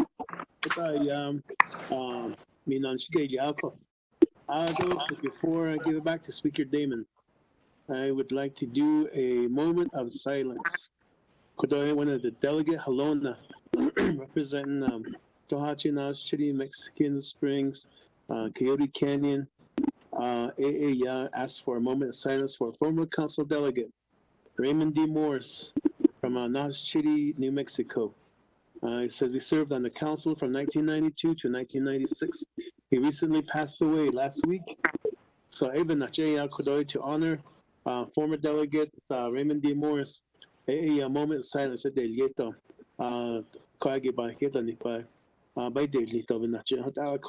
So this a moment of silence at Delieto. So I need to I see Khada.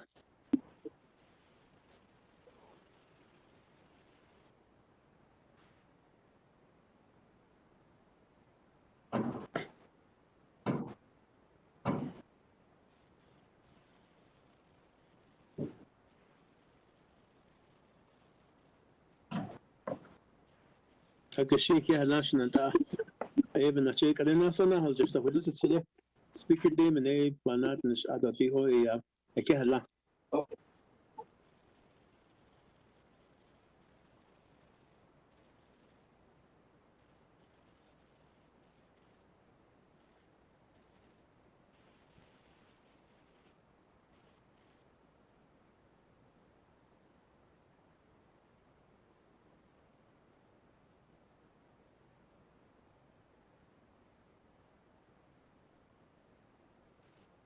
Now, colleagues, thank you for passing legislation 0084-20. That moving on to legislation 0085-20. Sponsored by Madam Chair Charles Newman. Zero, if you could read it into the record.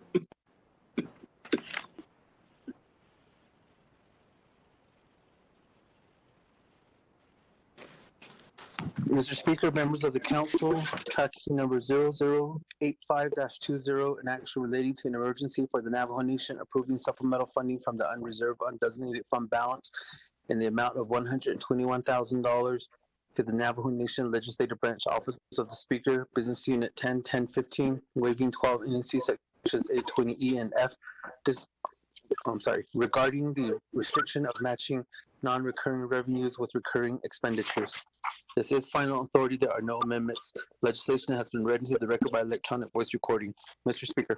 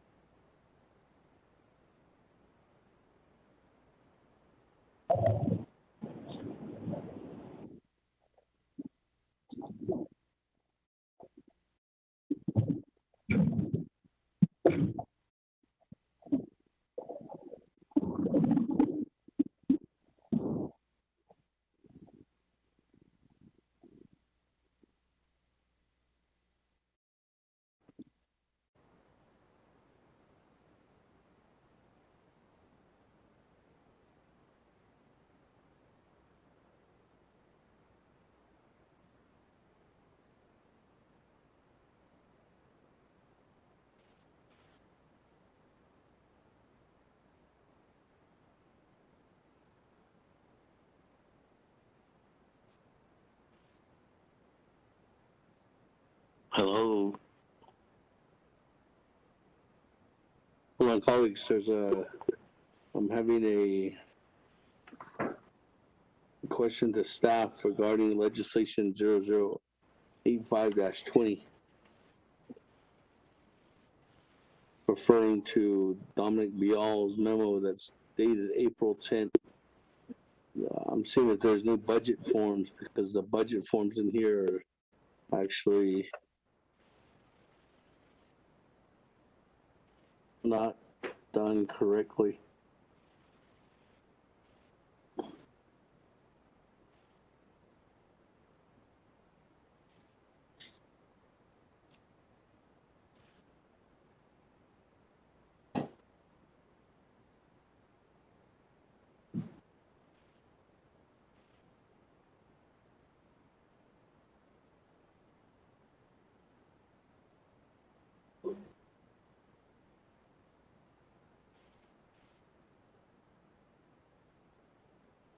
Yeah, that there was a second book.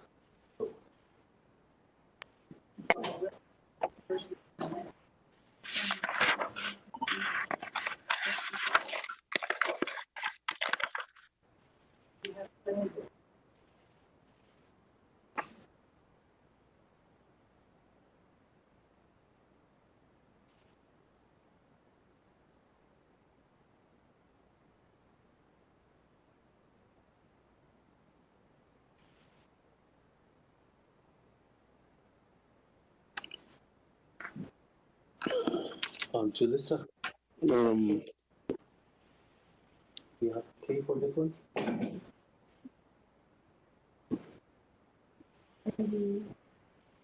I'm sure. Charles Newton, are you online? Yes, Speaker, I'm here. Hi, Madam Chair Charles Newton. Seems like we don't have an Appendix K for this one. Oh, actually, there is an Appendix K. Okay. There's an Appendix K. Never mind. There's an Appendix K. Okay. Appendix K is getting sent out, so I'll go ahead and accept it. That, but there does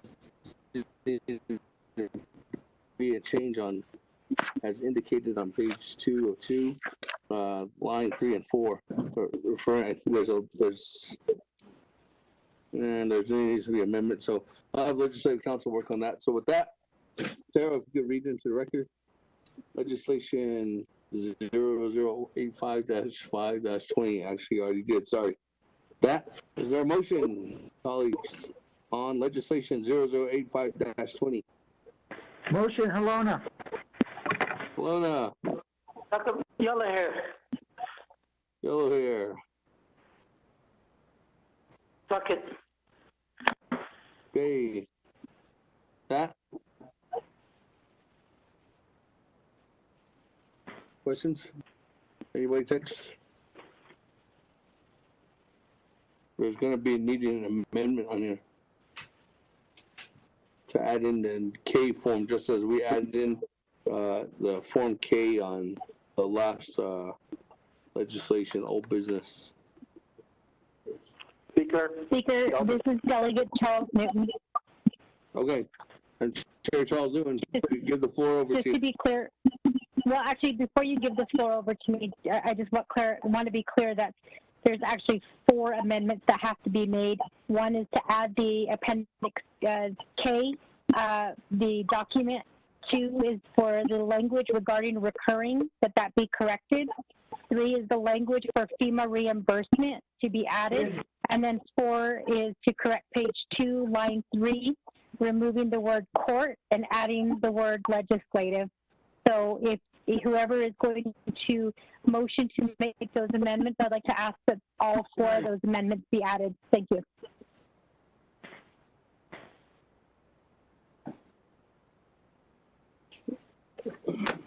Okay. Honorable Stewart. Thank you, Speaker. Let me back this up. Madam Chair. Okay. Is that the entire presentation? Beat me on the motion? Oh, no, I'm sorry. I before the presentation, I just wanted to just correct that when you said the amendment. So, yeah, so I'll just do a quick presentation if you're okay with that. Yeah, go ahead. And the reason why is because there's questions, and so 20 minutes. Great, thank you, Speaker. Colleague 008520 is asking for $121,000 taken from UUFT and be put into the legislative branch, Office of the Speaker Business Unit. The purpose, hello?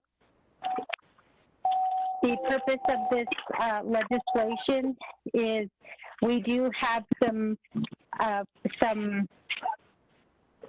costs that we did not anticipate as a result of COVID-19 and the executive order issued by President asking non-essential personnel to stay home and to work from home, which includes the legislative branch. It does include people in the Speaker's office, and unfortunately, as far as I know, it also includes council delegates. I don't believe that we have a memo stating that we are essential personnel. So some of us we are required to stay home during this time and to work from home. So we have $121,000 that we are requesting at this time. That money will be used to, it'll be used for $30,000 for supplies, $16,000 for communications and utilities. I do want to point out, colleagues, that $16,000 will be used towards the radio broadcasting of information from delegates and also information that legislative branch has to share with the people. And then $75,000 that pertains to special transactions. And those special transactions include sharing of information, again, print advertising, radio advertising, and then also correspondence fees.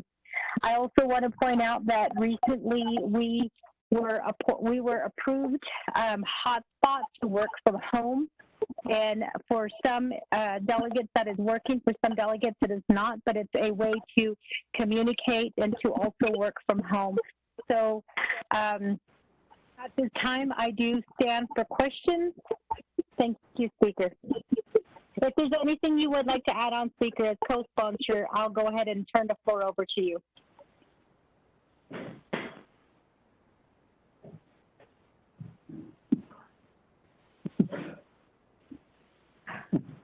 Not at this time, Madam Chair.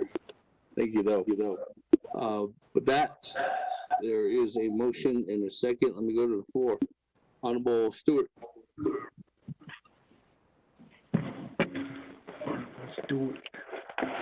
Thank you, Speaker. Asia Assault, Junior Charles Newton. And with that, and what was addressed earlier, the amendment to GA, so to do the amendment for the attachment K that was emailed to us, to include that in here. And then Shadeja Yahazigi, so the reoccurring wording, the FEMA reimbursement, and then from judicial to legislative. Non-reoccurring in here. Yeah.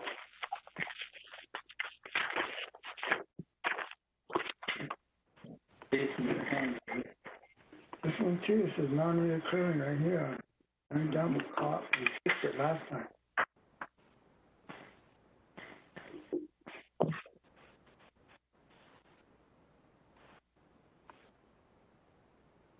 I vote on it. That's it. Oh, it's so slow this week, huh? Ooh.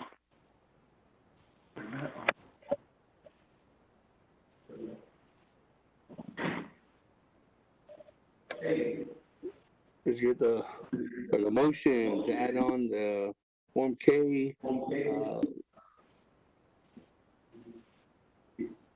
So the next one is to add on the reoccurring, change the reoccurring language. Oh, it's already in there. The reoccurring language is already in there, according to Office of Legislative Services and Office of Legislative Counsel. So we don't need that one. And then the third one is the FEMA request. And then also last is the change page 2, line 3. So, Mr. Castero, go ahead and read it to the record. Amendment 1.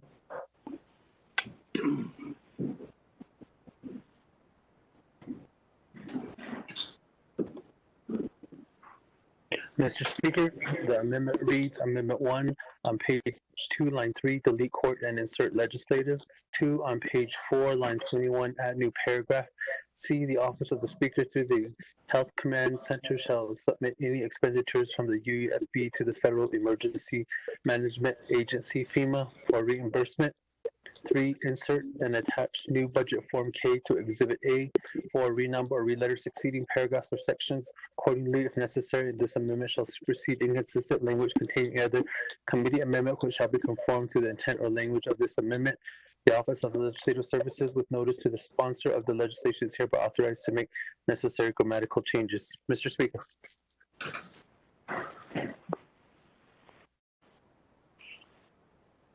Motion. Honorable Stewart for Amendment 1. Is there a second?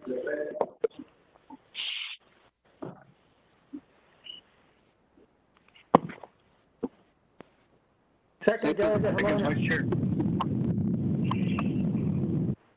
Second, Vice Chair. Vice Chair Smith? Yes. Okay. Vice Chair Smith, seconds. Any comments, questions on Amendment 1? Honorable Daniel. Speaker. Thank you, Speaker. Colleagues, 24th Nomination Council, I don't know, speaking to the amendment and also that the main motion, but to the amendment, we got a memo from the President's Office, OPVP, on the spending of the UUFB, I'm just wondering what the position on this from the president's office. We halit ayetri and halit ayanas ilan po ya halit ayan fakir kutita.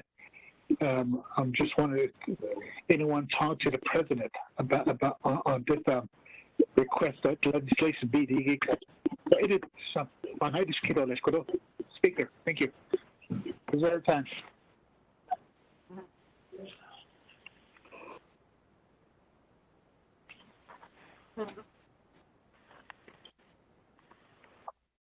Reserve time at 4:05. Honorable Daniels. Go back to Madam Chair Charles Newton.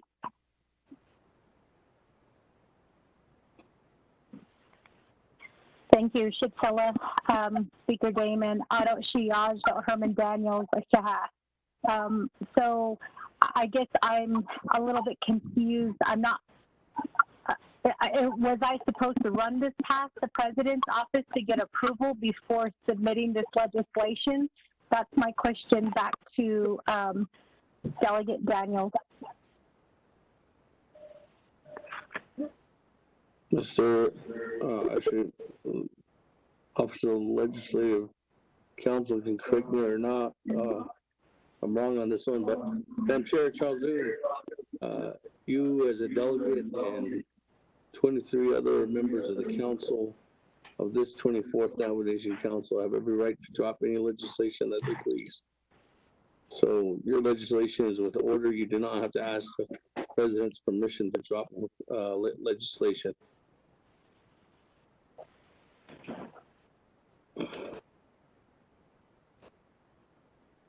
Thank you, Speaker. If there's no other comments, questions on Amendment 1. Honorable Daniels, 4 minutes and 5 seconds on reserve time. Thank you, Speaker. This is Delegate Daniels again. The reason why I asked is because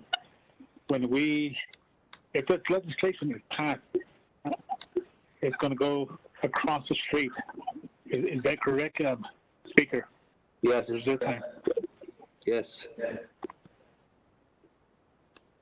Yeah, I'm just afraid of his veto pen. Yeah, even that's the line item veto. Honorable Daniels, don't be afraid. Okay, thank you. Okay. Speaker, as Vice Chair, I got a question on amendment. Vice Chair Smith, on Amendment 1. Thank you, Speaker and delegates, for the consideration of getting funding for, I think this is legislative staff. I don't have the budget in front of me, but my question is, we have personnel that are working without protective equipment. And I walked in the other day and everybody's walking around without many masks on. Speakers are going to be purchasing of masks, rubber gloves, and things of that nature. So the essential personnel would be protected when they are at work. They're required to be there to provide services, and we don't want anybody to be in harm's way.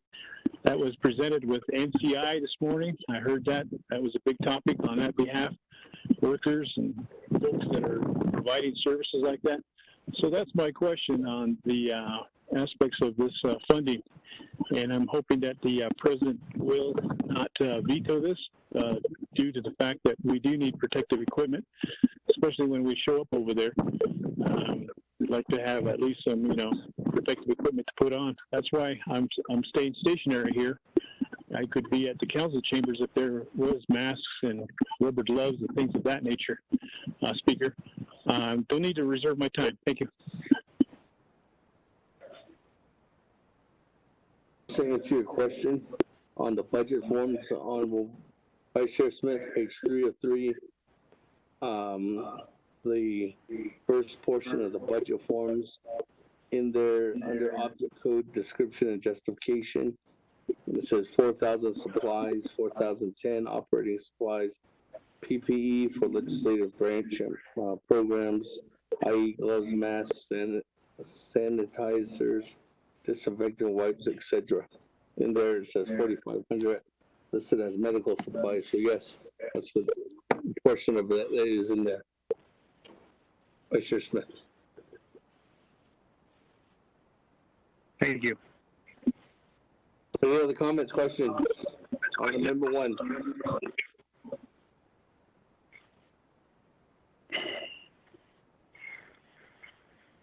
Done. Going once. Going twice. Going 3 times. On Amendment 1. Roll call.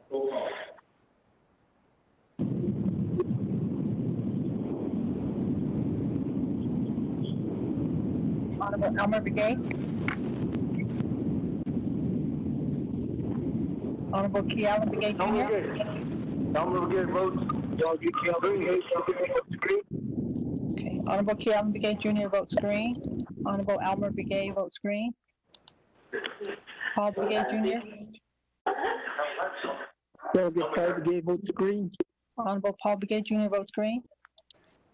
Honorable Nathaniel Brown.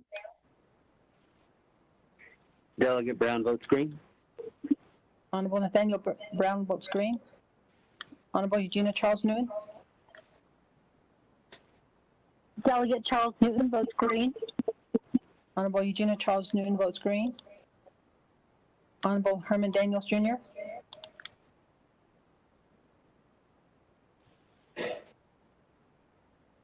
Green for now. Honorable Herman Daniels Jr. votes green. Honorable Amber Canesbach Crowdy. Delegate Amber Canesbach Crowdy votes green. Thank you. Honorable Amber Canesbach Crowdy votes green. Honorable Mark Phelan. Green. Honorable Mark Phelan votes green. Honorable Pernell Halona. Halona votes green. Honorable Pernell Halona votes green. Honorable Jamie Henyo. Jamie Henio votes green. Honorable Jamie Henyo votes green. Honorable Vince James.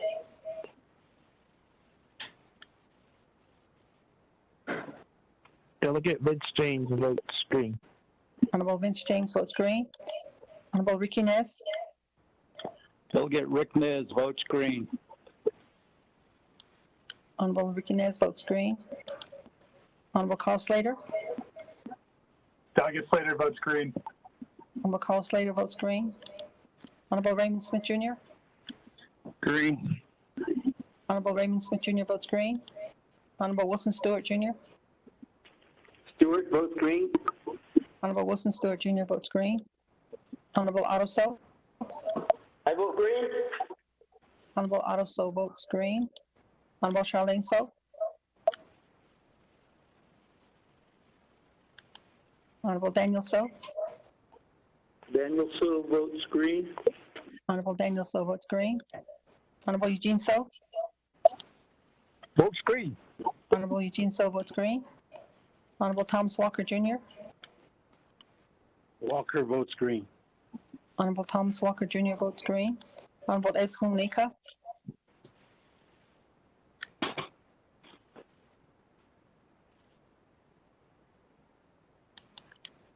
Honorable Edmund Yazzie.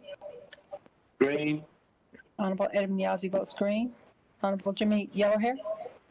I vote green. Honorable Jimmy Yellowhair votes green.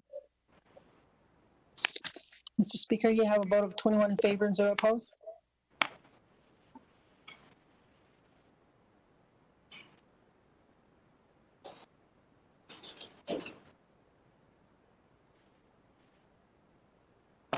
Hi, colleagues. Legislation 0085-20. Motion by Honorable Yellowhair, second by motion by Honorable Halona, second by Honorable Yellowhair. 21 favor, 0 opposed. Speaker not voting. Motion carries. That, colleagues, we do have 5 legislations, and there's still that request. And there's still that request, colleagues, to see if we can get the staff out of here by 5. Moving on down, legislation 0086-20, sponsor Oh, whoa, that was just an amendment. Jumping ahead of myself, colleagues, sorry. Speaker, okay, never mind. Jumping ahead of myself here.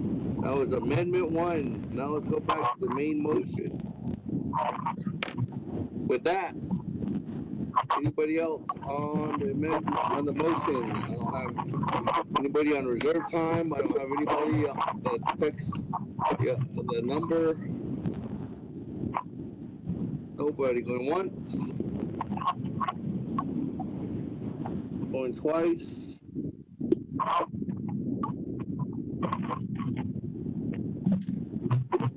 Going 3 times. Second reading.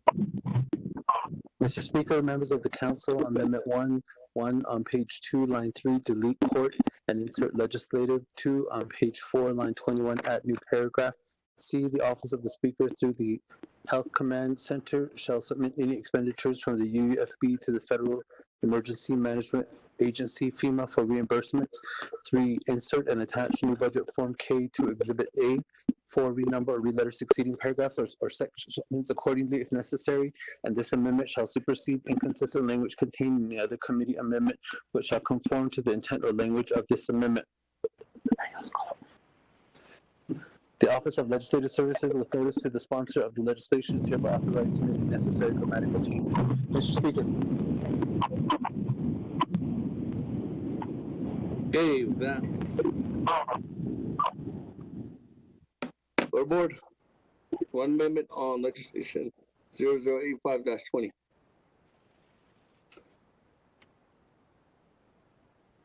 Two-thirds.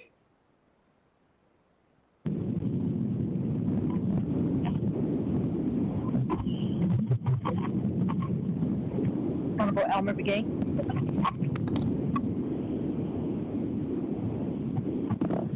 Elmer Begay votes. Elmer Begay votes green. Honorable Elmer Begay votes green. Honorable Kealan Begay Jr. Kealan Begay Jr. votes green. Honorable Kealan Begay Jr. votes green. Paul Begay Jr. Delegate Paul Begay votes green. Honorable Paul Begay Jr. votes green.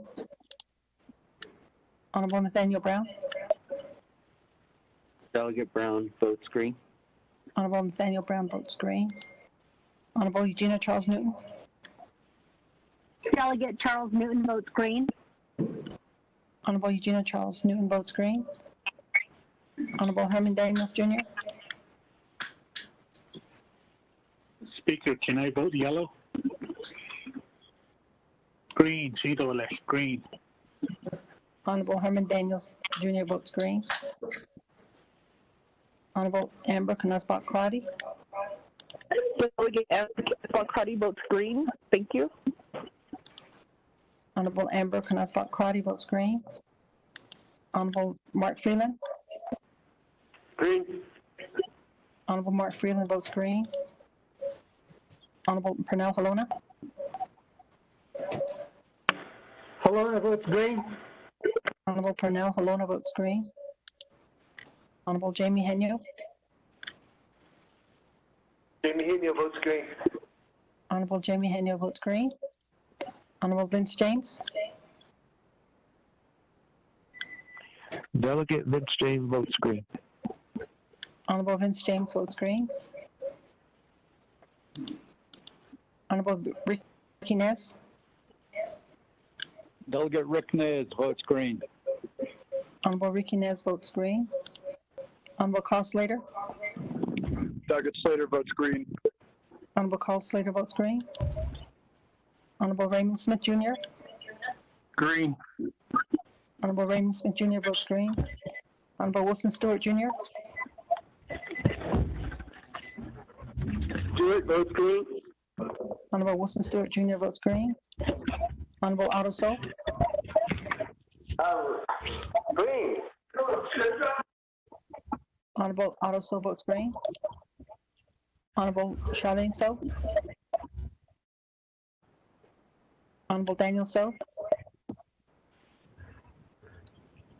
Daniel So votes green. Honorable Daniel So votes green. Honorable Eugene So. We're the best option to green. Honorable Eugene So. Votes green. Honorable Thomas Walker Jr.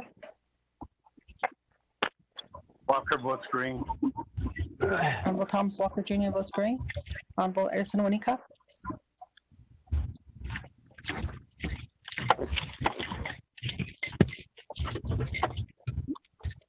Honorable Edmund Yazzie.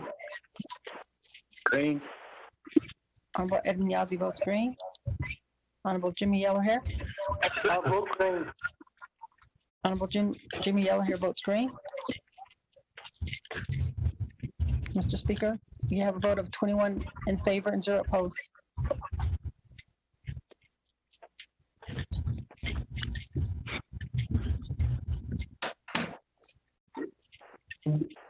One in favor, 0 opposed. Motion carries with one amendment on legislation 0085-20. Speaker. Yes.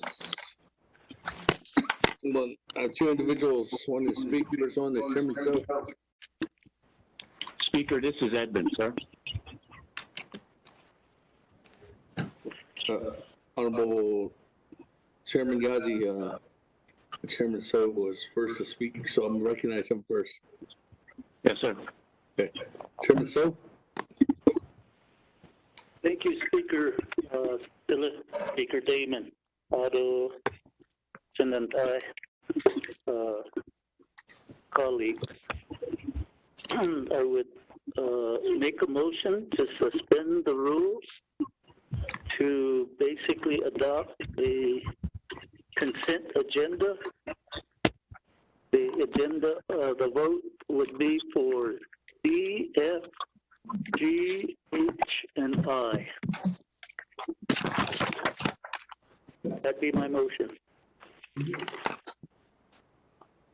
This is Delegate Brown. I'll second that.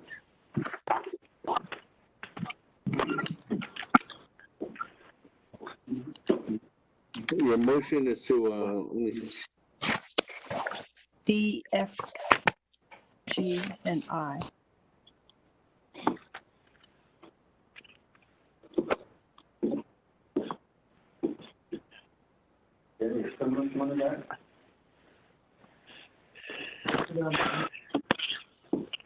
Speaker, Delegate Daniel So, to basically it's items D, F, G, H, and I. I realize D requires a 2/3 vote, but I think we can get the 2/3 vote. Thank you.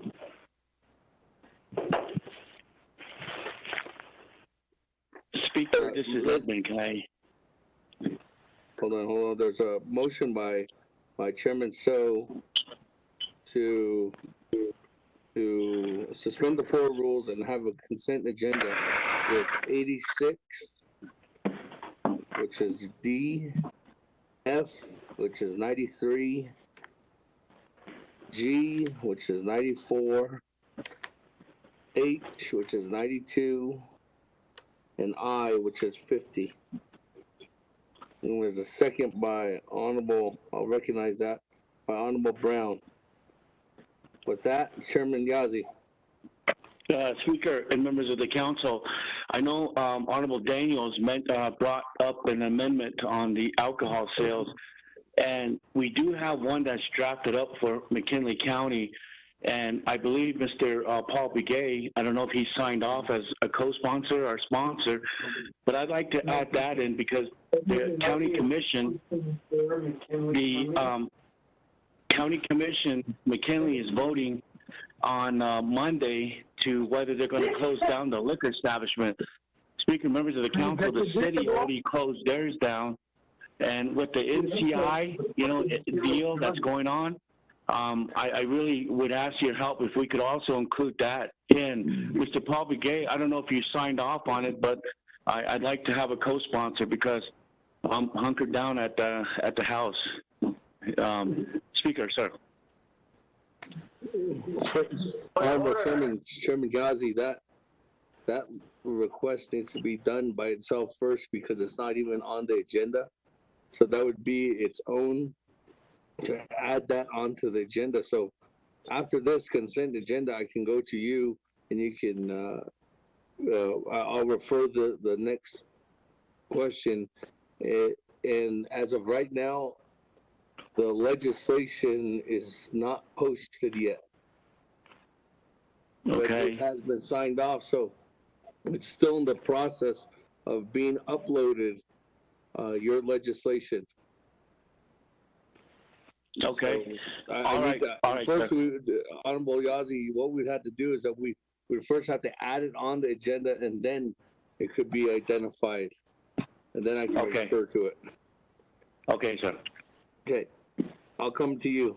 So this is Chairman. So again, legislation 86, 93, 94, 92, and 50. Second by Honorable Brown. Is there any discussion items or suggestions? Speaker. Yes. This is Delegate Elmer Begay. I have a question on legislation 0092-20.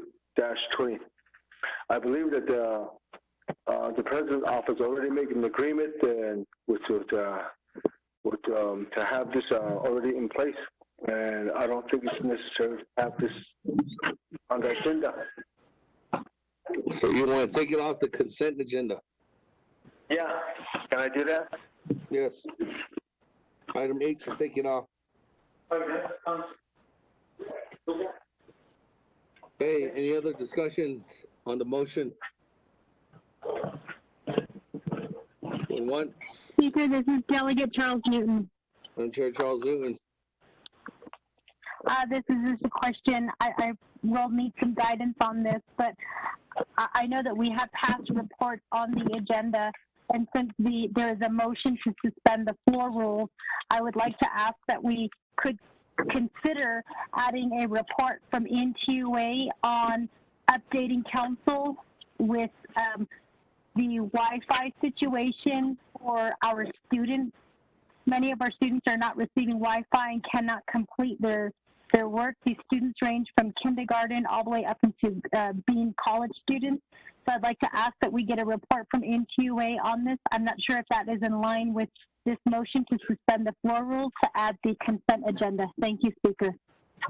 Honorable Madam Chair Charles Newton, just as reiterated to Honorable Edmund Yazi, that is a different action due to the fact that that request or even that report is not even on the agenda yet. So you would have to get 16 votes in order for you to add that on the agenda first, and then it could go into the report.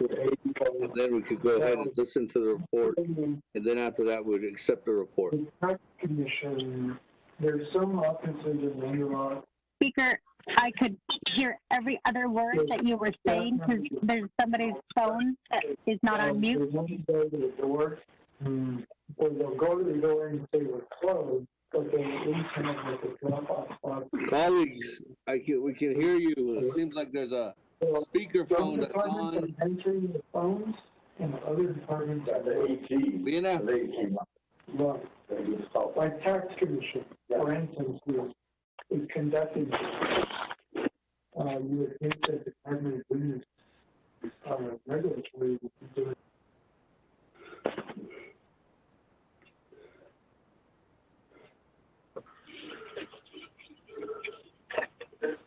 It's Halona's phone or Wanika's phone. I got it.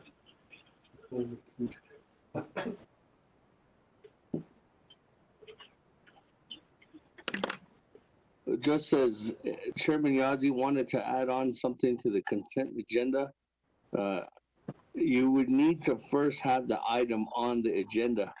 Because there's no report that was adopted or the original agenda was not adopted with the report from NTUA, then there, or NTU, I forget which one you referred to, was NTU or NTUA regarding the broadband services or telecommunication services, you would actually have to add that on first onto the agenda as a report, and then we'd go from there. Thank you, Speaker. Okay, so with that, on the motion again, Chairman So, second by Honorable Brown, 86, 93, 94, and 50. Any other comments, questions? Going once. Going twice. Speaker. Alyssa. Vice Chair. Speaker. Delegate So. Honorable Vice Chair Smith. And then Honorable Otto So. Thank you. Could you please repeat the numbers again?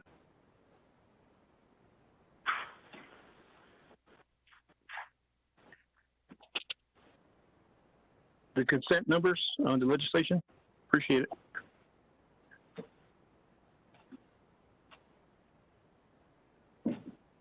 Hello? 86 is the first one. You got that? Copy. 93.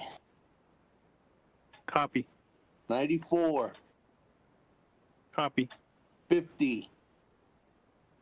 Copy. D, F, G, and I, which is on the new agenda. Honorable Otto So. On the, on H, I believe it's H. No, correction, I believe we should get a presentation from the appointee. Although I went through Navi, but maybe I believe that a presentation of the individual to the council would be suffice. I have an issue with that. Thank you. So you want to delete this off the consent agenda? Oh. Hey, 50 is deleted off the consent agenda. So now we have 86, 93, and 94.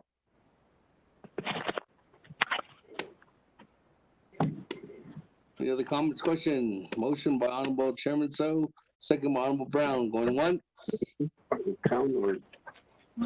Going twice. Going three times. Roll call. I'm not. I'm gonna go to the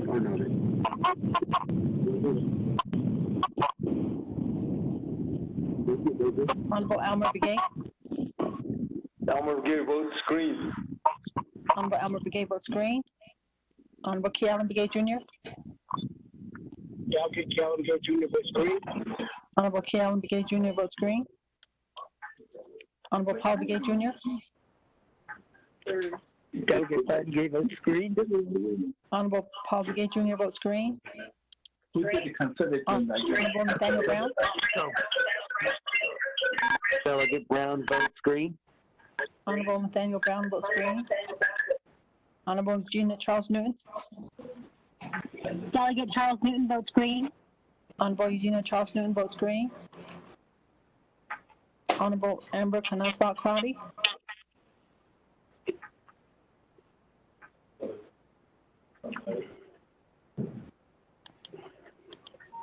Honorable Herman Daniels Jr. Green. Honorable Herman Daniels Jr. votes green. Honorable Mark Freeland. All right. Honorable Mark Freeland. Green.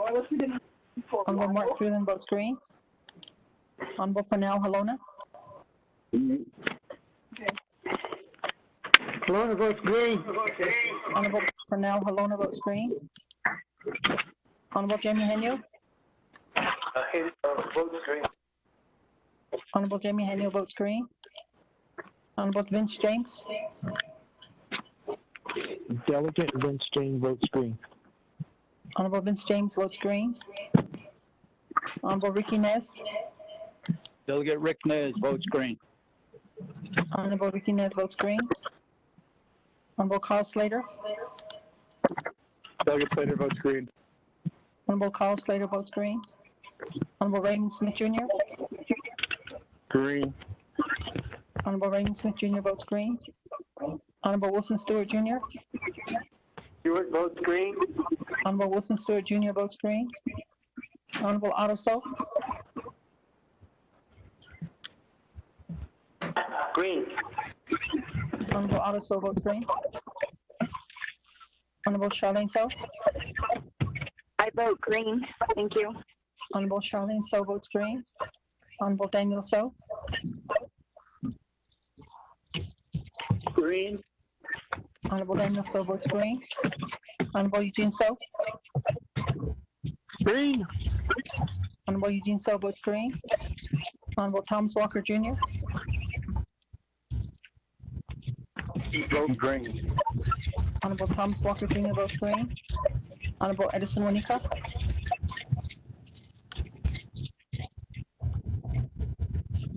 Honorable Edmund Yazzie.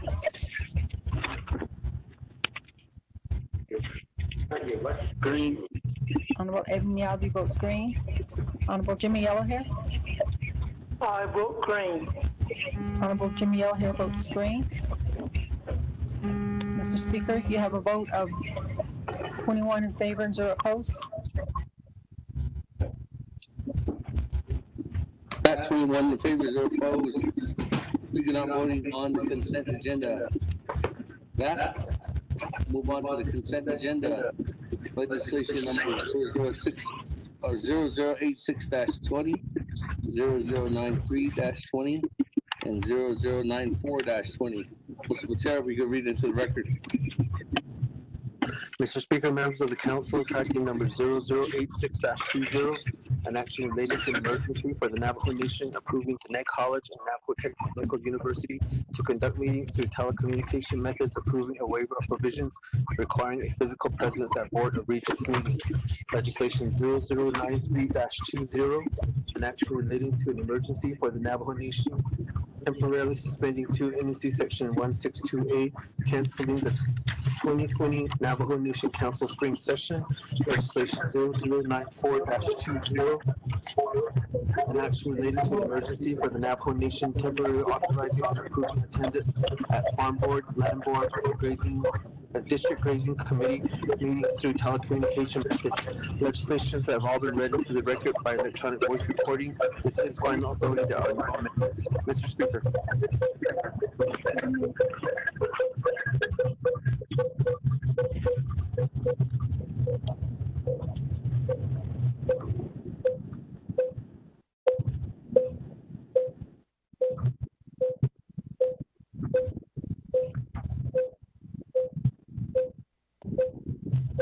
Somebody's phone is on mute. There you go. Thank you. For that, on legislation 086-20, 0093-20, and 0094-20. Is there a motion? Motion by Honorable Paul Begay. Second. Honorable Halona, second.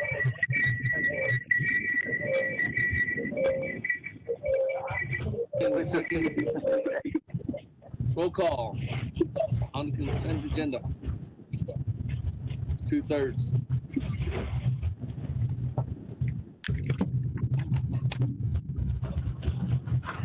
Motion by Honorable Paul Begay, second by Honorable Halona. Honorable Elmer Begay. Elmer Begay votes green. Honorable Elmer Begay votes green. Honorable Kealan Begay Jr. Kealan Begay Jr. votes green. Honorable Kealan Begay Jr. votes green. Honorable Paul Begay Jr. Delegate Paul Begay votes green. Honorable Paul Begay Jr. votes green. Honorable Nathaniel Brown. Delegate Brown votes green. Honorable Nathaniel Brown votes green. Honorable Eugenia Charles Newton. Delegate Charles Newton votes green. Honorable Eugenia Charles Newton votes green. Honorable Amber Knazbot Crotty.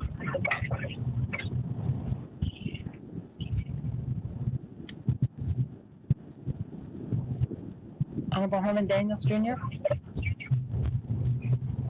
green. Honorable Herman Daniels Jr. votes green. Honorable Mark Freeland.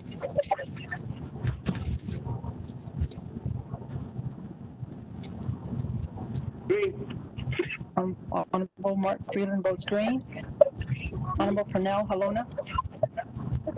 Halona votes green. Honorable Pernell Halona votes green. Honorable Jamie Henyo. Jamie Henyo votes green. Honorable Jamie Henyo votes green. Honorable Vince James. Delegate Vince James votes green. Honorable Vince James votes green. Honorable Ricky Nez. Delegate Rick Nez votes green. Honorable Ricky Nez votes green. Honorable Carl Slater. Delegate Slater votes green. Honorable Carl Slater votes green. Honorable Raymond Smith Jr. Green. Honorable Raymond Smith Jr. votes green. Honorable Wilson Stewart Jr. Stewart votes green. Honorable Wilson Stewart Jr. votes green. Honorable Otto So. Vote green. Honorable Otto So votes green. Honorable Charlene So.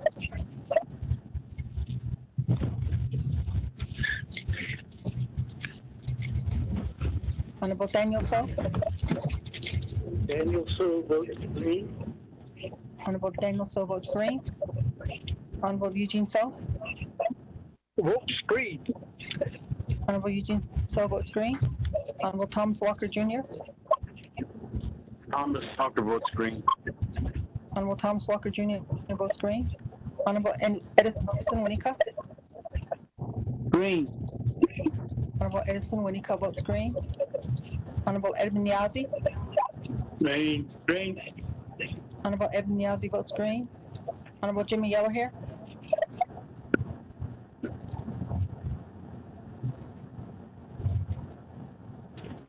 I'll vote green. Honorable Jimmy Yellowhair votes green. Mr. Speaker, you have a vote of 21 in favor and 0 opposed. 21 in favor, 0 opposed. Speaker not voting on the consent agenda for 86, 93, and 94. Continue on. Moving on down. Actually, before we move on down, there's 2 requests I did promise your colleagues that to come back to them. Is it up? We're ready?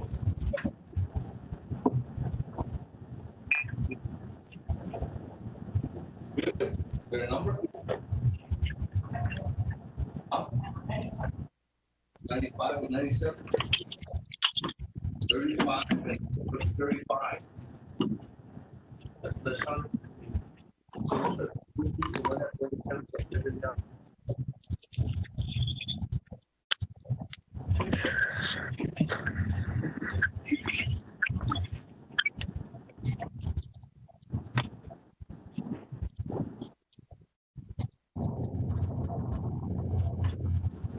95 and 97. Chairman Yazi, what was yours? No, Speaker, thank you, members of the council. I would ask the council if we could suspend the floor rules and add on the legislations. Mr. Herman Daniels and then ours. And I want to thank Mr. Begay. I don't know if you signed off on it, but I really appreciate it if you did. These legislations are regarding alcohol and asking our state leaders to to shut down the liquor establishments and until this virus blows over. Just been hearing a lot with NCI within the Gallup area, and so the city of Gallup has shut down their area, but the McKinley County is going to vote on theirs commission this coming week, and this would really help out the cause. Hot spots in our area is pretty high, so I'd like to suspend the floor rules, Speaker, and to add on Mr. Herman Daniels' legislation, maybe combine them both and add this on to the agenda as the next item, sir. This is Daniels. I second it. Speaker. It's Delegate So. Hold on, colleagues. Hold on. So we deal with one thing, and that's a motion by Chairman Yazzie, and that's for 95 and 97, but 0095-20, 0097-20. Both are emergency legislations, and 95, what does it say? 95 is an action related to the emergency for Navajo Nation requesting the governor of the state of Utah close stores selling liquor and eliminate the sale of beer in towns that border the Navajo Nation. And 97 is an action related to an emergency for the Navajo Nation requesting the governor of the state of New Mexico enforce public health order of April 6, 2020, requiring the closure of stores selling alcohol beverages in towns that border the Navajo Nation.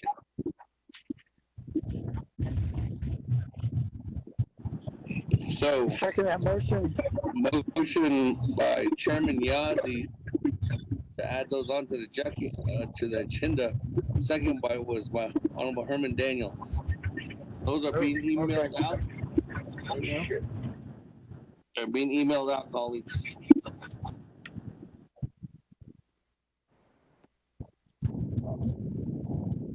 Is there any comments, questions?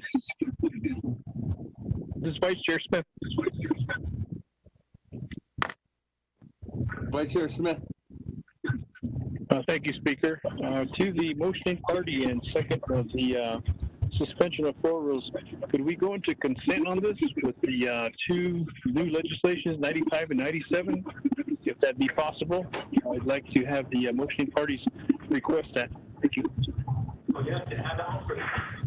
Honorable Vice Chair Smith, that you have to add these onto the agenda first. They're not on the agenda. And then I would have to take a second vote after that to be a consent. Thank you. And then a third for the approval. So, Honorable Otto. We don't have we haven't seen the legislation posted or emailed out to us yet. Just email it out to us as soon as we can, so that we can start reviewing it. The one says, I'm not too sure if it's what I caught, but you indicated that it's asking the stores to close that sells alcohol. But if it's a convenience store and they're selling gas and other goods besides alcohol, you're gonna shut them down too. Honorable Otto, they were just emailed out at 3:29, 1 minute ago, from Tom Platero.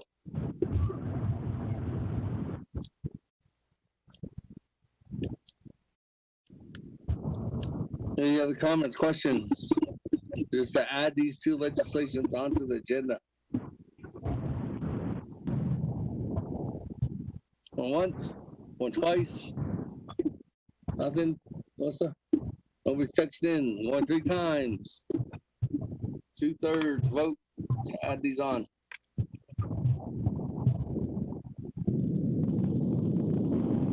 Honorable Elmer Begay.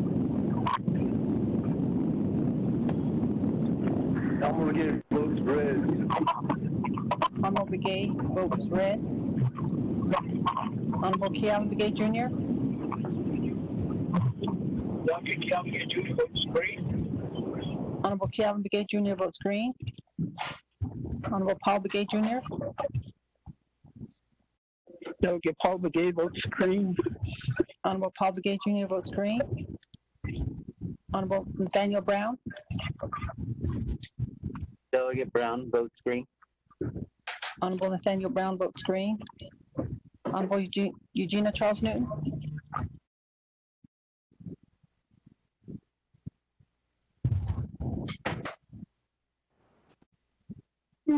Honorable Herman Daniels. Delegate Daniels votes green. Honorable Herman Daniels votes green. Honorable Amber Canasbach Crotty.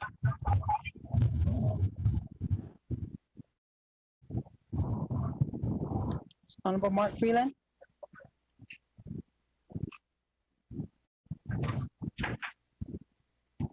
Green. Honorable Mark Freeland votes green. Honorable Pernell Halona.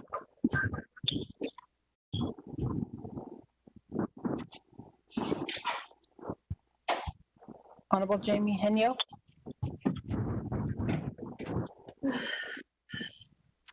Jimmy Henry votes red. Honorable Jamie Henyo votes red. Honorable Vince James. Delegate Vince James votes green. Honorable Vince James votes green. Honorable Ricky Nez. Delegate Rick Nez votes green. Honorable Ricky Nez votes green. Honorable Carl Slater. Delegate Slater votes green. Honorable Carl Slater votes green. Honorable Raymond Smith Jr. Green. Honorable Raymond Smith Jr. votes green. Honorable Wilson Stewart Jr. Stewart votes red. Honorable Wilson Stewart Jr. votes red. Honorable Otto So. I'm gonna vote with Wilson Stewart red. Honorable Otto So votes red. Honorable Charlene So. Green. Honorable Charlene So votes green. Honorable Daniel So. Daniel So votes red. Honorable Daniel So votes red. Honorable Eugene So. Votes red. Honorable Eugene So votes red. Honorable Thomas Walker Jr. I vote green. Honorable Thomas Walker Jr. votes green. Honorable Edison Wanika. Green. Honorable Edison Wanika votes green. Honorable Edmund Yazzie. Green. Honorable Edmund Yazzie votes green. Honorable Jimmy Yellowhair. I'll vote red. Honorable Jimmy Yellowhair votes red. That Delegate Halona votes green. Honorable Pernell Halona votes green.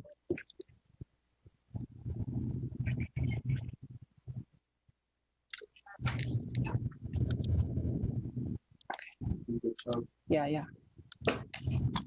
Mr. Speaker, you have a vote of 14 in favor and 7 opposed.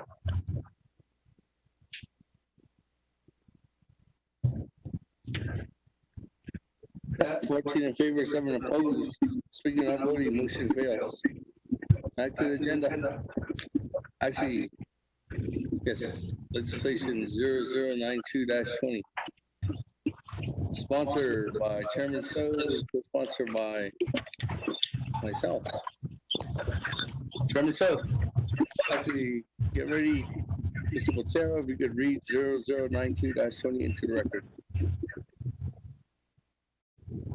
Speaker, tracking number 0092-20, an action relating to an emergency, authorizing Gwinnett College and the Navajo Technical University to make application for a special temporary authority with the Federal Communications Commission under report and order issued July 11, 2029, WT document number 18-120 in the matter of transforming the 2.5 gigahertz band.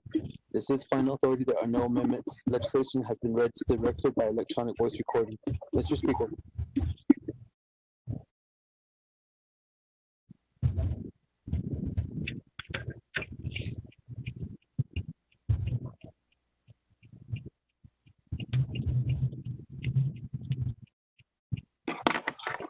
That for motion.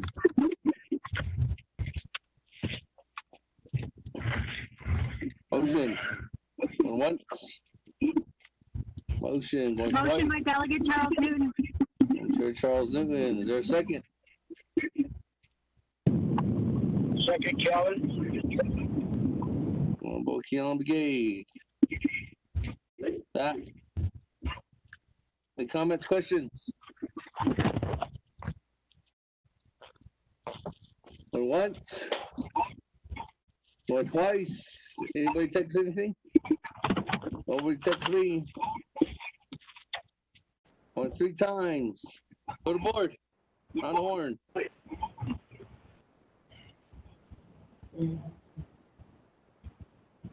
That's just 0092-20. Around the horn. Roll call.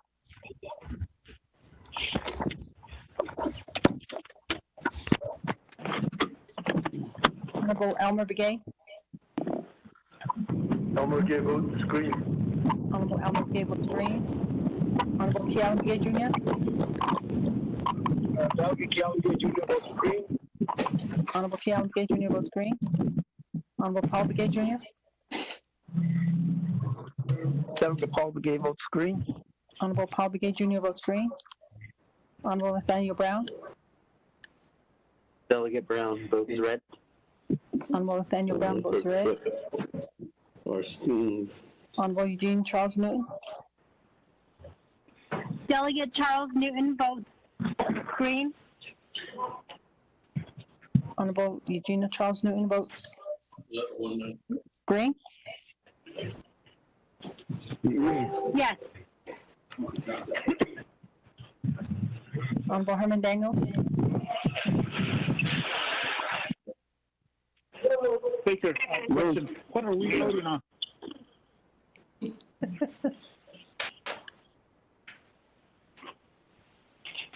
Speaker.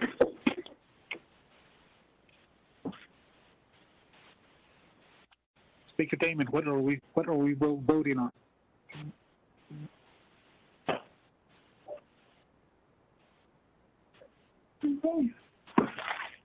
One, two, three, four. Who am I forgetting? Damon. Oh. Gosh, you better get out there and 340.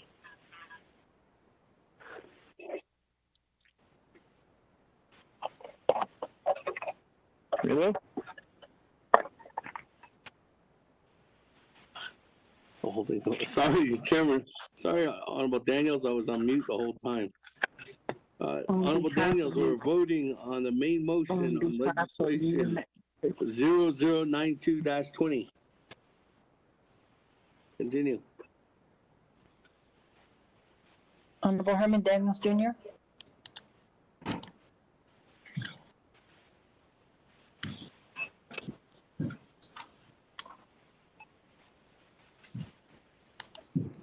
Honorable Amber Knusbach Crotty.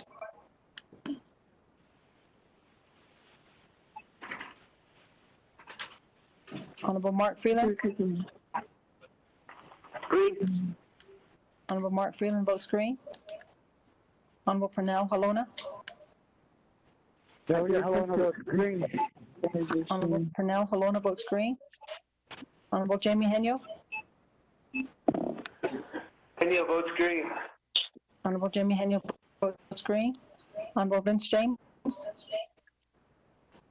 Delegate Vince James votes green. Honorable Vince James votes green. Honorable Ricky Nez. Delegate Rick Nez votes green. Honorable Ricky Nez votes green. Honorable Carl Slater. Delegate Slater green. Honorable Carl Slater votes green. Honorable Raymond Smith Jr. Green. Honorable Raymond Smith Jr. votes green. Honorable Wilson Stewart Jr. Stewart votes green. Honorable Wilson Stewart Jr. votes green. Honorable Otto So.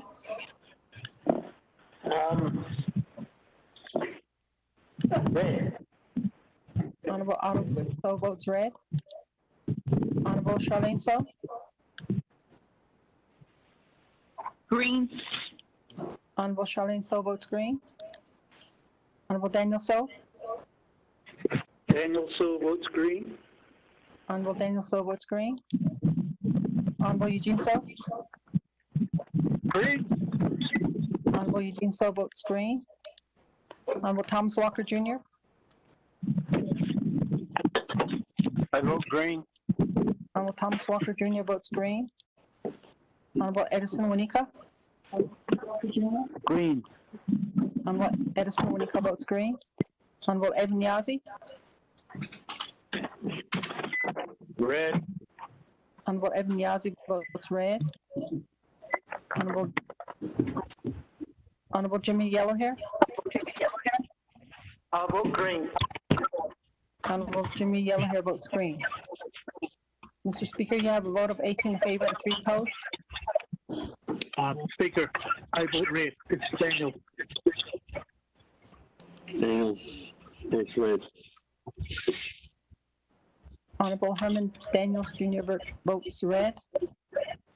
So with that, the vote is 18 in favor and 4 opposed, Mr. Speaker. 18 in favor, 4 opposed on legislation 92-20. Motion carries.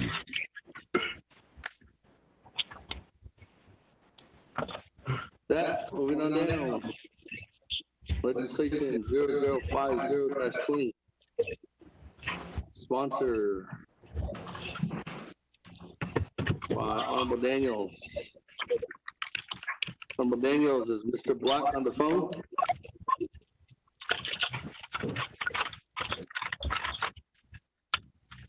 Speaker, yeah, he's on the line here. Mr. Black, you on the line? Speaker Damon, I am saying. Got that. Honorable Daniels. So Sarah, we're going to read legislation 50-20 into the record.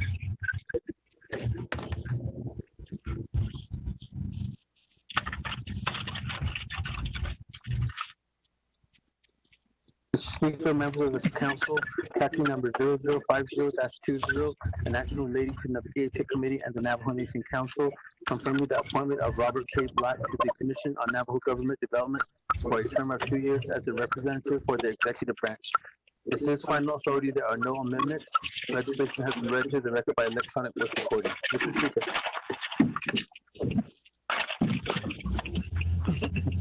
That is our motion. Delegate Vincent's motion. Hello, second that motion. Honorable James motions. Honorable Colonna is the second. With that, Honorable Daniels, floor is yours.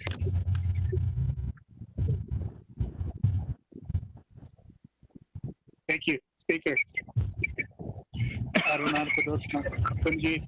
Navajo Nation Council, Legislative Council, and people that are listening. Yeah, before you have legislation 0050-20. That's confirming Mr. Robert K. Black Jr. to Navajo Government Development Commission for 2 years. He just executive branch. At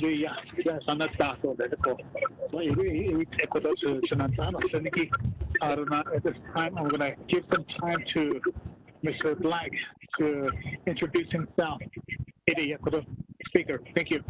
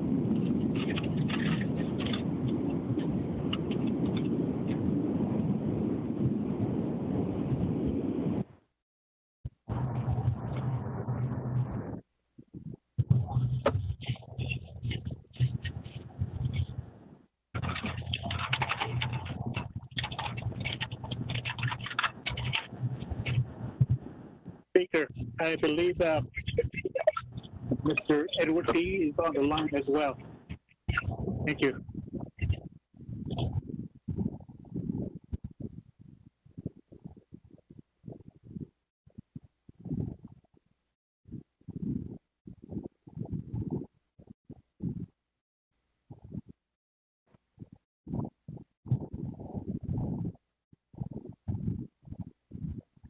Hello, Honorable Daniels. Mr. Block there? Yes, sir. Go ahead. Mr. Speaker, 24th Navajo Nation Council, and all those in attendance, good afternoon. J8, don't that, 28, 17, don't that, ini pasti. Atau sana itu cik sebenarnya finance.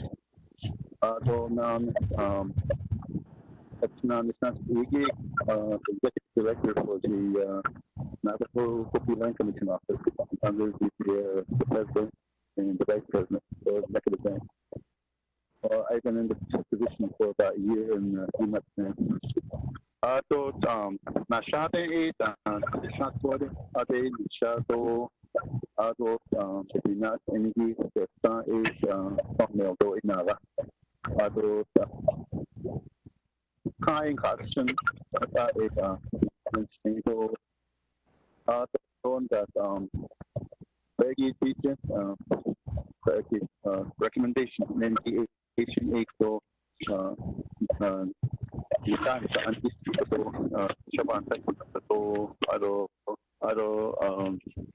so the president should be leaving this a Kodoy Sabelana no Kodo Jania or this Coco Ecojet Navajo Government Development Department no Anja what happened yes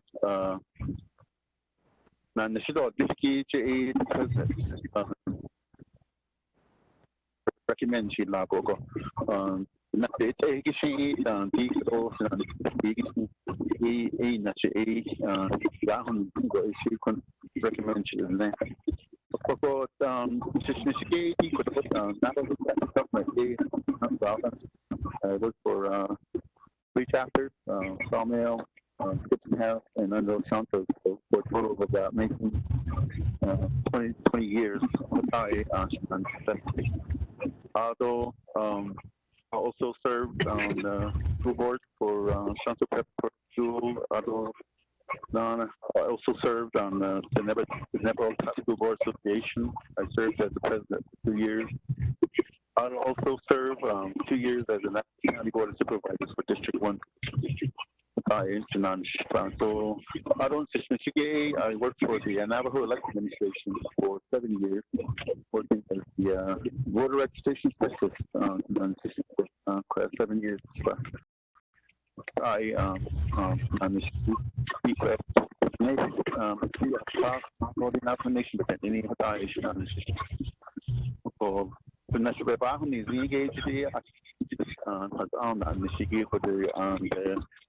on the work site administration or for the on the oversight presently that's any that Nishiki Nishiki Bakuni Nito Rob Tayasa Bentley Eban Sakian the president you shot those even Nashki for recommendation for your consideration for approval. So I don't I guess another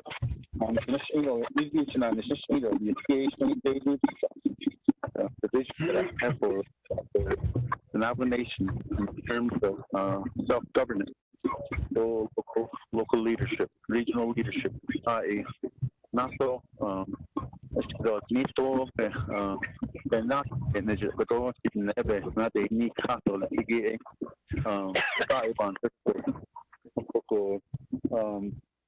he could just never found the sheep so regional control and then again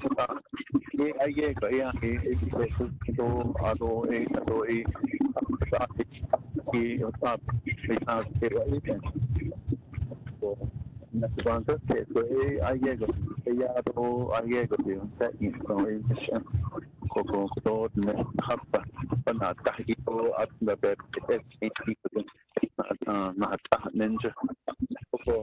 I don't that it's not necessarily not so what are bonbon nishiki so la nishiki edi nishiki go to eche banasyo ta the person and chination han chide no eche so the 19 stage nan da na things for aron that all land and this is what he had so again you can give for your consideration so what's for for your opportunity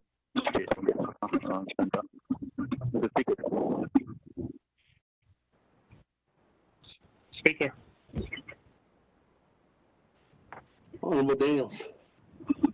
Yes, I believe my agent, Mr. Edward A. is on the line as well. Like they're given some time as well for those Speaker. Yes, indeed. Go ahead. That's Honorable Delegates, Speaker. I don't legislation funding. So I just want to add a couple of comments. I'm not going to be at length about this.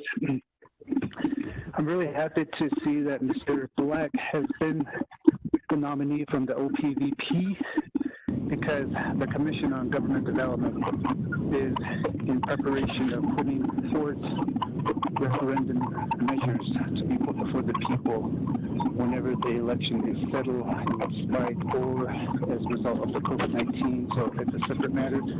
Nonetheless, we do need support from the President and Vice President's office, and to have Mr. Black on board, certainly that will give the Commission the capacity and communication and collaboration to work very closely with OPVP and to get some of his buy-in regarding some of these referendums.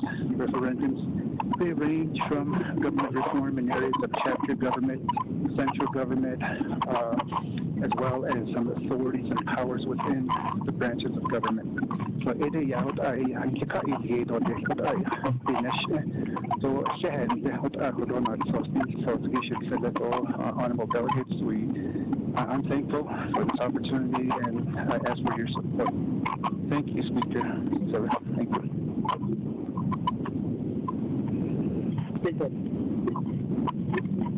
Hey, Honorable Daniels, does that conclude your report? Yes, for either the those maybe Honorable Daniels. Honorable Daniels. Hold on.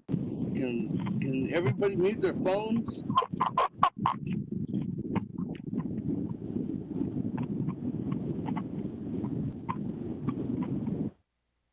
There. Honorable Daniels, go ahead. Thank you, Speaker. I think legislation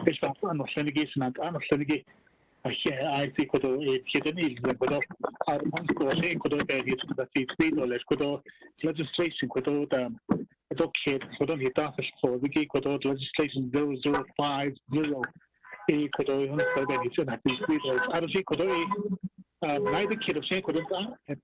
0050 Speaker.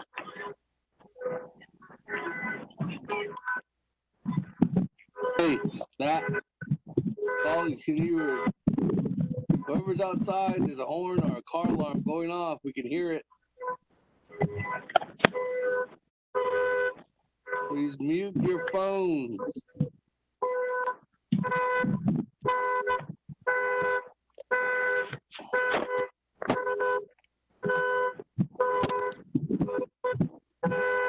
Mute your phones, we can hear you.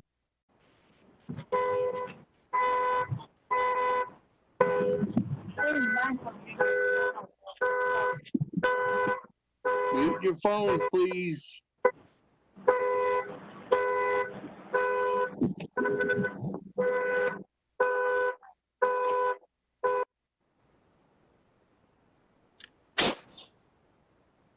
Okay, thank you.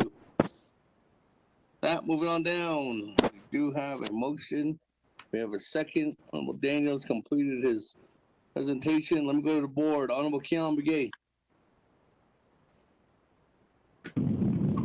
Speaker, the only thing I have comment, I support the legislation, but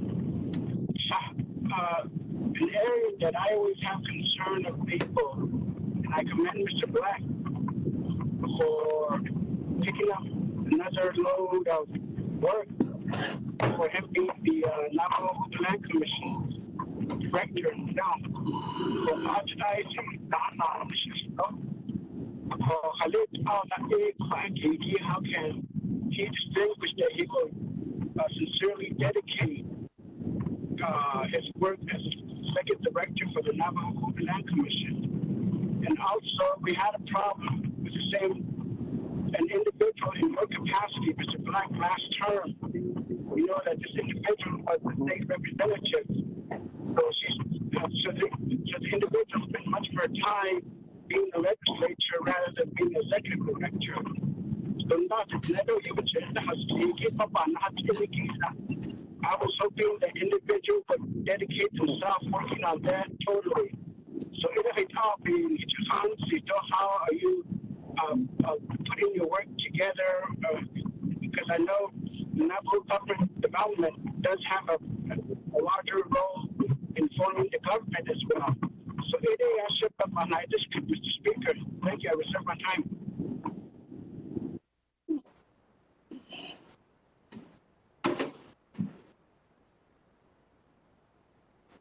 Reserve your time at 3 minutes and 54 seconds.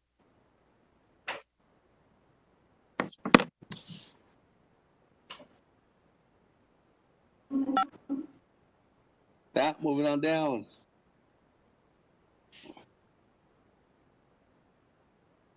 This is the lineup. I have Honorable Jimmy Yellowhair, then Honorable Elmer Begay, and then Chairman Nez. Anybody else, Susa? No. Honorable Yellowhair.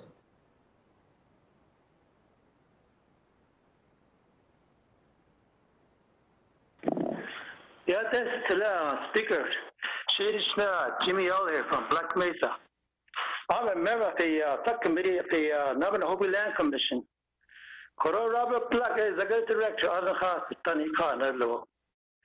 I also look at the Kaja of the Nehiki. I said on the store, we have to do a lot of work needs to be done. Navajo Land Commissions. So that all unanimous. God does it, Columbus at Black thousand. Let's be serious about things like this. Let's not play politics. Even in the little, yeah, short on I thought 3 years at the on the Navajo and Hope Land Commission under your executive division director as a leader. Let's be serious about job. Councilman of Senator Tarato. Nan Shipeta Snidoyate on Shiki Ebeta Snido Lecatona, Natocho, Nede Yahuta, Tahe. Kojati Innan, short Dasha, neat in the past where they just cover some experience. He just brought it to the Navajo Nation Council. Right now, we must be serious. Everything I thought that all this. I've never for the past 50 years, since 1974, even the permit and then for the 8 that will never turn up, the 8,000. I don't have one assessment study that's on the letter. The wager and had that I don't have better freeze. Like a lot of work needs to be done. I don't put your heart right over there. I don't never keep on that all, reservoir band that all, Nilona has. Nan show how use it select. Even in the auto, that's the thing, you cut and get what they need overdraw the and King's chaos showed that not fine and so you could never open land commission. Even in that nana cut bananas, then it as a other banda dog kiss. It's not start all this, not tiny could or touch it all. Are not at all cheap yard at the dog. Did I land and about the shin of it to the chamber and not hot in the net arch. And yet, as it are what errors have been done, and it has named Kata. Because the owners out, she says, and not been deep in the snitty, didn't none, so they didn't hope it never hope land commission. The vision the rest, oh, you vessel, and Hatalia, and sorry, even in the other day, none, shall not all this. Harapa Honanzan or the Parsons Benny Herman Daniel, thanks, husband. Could also call to Allah to heaven. Remember my time. Share now. Speaker.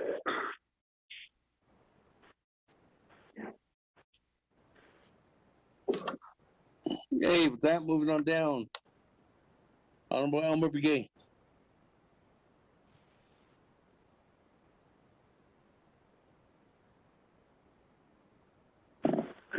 Thank you, Speaker. I wrote down, Mr. Black.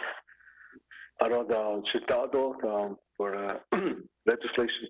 I just keep all this. I want to get to the question is what's the plans that you have so like I didn't know this government, Navajo government development, it's been there for so many years, ever since 1989, and Nahoti has some of the lives were taken. It was shocking for people. Like where I'm from Indian Wells, I know that they lost a person from there, relatives. They talk about it. The family members, they still talk about it.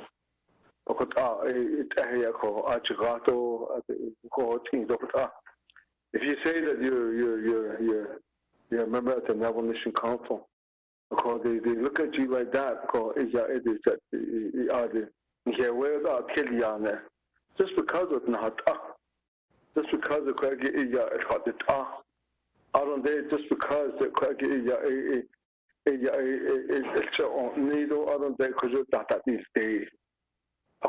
nobody goes back. All the leaders that were there, I was told that nobody hasn't come back around and say that they're sorry. It was their fault. So they need that go. Oh, they changed in that state. They come, they talk to me about it. So this is what we're going to be talking about. What kind of government are you looking at? I wanted to see that. I wanted to hear that.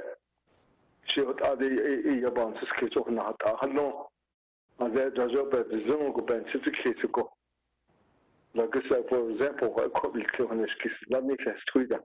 I had no go.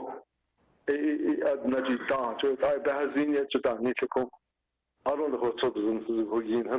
I could have not know that just about to some. Another rock about it. Or that I get to it done to the sun in there. I don't know, Shada, what I should need to go.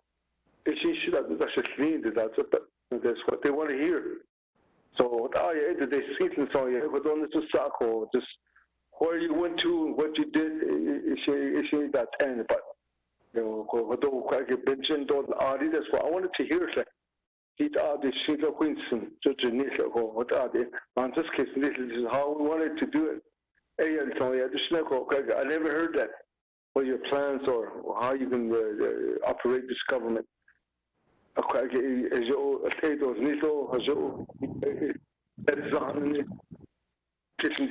three-branch government. It's hard to do it today. Around the vote which I disagree with it. So I don't need how would you do it? But in this case, that's my question. Go ahead.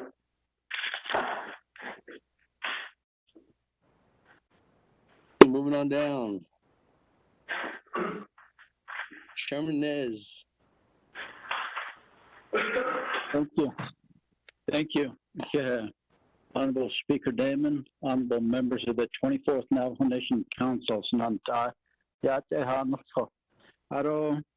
Honorable Daniels, thank you for bringing this legislation before us to confirm the appointment of Robert Black to the Commission on Navajo Government Development. Mr. Black,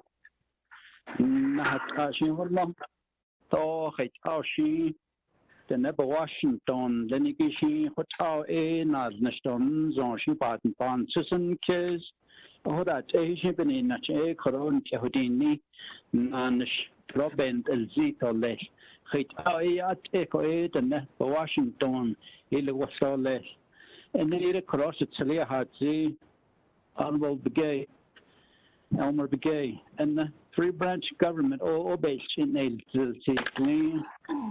Latin Kidan can on she Haldat Edan Hotna Ila on that can go. Qui Sohotan Tel Hanaki, qui or Shad and Tago as a day since the Shidan Hotna.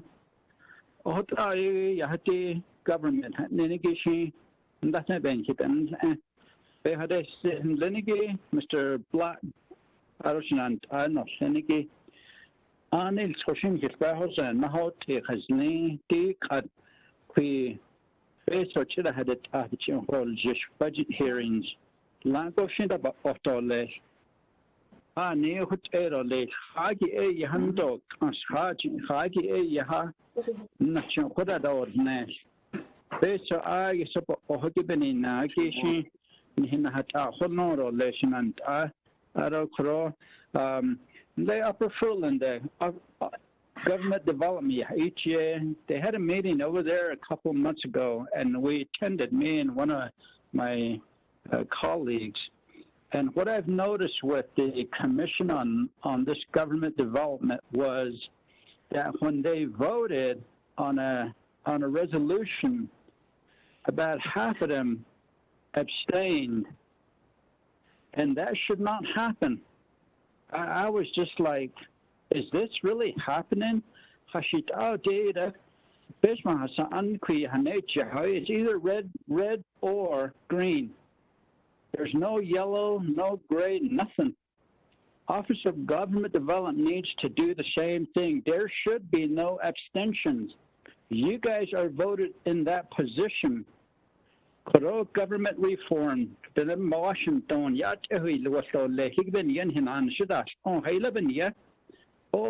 voted abstain. That should not happen. You guys should change your plan of operation and put it to where you either vote yay or nay. That is what you call decision making. Oh, but that they abstain just nation chego just and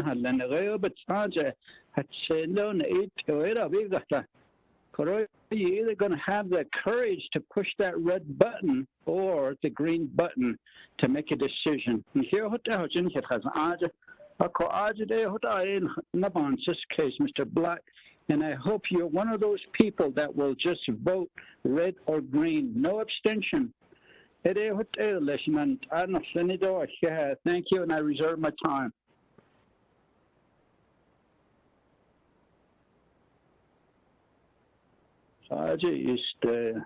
Yeah, reserve your time at 1 minute, 15 seconds. Honorable Otto. Yeah, Hodo, Ben Ani, Dahonin, Hodo, Adi, Kodin, Ya, Hoje, because don't know, Nakina, I go busy, Banan, Nido, Leak Hut, Edo, Leak Hut, Nido, I don't like Edo. Usually, in there, she's not kissing, not Kigo Dagger or Yenson. Alcohol. I do have the same views as Honorable Yellow Hair relating to the workload at the Navajo Hopi Land Commission office and the workload relating to the Government Development Committee. What's that? I do hope that there's time for it and so forth. I want to voice that concern. That office serves the people of issues relating to the PL Public Law 95-531, the Navajo Hopi Land Settlement. Eight at the district at the beta Inish to Yego at Ansago beta Inish. Ako the course sheet and Nisa not so they need do I don't let instead we understand it's a big responsibility of that office, but right now we're sort of at a standstill due to what's going on with the outbreak. The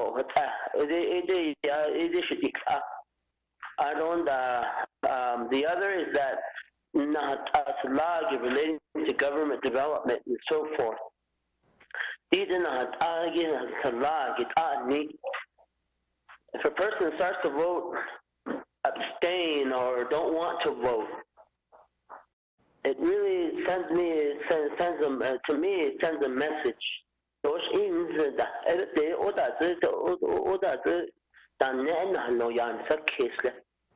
And it's concerning to hear that our current government development commissioners vote that way. Now, I don't need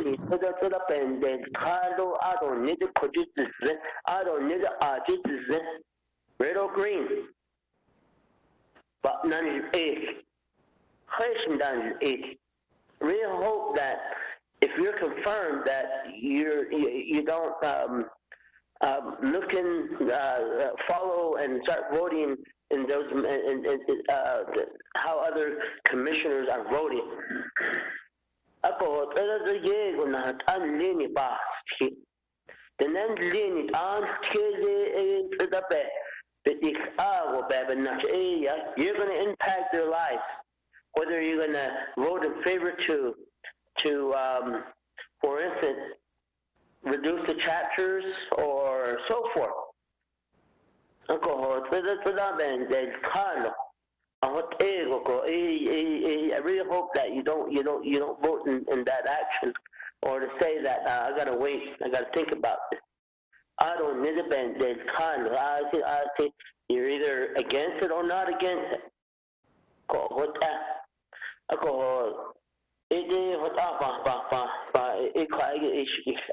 The other is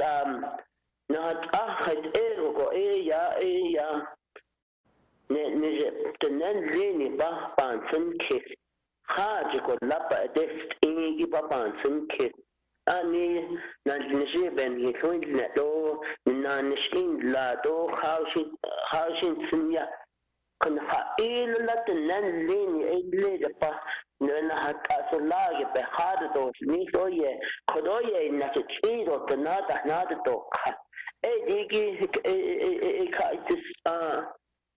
meaning nigga this is our order. That the unleaded and the never Baol is their way of living. I don't that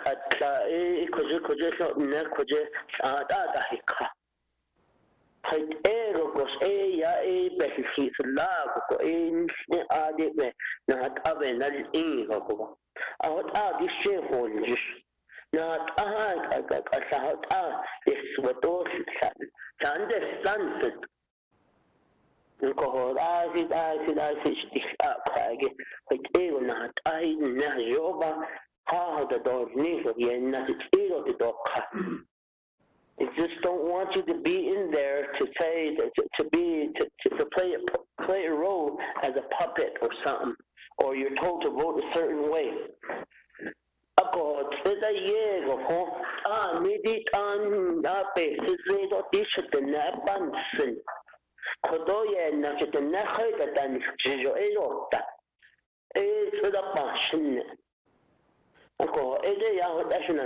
Reserve my time.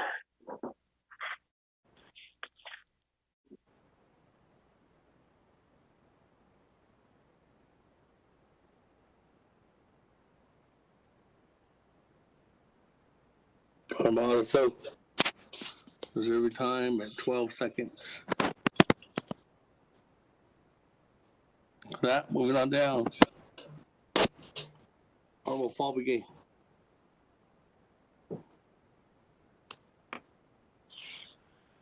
Thank you, Speaker. Cicilla, Chairman Daniels, Honorable Delegate Daniels. The legislation in source. Ado Cicilla, Mr. Black, I have the same feeling as a couple of my colleagues. Now they have chapter meeting, even a chapter official's job is a very hard job. It's very demanding. Of course, chapter official, ado nana nan shotado de ya te hat never catch no.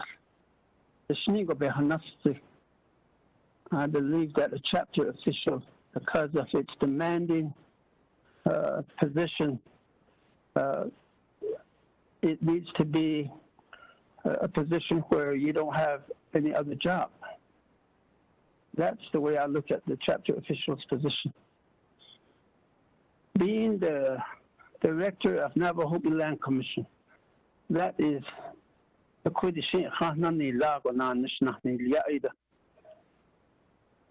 it is a very big job. The 3 years, the 3 decades, at the dark water. I told the husband, I did never shut nuns. Nani Diego, so you answer kids. Navajo government development.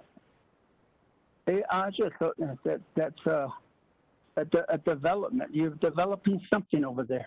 Why are we getting you to develop something else, put in another project on you, while you already have a project that you're assigned to, and that project has not been completed for so many decades?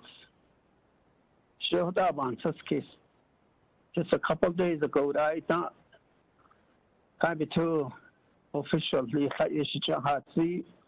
she taxi la Alahoti Navajo Land Commission. Auto director la Holona. Do it ada. Nature agency. The auto being Satnana Sha.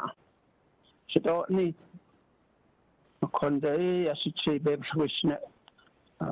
chair auto so. Yeah, to RGK auto teleconference for Gehegi aton Habela and later. Even Naikota. But division director to legal later or Tido less. Never gets this in or non yada. I probably have the largest land base of Navajo land, former Bennett Freeze area. Ko added in a chita base in Halati the Natahat Nene Bantahas Ya. Died not after Dunson.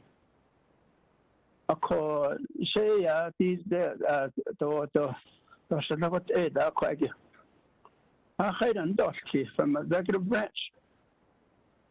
The director for Navajo Hopi Land Commission requires a lot of work. We need to look back on the 4 years, 3 years from now, and at least say that we did something.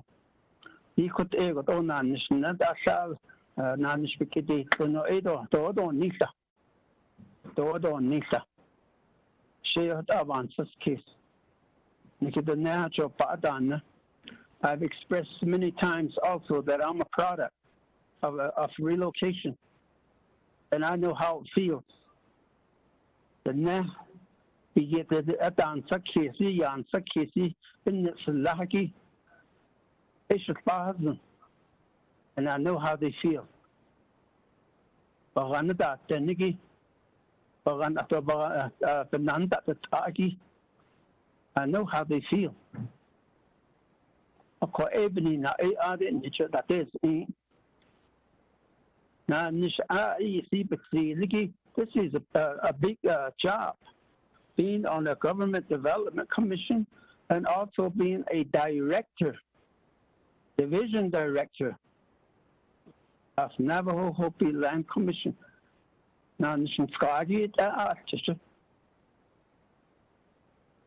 will you have the time to do both? I don't like you now, not either. Could you let go? Don't have to take go, could you let Nanish? Tahana de Tala Halahot, or the Nancho Chatadan $6. What I want is case, Mr. Black. I was not so sweet, I couldn't it down so the Honorable Delegate Daniels. So there you want us case be hasty. Thank you.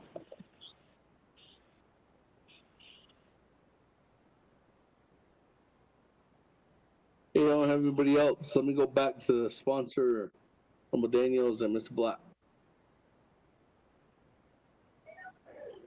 Speaker. Thank you. Again, this is Delegate Herman Daniels, Jr. Yeah, kodo shinanta, the Sunigi kodo, the 24th Navajo Nation Council kodo, Naidosh Kito Hashin Soeba Ziko, Aronan Kitish Ido Hashin Soba Ziko kodo, Ami kodo, the Kushi Naidosh Kitishi kodo, the great Mr. Robert Black, which was said to this, Ashi kodo, Jinta, and that's it, kodo, Speaker. All right, go ahead.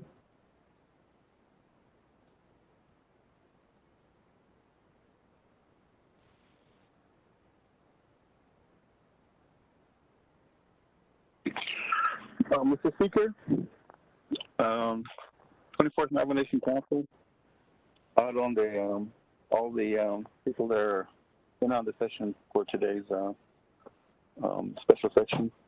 Honorable delegates,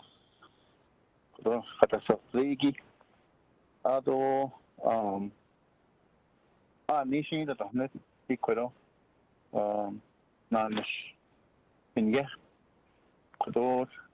President Jonathan Neshikadilni to speak on behalf of the executive branch. The president she Ecuador and Nigo go a she recommends Nigo. What I answer cares she Nedor Leshbini. Coco Ado like Eshes no. Unlated Shinash and Najnish ever since Navajo Government Development started then Krika CAA and Najnishigi Dazli do she alo Satat Zadasto. When I started working as a chapter coordinator for Sawmill Chapter, Ita Ado A Hasido Bahensano Hahoji, the operations of the government. 1989, Hotidado Shina why it happened. I was there when Mr. McDonald stepped off the chair. Shinashita. Ado about to the case. You hate I.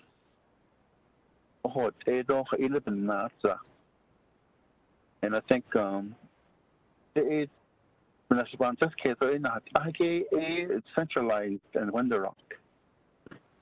But the transfer of powers on that stage. So out of every 4 years on that team. I don't know. I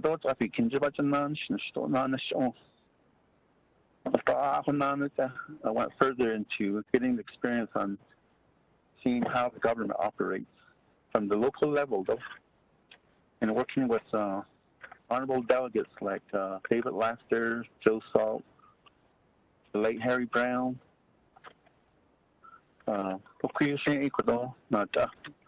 Yanda Kregi,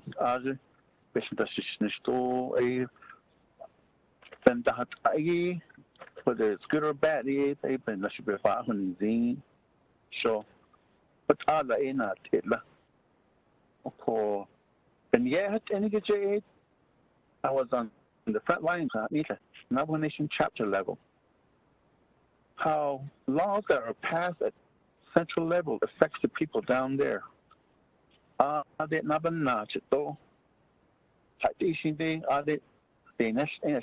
and how they feed the disconnect sometimes. Even na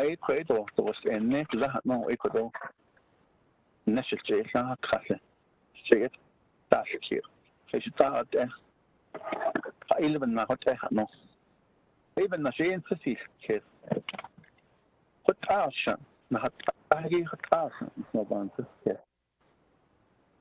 AIA so I've been not there to school board night long. As star best panata do parents panata. Staff do. Start neda nesh. Like I was on in the questions on this. Best on this. I just couldn't say that no. It'll be master. I don't know because the board of supervisors no but has outside it not making this on. I did not see so bad on the scene.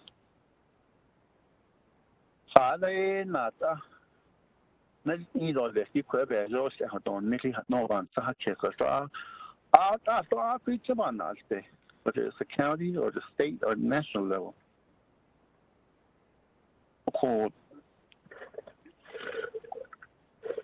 being at that level, I think it brings to your attention some of the inadequacies, shortcomings that we have and how we're helping our people or how we provide service to our people. But the Navajo Hopi Land Commission Office on this year, on there. So it's the Hanessa, so I was at the yard, no. Next ego go it comes from the local level. Are there Habiti or Siki? Oh, yeah, Abaton here. Okay, based on the ancient that was a lot of less, but a na Rajashi, Mahada to eat on this. Either the go tell her son that they would have me a sheet as the least than Gisne. Because she not able to be in a hot Tinson. I didn't know about all these store, the Bahot Lido, other bear. Encourages on a big catholic. Okay, auto tell her sons that there's either. So, based on Sunday, but you're not add, don't know because your land commission officer, but you're not add. Now the president, though. Oh, what end of them? Oh, it's now add the sheet as the least not next year that had the show. What I baba on his ink. Let a chapter have the yield. Let a event show. Only again and as the luck again, let that all this door. I could not when I had all this door. Satan need all this way. They keep the so this, but need all this. A then. I be only seen. The shot told you all that baby say yes door. It has to be for you exercise what's bestowed on you. But on that on the 80 could all local control not all yes. But in 1999 that could I could do Holgate Jr. President Long. So Stanley Yavi in that she's able to other a sure. Let's do it ourselves. I'm here. But though I'm here that you know I the ship and see thing I let it then they share what us shut out on it no they about how old they eat I don't know conquest the president now it's star on so yeah all me Craigie it gives us the authority to do things. If we don't have the authority, let's have the council give it to us so that we can do it ourselves. What I go, then Shishnish. Or that being say, yeah, a opposition. I was in it. I worked in it. So I've been not sure the wonder right now. I'm standing store die maybe none stuck at. It's not going to happen overnight. Or this nature, it has to be where being jihad being jihad has to see them. So that's a new. Even not sure it never because don't lose.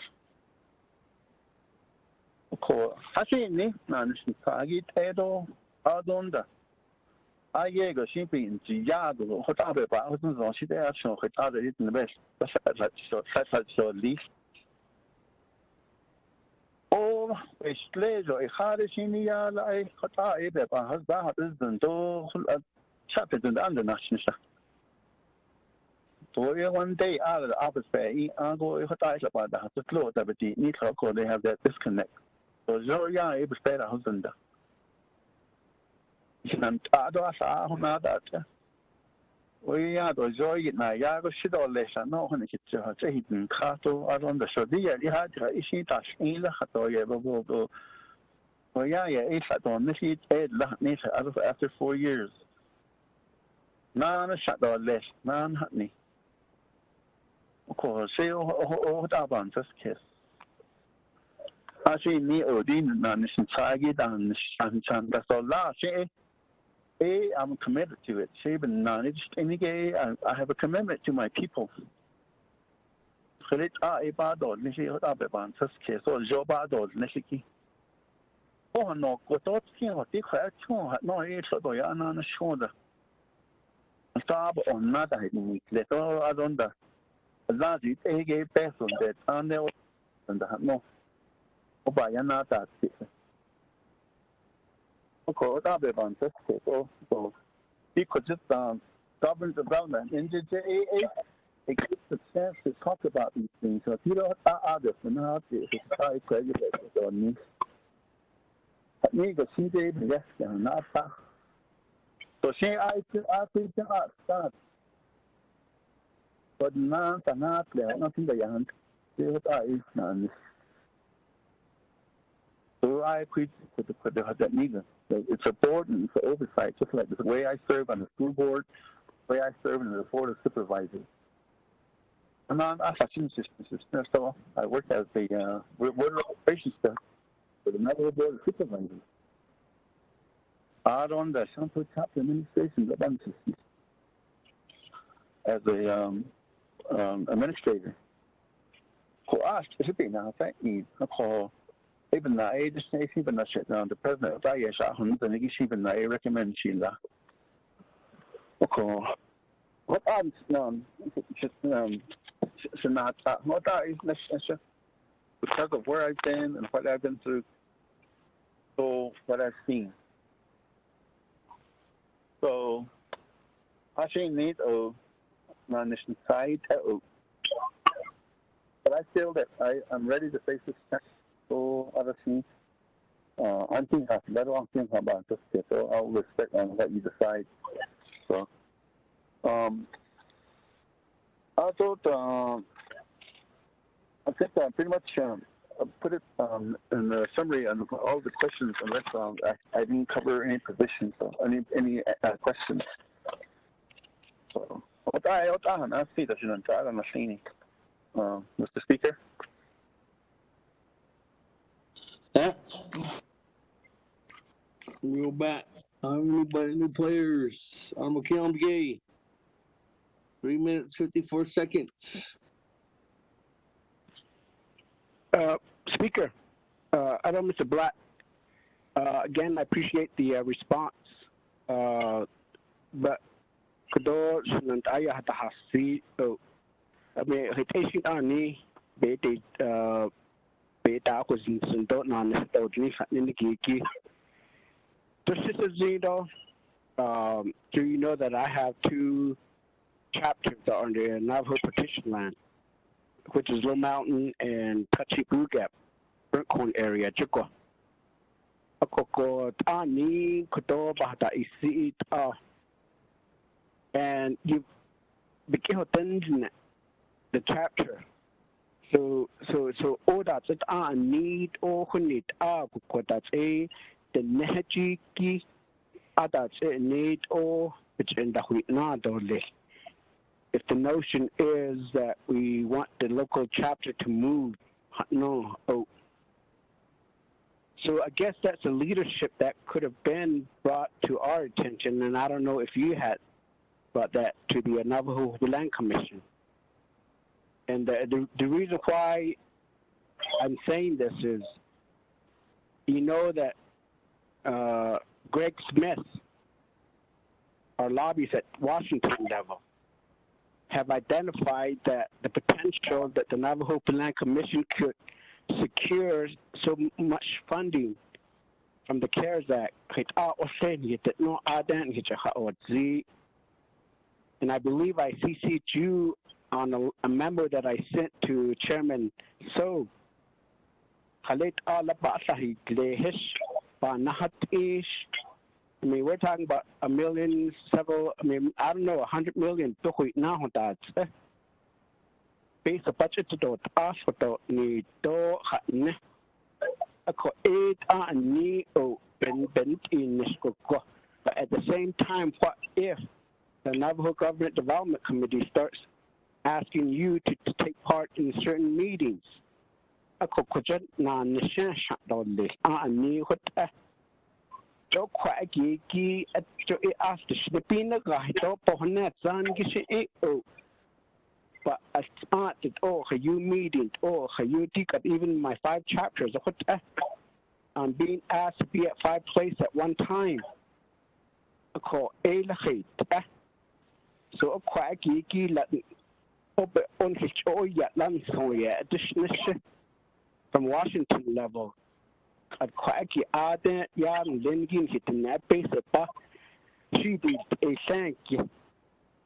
A call 8 a year this usher. A coben Nasuko Kodo being Bonet Zada being a Hashinju, I commend you for it. Oh, but what aimed, I still have a concern that you will be able to be overwhelmed in certain area because we've experienced that in the last term with the previous director. Liniki was a legislature. The individual spent more time down in Phoenix than working on her capacity as an executive director. So then Nachiko asks everything does come to you. I don't the question not so Liniki but Kate me administratively be honest or less Ecuador need a quacky has so Ede quite get up a Hanana seat and the speaker. I reserve my time.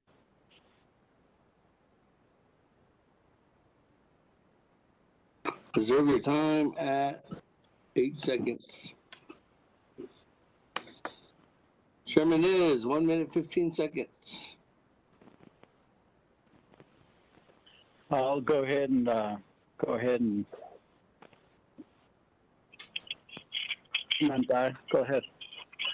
Wait. Who's off? Honorable Alonso, 12 seconds. Yeah, thank you. I guess he asked for some funds to be released. The escrow funds have not been released to the chapters and so forth. And the chapters are told, oh, you don't have this, you don't have that, or they'll be like that. And those things are on my mind. And I'm with that. Yeah. Speaker, question. What happened to my emails?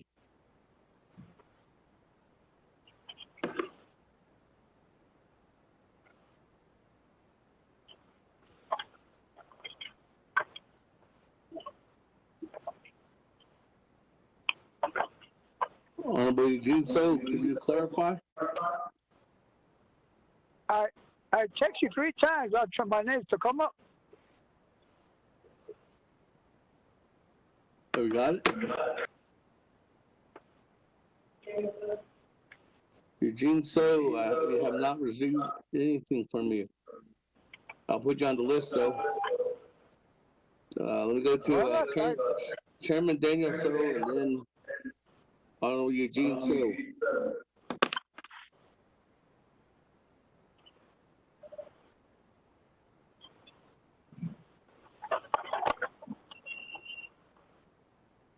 Thank you, Cecilia. Speaker Damon. Otto, honorable colleagues of the 24th Council. Can you hear me? Okay, Otto Sache. Yes. Irma Daniels. Otto Cecilia, Robert Black.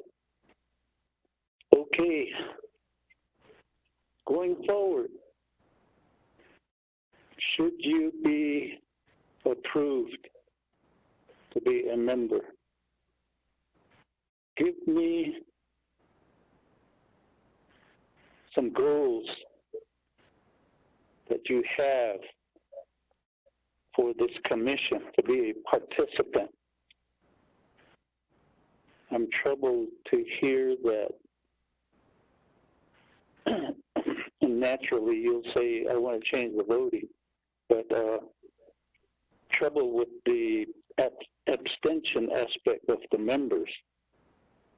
So that really gives no valid reason for a person to serve. I really want to know, do you have preconceived notions about what the government basically is about?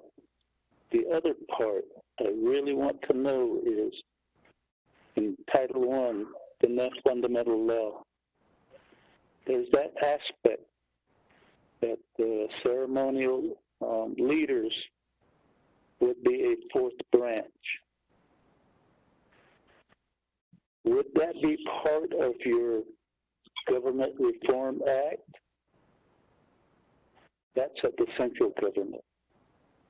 Now at the local government, we have the Local Governance Act.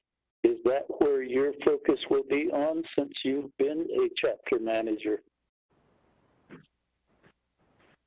The other is a follow-up question. In your work as a director of the Navajo Hopi Land Commission, did you submit data, land-based acres, and budget aspects to what the nation presented to the U.S. Treasury?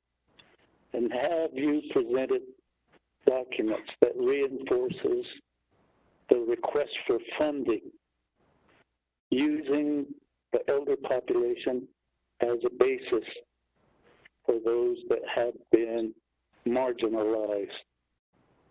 We realize that there's a significant need for mental and behavioral health services to those folks. There's been intergenerational trauma,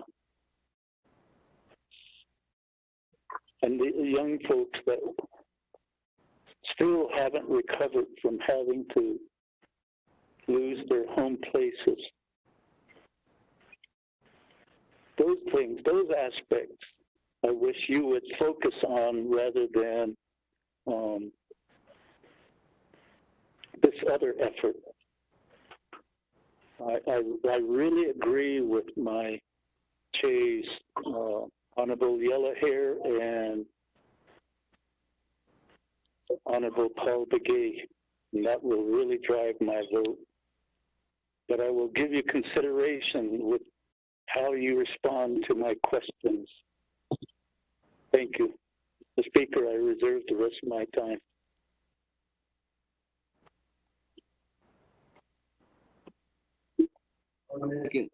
That moving on down. Eugene So. Speaker, I've got a question to Dana. Regards to a quorum and also abstention. Title 2, Section 169, quorum B. Where it's underlined in the middle. Can she answer me that?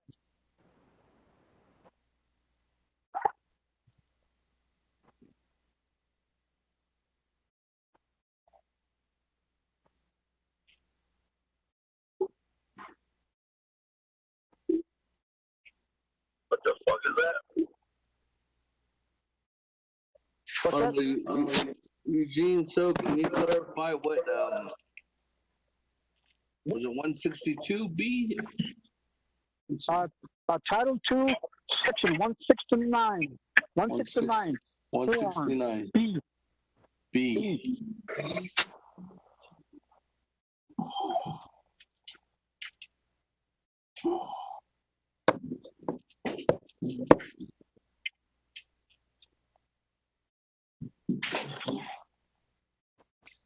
$169. She needs a home.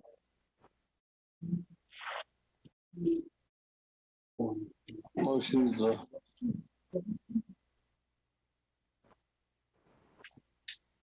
No, he just wants to know.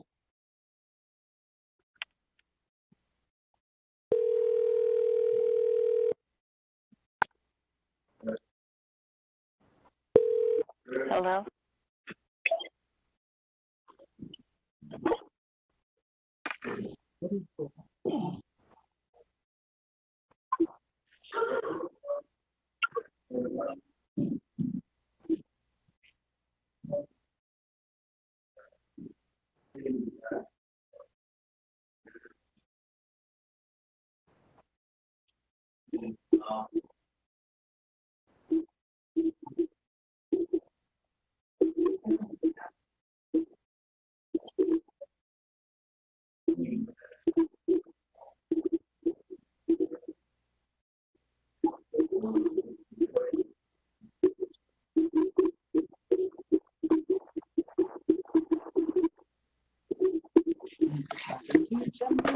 Okay.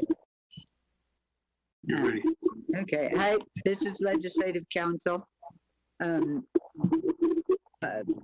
Delegate So, 2NNC 169, that talks directly about the quorum requirements for the Navajo Nation Council. And the standing committees, but it does not apply to the Government Development Commission. So my recommendation, my suggestion is that you ask the director of the Government Development Commission under what rules or such that that they're able to abstain or not vote. Thank you. Speaker. Eugene, so. Okay, now, my question was, the reason why was in the compensation just a while ago that there was no abstention, but in there on B it says there's a favor, opposed, or abstention in the Navajo Nation Code. But my question to Mr. is I got a legislation that will reintroduce into the council agenda maybe next month. Is regards to the government reform. It is to do away with all the standing committees and have one committee, one body committee, Navajo only. And so the reason why is because it conflicts with the Title I. Title II conflicts with Title I regards to that standing committee. And it's really hard. Like I'm from Chinle. I have most of the division in Chinle. So I have hospitals, I got schools, I got veterans, I got nursing home, all the stuff that we have in the Navajo Nation government. But sometimes I can't have a say-so in it because they really more look towards health and education or resource and development or the budget and finance committee. And the person that's the chair has more power over me than I'm trying to say something for my people. So it's really hard as the way it is, as you can understand it on every meeting that we've been having since I've been a council delegate. We have conflicts regards to that because some standing committee has a final authority. So it's really hard to be one. So to me, I see it as a conflict between Title II and Title I. Title I is Nepanahata Asha one. to make a decision one way that's for the people. That's how I see it. Not all in separate ways where we don't know what's going on sometimes within the government that we're now looking at, where we're at now, where we're with all these standing committees. And then to make it worse, we all got another subcommittees again. So those are the things that's my question. How would you think about it? You know, how would you feel thinking about it, Title I, Title II, making it Title I only? Speaker. Let me go with that with probably a question of Mr. Black, because he'd be on he's the one that's on the appointment right now. Point of order. Who raised the point of order? Delegate Daniel So. Delegate Daniel So. I raised the point of order that we're at confirmation. And the question posed and even the response does not align with the question and answer aspects of this confirmation legislation. That's my point of order.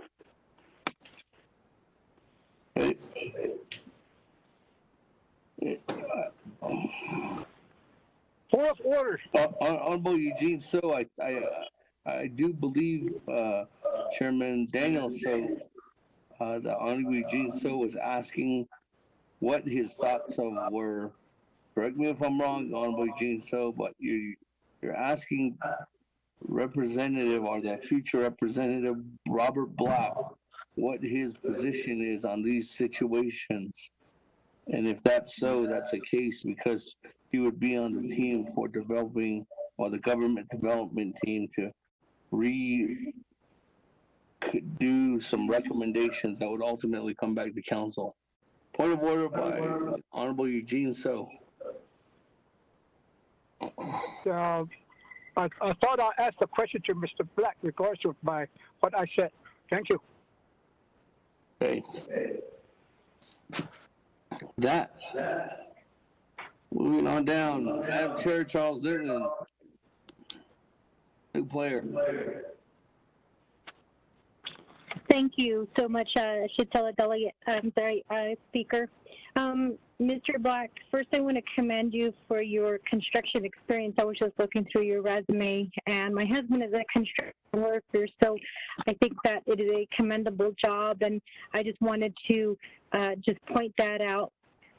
Two, I'm a little bit worried about the idea that you are, I guess, part of this. I hate to say this, but like a girl boy club per your presentation on your political experience and what you went through and your thoughts on it.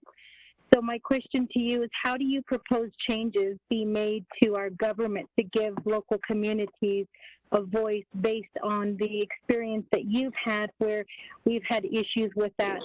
And then three, I'm worried about a 2-year term appointment. I've never really interviewed, and I kind of think this is an interview. I've never really done this with an individual for a job or a 2-year appointment without really meeting the person in person. And maybe I'm kind of old school here, but I prefer to have these type of interviews in person so I can better evaluate the attitude and the preferences, the performance of the individual. And I guess I like to think that body language speaks volumes. So with that, Speaker, I'm going back on mute. I reserve my time.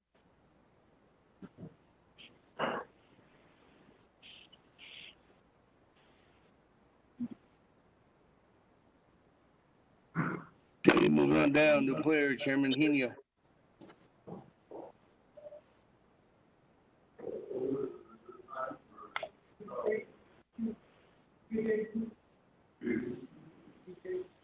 Thank you, Speaker Naaman.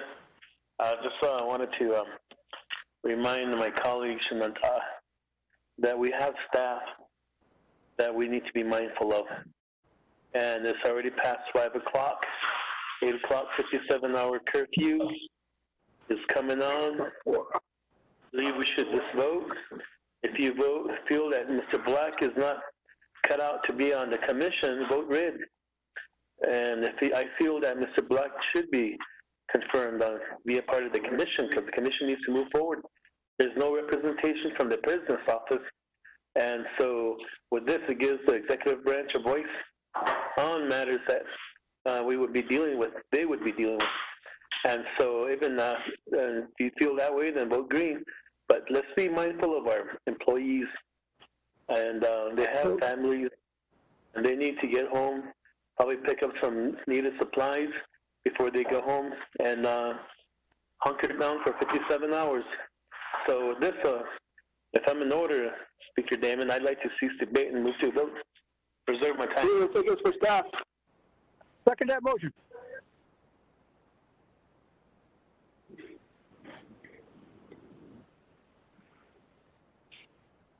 Motion by Chairman Hideo, second by Honorable Eugene So. Let me see if we don't have to do this. I can just see if everybody's real willing to wait off their time. Honorable Keon Begay, you good? 8 seconds. I'm okay. Honorable Otto So, 12 seconds.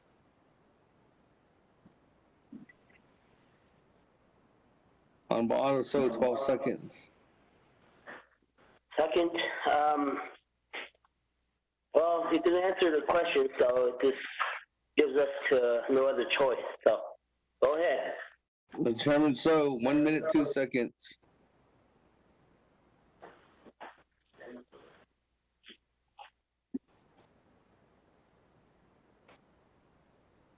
Chairman So. Hold on, he's coming. He's on his way. 1 minute, 2 seconds. Are you willing to waive off your time? I'll waive it in view of Che Eno's concern for the staff. I agree with him. Madam Chair Charles Newton, 3 minutes and 32 seconds. I would prefer that my questions be answered, Speaker. Thank you. Hey, that I'll recognize Chairman Nino. I recognize your motion to cease debate. 1, 2, 3, 4. There's been a healthy discussion for over an hour and 15 minutes on this. Actually, 1 hour and 3 minutes. On legislation 0050-20. Motion to cease debate by Chairman Hino, second by Honorable Eugene So.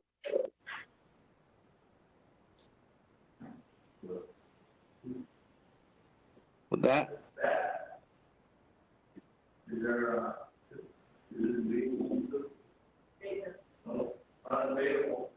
that, go to board. Roll call. Cease debate. It's 2/3 of the voting party, and on the last vote there was 20. 18, 20, 20, so 15 to pass.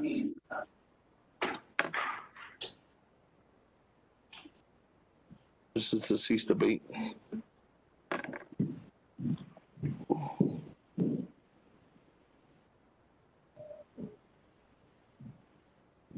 Honorable Elmer Begay. Elmer Begay votes green. Honorable Elmer Begay votes green. Honorable P. Allen Begay Jr. Yep, Delegate Calvin McGay Jr. votes green. Honorable Key Allen Begay Jr. votes green. Honorable Paul Begay Jr. Paul Begay votes red. Honorable Paul Begay Jr. votes red. Honorable Nathaniel Brown. Delegate Brown votes green. Honorable Nathaniel Brown votes green. Honorable Eugenia Charles Newton. Honorable Delegate Charles Newton votes red. Honorable Eugenia Charles Newton votes red. Honorable Amber Knasbach Crotty. Delegate Amber Knasbach Crotty votes red. Thank you. Honorable Amber Knasbach Crotty votes red. Honorable Herman Daniels Jr. Delegate Daniels votes red. Honorable Herman Daniels Jr. votes red. Honorable Mark Freeland. Delegate Freeland votes green. Honorable Mark Freeland votes green. Honorable Pernell Halona. Delegate Halona votes green. Honorable Pernell Halona votes green. Honorable Jamie Henyo. Henio votes green. Honorable Jamie Henyo votes green. Honorable Vince James. Delegate Vince James votes green. Honorable Vince James votes green. Honorable Ricky Nez.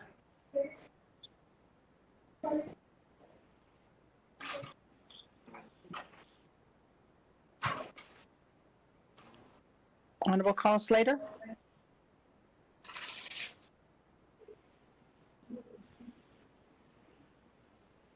Honorable Raymond Smith Jr.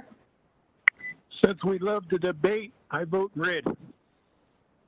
Honorable Raymond Smith Jr. votes red. Honorable Wilson Stewart Jr. Stewart votes red. Honorable Wilson Stewart Jr. votes red. Honorable Otto So. I'm gonna vote red. Honorable Otto So votes red. Honorable Charlene So. Red. Honorable Charlene So votes red. Honorable Daniel So. Daniel So votes red. Honorable Daniel So votes red. Honorable Eugene So. Green. Honorable Eugene So votes green.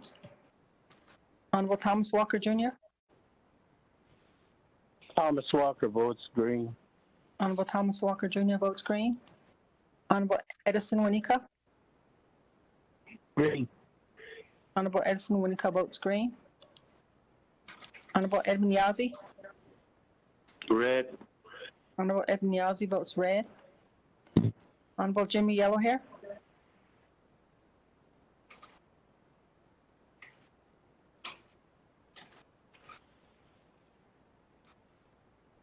Mr. Speaker, so with that vote, there's a vote of 10 in favor and 10 opposed. Okay, with a vote of 10 in favor and 10 opposed, motion fails. Moving on back to the main motion. We have new players on the board, so let me go back to the presenter. Can I get up? So the time sheets that you gave me are the right? Mr. Black, there was questions.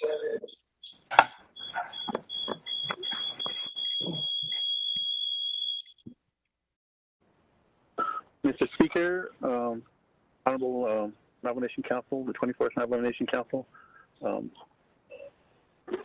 in response to, first of all, I apologize. I lost the signal in the midst of my response I was making, and I don't know if I got in all of my remarks until I realized that my signal went off. But when I logged back on, Honorable Delegate Kiel Nagay was on asking the questions that he was asking, and I think this is dealing with the workload and the amount of responsibility that comes with, and his concern about the amount that's going to be placed on me.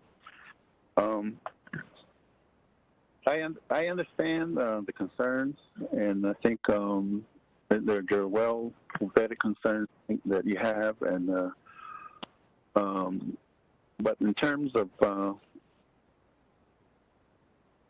what the president sees or believes in my capacity or my ability to do the job, I think that's what I would respond with. And if he had known that, or if he believed that, that I wasn't going to be up for the position, I don't think he would have recommended me.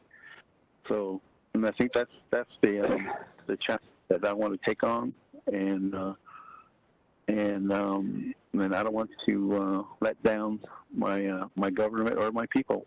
And I think I will be a voice for whatever position that the nation has in terms of the government development vision and objectives, and the mission they have for themselves. And I think in terms of, I guess, Mr. So is responding to a lot of the issues that are not really being addressed as far as, like, I guess he was referring to the former benefit funds. And there, I think, is one of the positions that I put forward, is that a lot of our chapters aren't ready to receive money. And in some cases, they're not in a position to receive money. So the stipulations that are set out as far as how the FBFA should be distributed are still in place. Until that changes, I think we still have to abide by the guidelines that what the chapters have to submit to the Navajo Commission Land Commission Office in order to receive the funding. And then to the state, I mean, none of them have actually really complied with some of the requirements that we have in place for them to receive the funding. And I think it's kind of ill-advised that if we release funds knowing that we're not really in a position to receive funding. And I believe some of them are sanctioned, and then some of them just pretty much outright that, well, I mean, we don't have qualified staff, or we don't have the resources that needs to be in place in order to respond to the funds that we want to be able to use to help the people that are in need. With Mr. Stowe's question, Daniel Stowe's question, I believe that the overall plan is what the president and the executive directors are working on, whether it's Division of Community Development, the Department of Transportation, the Division of Economic Development, and other departments and divisions that are involved with collecting all the resources that's coming down or being at this point being articulated or being dissected as far as what we want to be applying for. And I think as far as my office is concerned, we have to fit in each of the division's plans, because I think a Navajo Hopi Land office is that right. It will be difficult to say that this is our position and then we want the Navajo Nation to follow it. It will be good. I mean, we're working on that. We're working with the consultants that we hired to put forth applications and grants that we want to submit, but they also have to be endorsed by the Navajo Nation Council and then even the committees that are involved here. So that, so I'm just following the leads of the major division directors here on looking at where we'll be submitting our proposals or our applications in order to address the issues that are facing the former Bennett Freeze area and also the Navajo petition land area.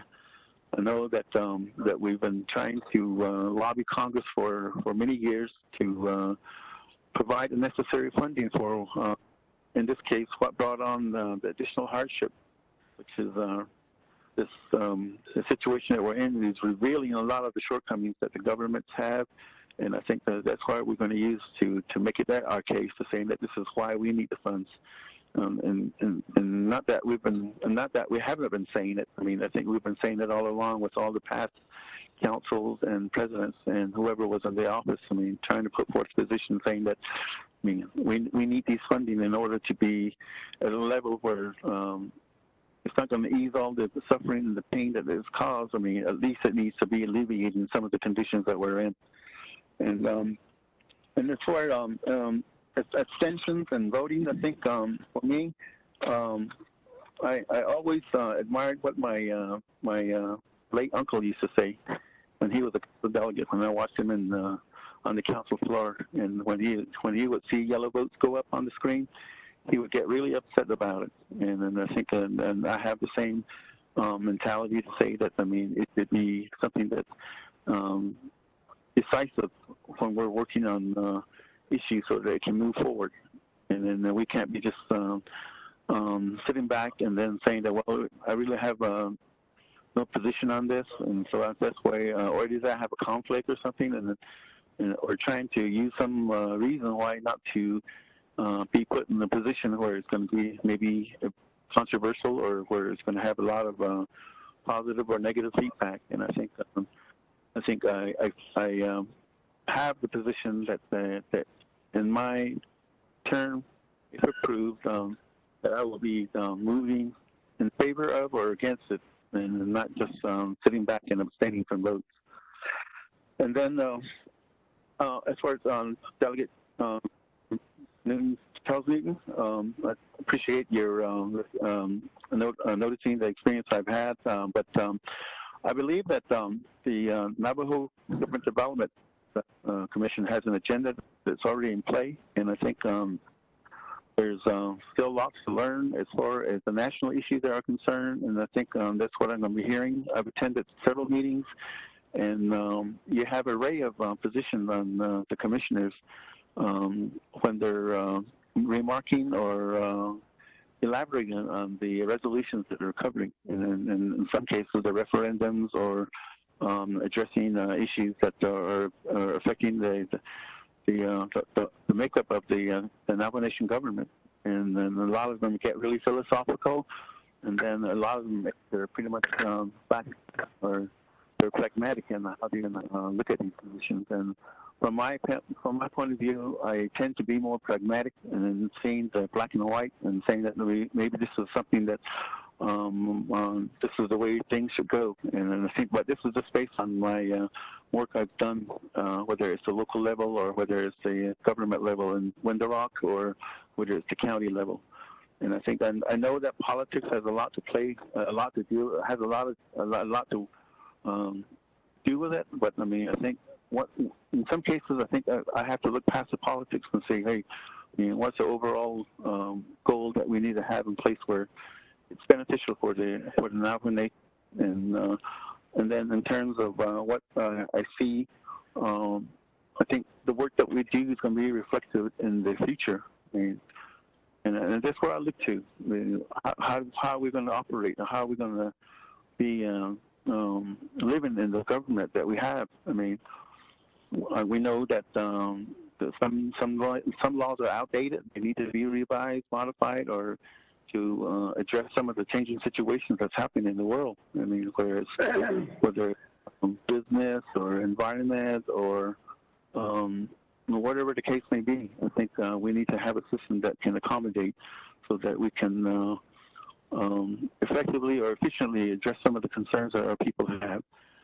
So I'd like to thank Chairman Henio for his support, and I know that he sees some of the work that's been done in the past, and I've seen some of the work that he's done in his positions when he was an employee of the Government Development Commission office. So, but I only I can say is that I'll be committed to the job, and that's all I can say at this time. Saying that I just leave it up to you for your decision, Mr. Speaker.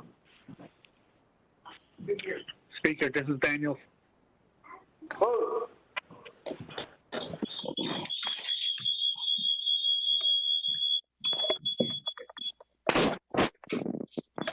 That, colleagues, let me go back to reserve time.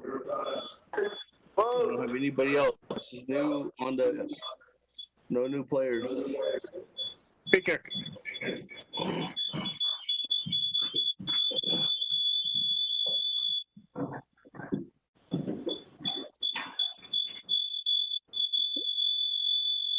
Speaker, Vice Chair, new player.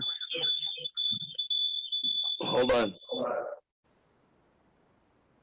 Okay.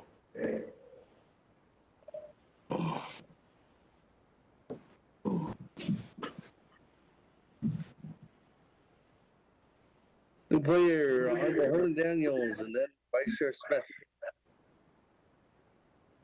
Thank you, Speaker. Wonderful Council. I'd like to give some time to my agent, Mr. Edward D. Speaker. Good.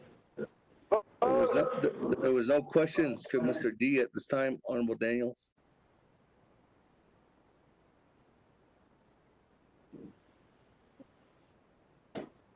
Speaker, I know there has been some questions that were asked on commissions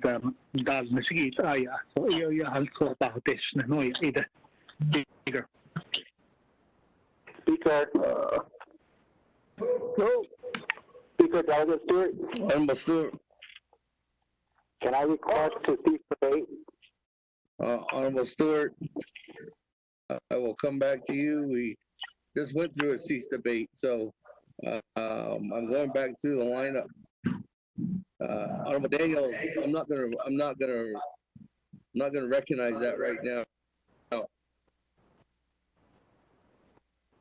Just for the fact that I didn't hear anybody specifically ask a question to Mr. Edward D. So I'm going to continue on. Honorable Daniels. Is that Vice Chair Smith? Thank you, Speaker.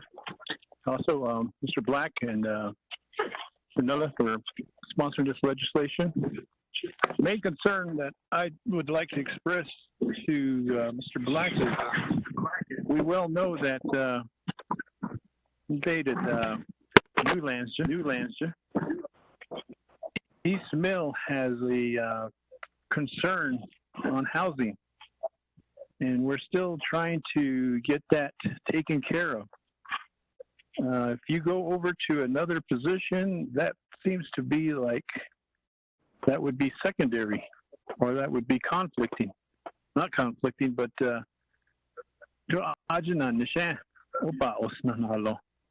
so my concern is the folks have been living in that type of condition for many, many years.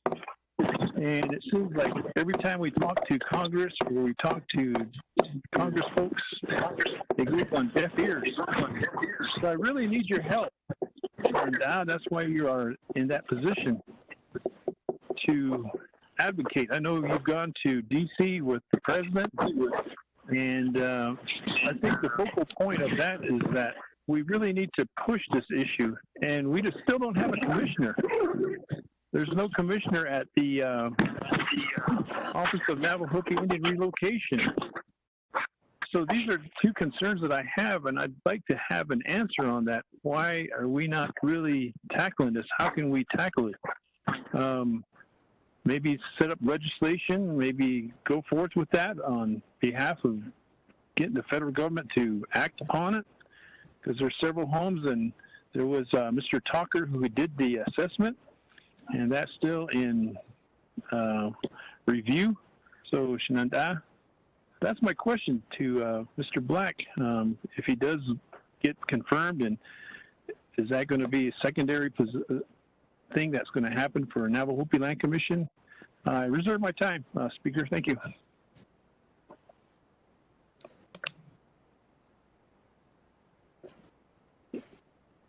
Reserve your time at 2:44. Moving on down, Honorable Stewart. Whoa.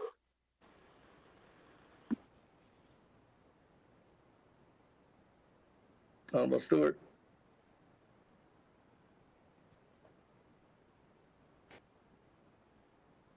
Moving on back. Reserve time, Honorable Keelan Begay. 8 seconds. Waive my time. Thank you, Speaker. Honorable Otto So, 12 seconds.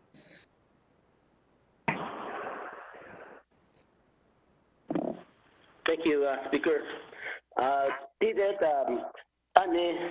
Mr. Black, you're talking about these funds, and there's funds that's relating to Bennett Trees and NPL, and the call dollars to be released.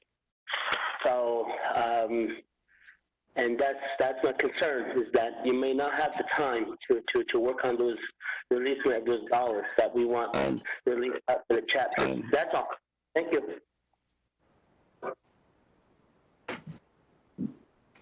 Speaker, down, Chairman. Answer my question. Chairman So, 1 minute, 2 seconds. Speaker, how much? 1 minute and 2 seconds. Okay. Thank you. Again, I would stand with the members of the Navajo Hopi Land Commission. The real job is humongous. The secondary job is almost also humongous. And I don't know if the individual can really do those jobs sufficiently, adequately, or even satisfactorily. So in that respect, we'll leave my statement as my position. Thank you. Okay. Moving on down. Madam Chair, Charles Litton, 3 minutes and 32 seconds. Speaker, Mr. Delegate, I reserve my time of what happened. Honorable Yellow Hair, you didn't reserve your time. Honorable, I did. Madam Chair, Charles Litton, 3 minutes and 32 seconds. Speaker, I'll give the rest of my time to Honorable Yellow Hair. Honorable Yellow Hair, you have now 3 minutes and 32 seconds. Oh, yeah, Sumayaga, I don't the speaker. She Yakuto, yo, I need I thought I eat net. Daniel, Herman Daniels, Salato, I don't get Hodini, Kodo Shadi, Kodo job on Saski, the job. Now, it's got a word like interview you. Kodo do it to job. It's going to be a little bit tough for you, but for me, only wish that someone should be appointed for this commissioner. We need lots of help from you over here in Navajo and the Hopi Land Commission. Yo, Navajo did I done 1,000 this is all based on we had a whole meeting with the Navajo Hopi Land Commission. That's what completed the net. There's a lot of problems up there in the Navajo Hopi Land Commissions. NPL and XPL. Yo, and the whole thing, spouse and everything. But you are saying,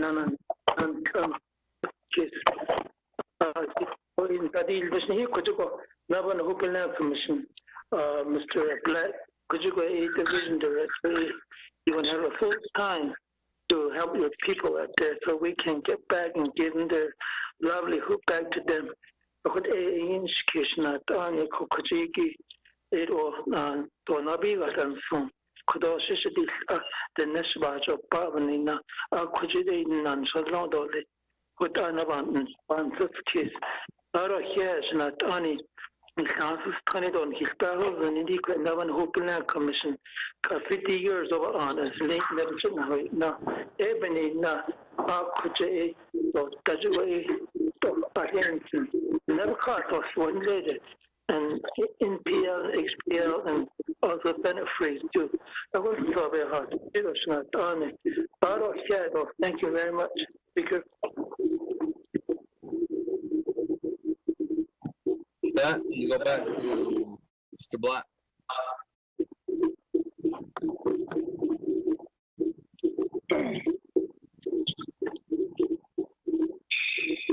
Mr. Speaker, my phone died on me right when my brother Jimmy Yellowhair was talking. So I don't know what his questions were, but I heard Mr. Stowe and Mr. Otto Stowe and Mr. Delegate Stowe, Dennis Stowe. So I'd like to also Delegate Randy Smith. I think in addressing the inadequacies of what or near what a place on the housing out in new land or not new area is something that needs to continue to. I know that the couple studies that that took place is not sufficient, then it just includes also some of the areas that weren't addressed in Delegate Yellowhair's area. And I think in order to address these, there needs to be additional funding initiated by the Commission in concert with the Land Commission Office to further bring the information up to date, and then to come out with a plan on the way that we're doing with the former Bennett Freeze area.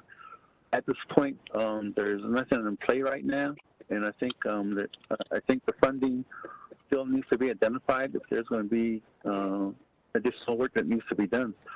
And so far, the focus has really been on the former Bennett Freeze area to try to bring attention to their shortcomings as far as not coming through with the federal funding that should have been coming.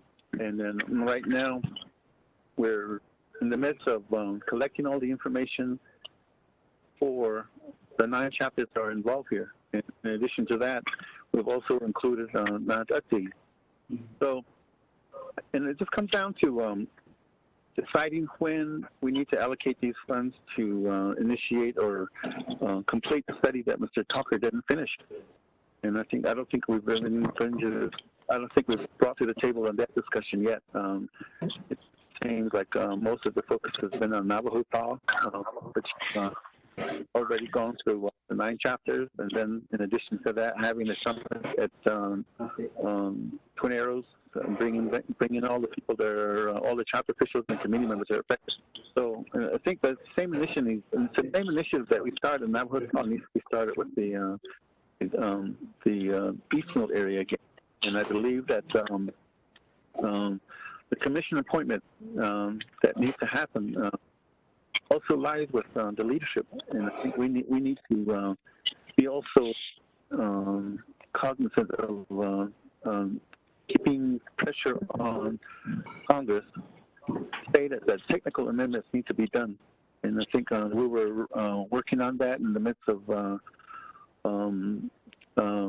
finalizing or modifying some of the positions that we've had when this shutdown occurred. So I think we need to continue pushing those, and I think in working with the chapters that are involved, I think including the lobbyists that we have in Washington, we could continue pushing this. And this thing, I think it's just a matter of keeping focus on it, and then allocating additional funds that needs to get another study and the feasibility study that needs to take place to say that this is what happened and then complete everything. So, including the Pinion and Heart Rot and Mr. Yellowhair's area. So, Mr. Speaker, I didn't get all of my brother's comments, Mr. Jimmy Yellowhair, so I just came back on when you were wrapping up his comments. Mr. Speaker.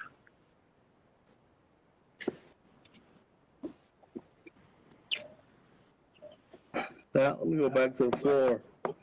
Vice Chair Smith, 2 minutes and 44 seconds. Be mindful, colleagues, that the time now is 5:30, and I have about 15 staff members here that still need to get home before the curfew. And thank you again, Speaker.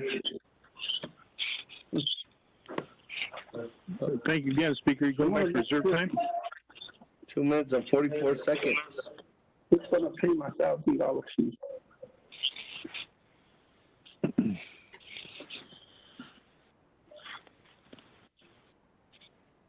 Chair Smith, 2 minutes and 44 seconds. Thank you. I just heard someone talking in the background. I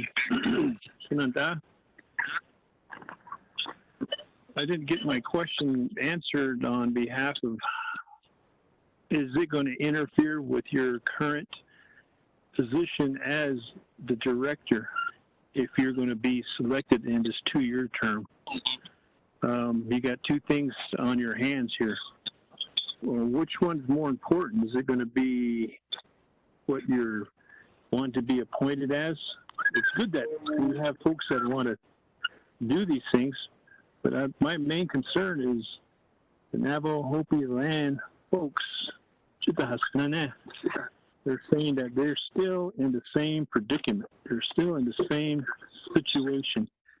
And every time we hear that Mr. Barvesi was always talking about closure and whatever happened to those records. I know that you probably don't know about them, but these are the concerns that I have, Shananda. How can we make sure that we help folks, Chibahasnan, not only them, but the ones that are also in the Bennett Freeze? There's a big issue on that. So, Speaker, that's the main question I would like to have answered so that I can cast my vote accordingly. I appreciate that, and I'm not going to reserve my time. Thank you. Honorable Wilson Stewart.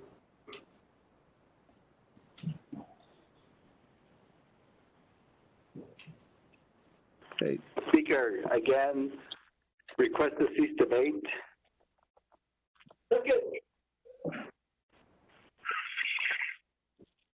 Request to cease debate by Honorable Stewart. Second by Honorable Otto. So, Freeland.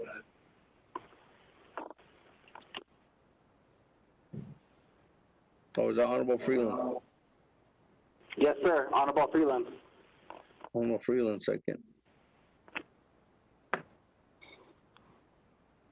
Motion to cease debate. Number of delegates, 2/3 of the voting body. Cease debate. Motion by Vice Chair Stewart, or by Honorable Stewart, second by Honorable Freeland. Cease debate is not debatable. That, go to roll call.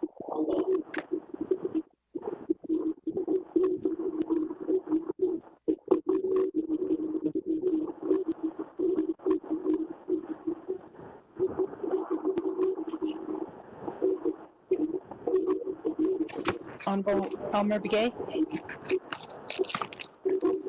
Elmer Begay votes green. Honorable Elmer Begay votes green. Honorable Kealan Begay Jr. Delegate Begay votes red. Honorable Kealan Begay Jr. votes red.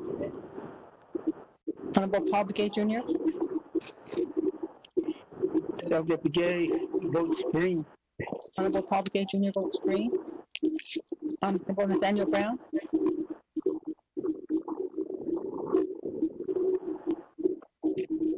Honorable Eugenia Charles Newton.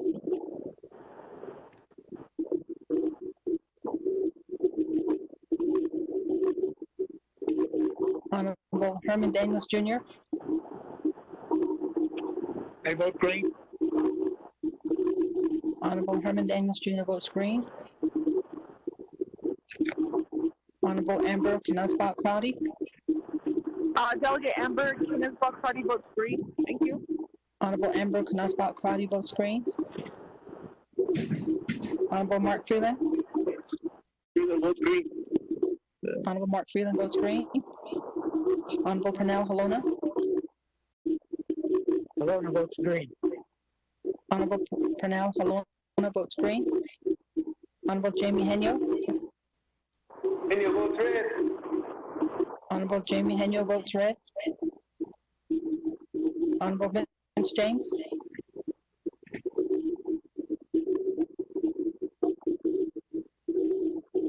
Honorable Ricky Nez.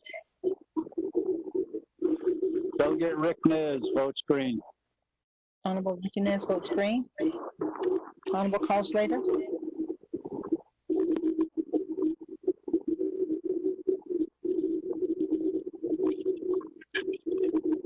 Honorable Raymond Smith Jr. Red. Honorable Raymond Smith Jr. votes red. Honorable Wilson Stewart Jr. Green. Honorable Wilson Stewart Jr. votes green. Honorable Otto So. Red. Honorable Otto So votes red. Honorable Charlene So. Green. Honorable Charlene So votes green. Honorable Daniel So. I vote green. Honorable Daniel So votes green. Honorable Eugene So. Votes red. Honorable Eugene So votes red. Honorable Thomas Walker Jr. Walker votes green. Honorable Thomas Walker Jr. votes green. Honorable Edison Wanika. Green. Honorable Edison Wanika votes green. Honorable Ed Niazi.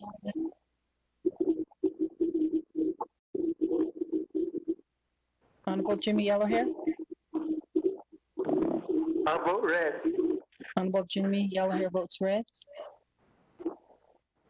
Mr. Speaker, you have a vote of 12 in favor and 6 opposed.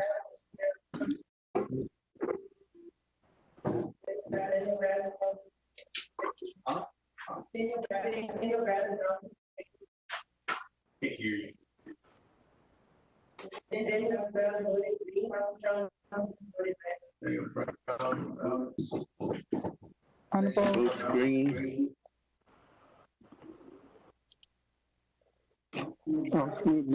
And Charles, Madam Chair Charles Newland votes red. Mr. Speaker, with that, the vote is now 13-7.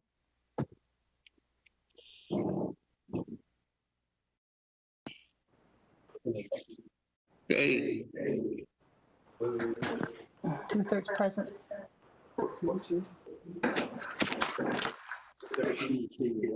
No, but they'll do it.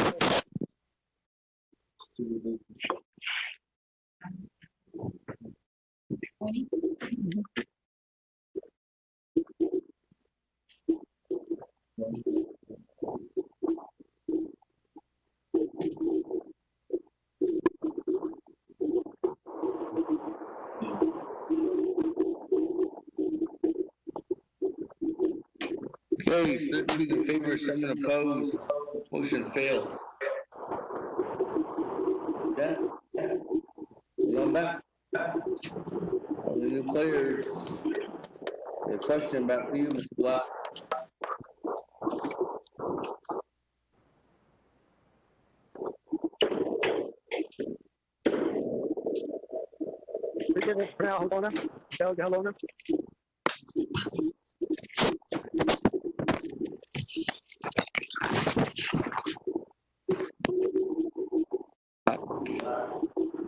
Black.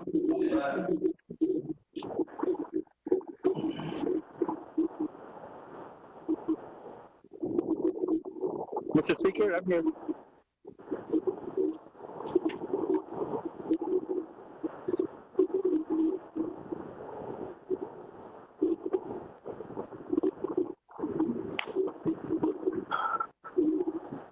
Mr. Black, can you hear us?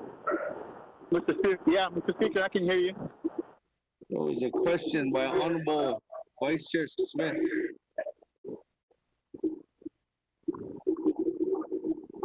Mr. Speaker and members of the Navajo Council and the Honorable Delegate Smith, I believe my position here is that my priority as the Navajo Nation, Navajo Office of Government Development, Navajo Land Commission, Navajo Hopi Land Commission Office Executive Director. That's my priority. And I think all my priority is going to be with the commission. Okay. That. Colleagues, I don't have any more reserve time. Everybody else. Speaker. With Speaker Eugene here. Eugene, so you have no more time. Speaker. Yes, Honorable Eugene, so. My question was never answered by Mr. Black. Can you restate your question, Honorable Eugene, so? The conflict between Title I and Title II. How does he think about that? Okay. Honorable Black, Mr. Black. Mr. Speaker, Honorable Delegate, so at this point, I don't really have a position on it without not really knowing all the details that are coming with it. So I'm not really apprised of that situation. But I think, but I am very familiar with committee membership as far as how it, in this case, the Navajo Hopi Land Commission or any other entities that have commissions in place. To specifically address or having a yes or no answer on your question, I would have to have more details on information in order to answer your question to the way that I believe I would want to place my position. So, Mr. Speaker.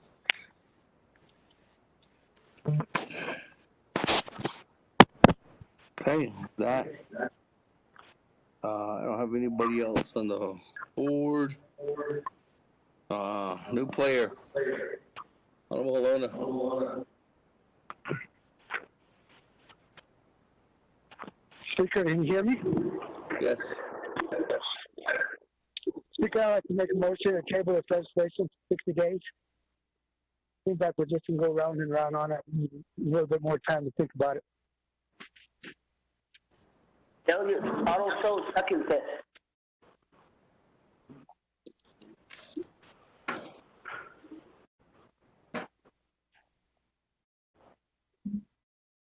Honorable Alona, I'll recognize that table motion for 60 days. Second by Honorable Otto. So, undebatable. There is, it's not debatable, but I do have, give the sponsor 3 minutes. So, Honorable Daniels, got 3 minutes. In support or not?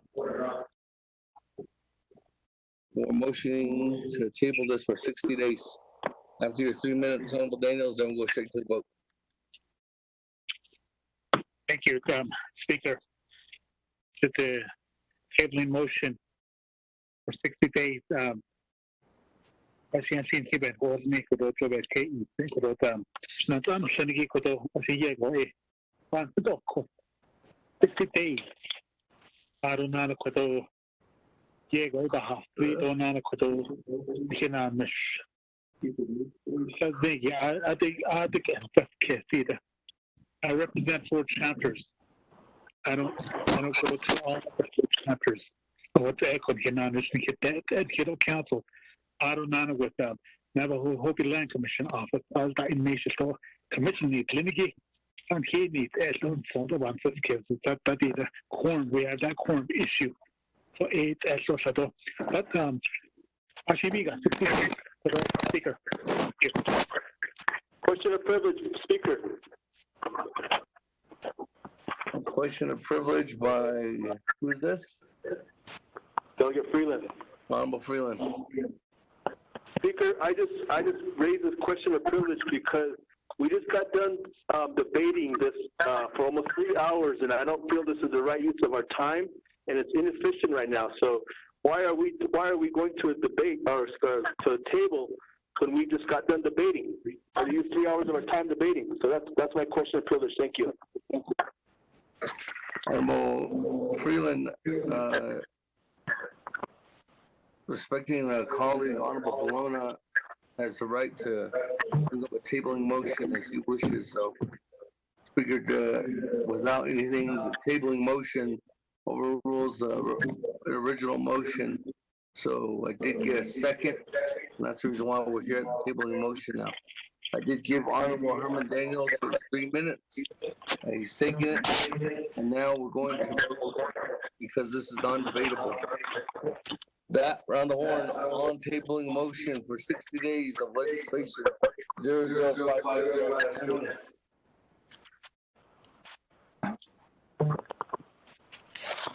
Honorable Elmer Begay. Elmer Begay votes red. Honorable Elmer Begay votes red. Honorable Kealan Begay Jr. Kealan Begay Jr. votes red. Honorable Kealan Begay Jr. votes red. Honorable Paul Begay Jr. Delegate Paul Begay votes red. Honorable Paul Begay Jr. votes red. Honorable Nathaniel Brown. Delegate Brown votes red. Honorable Nathaniel Brown votes red. Honorable Eugenia Charles Newton. Delegate Charles Newton votes green.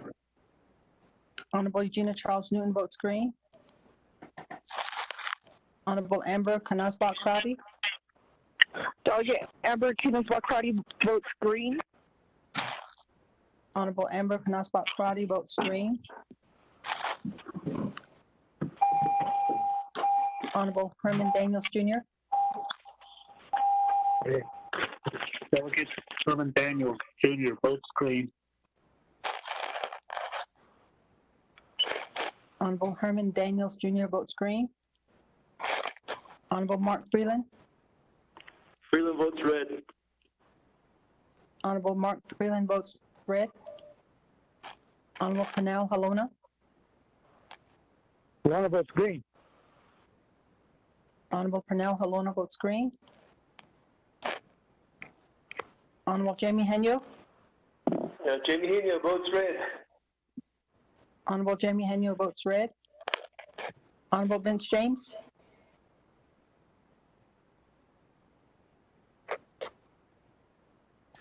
Honorable Ricky Nez. Delegate Rick Nez votes red chili. Honorable Ricky Nez votes red. Honorable Carl Slater.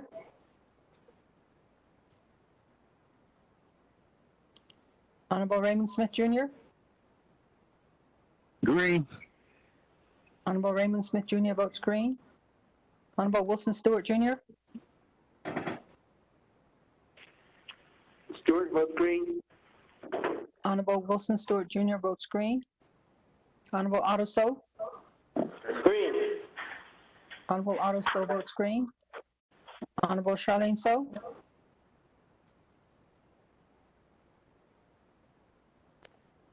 Honorable Daniel So. Delegate Charlene So votes green.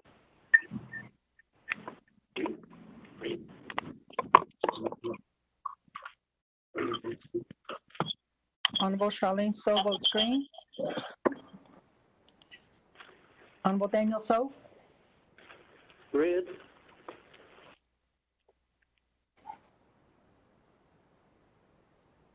Honorable Daniel So, how do you vote? I vote green. Honorable Daniel So votes green. Honorable Eugene So.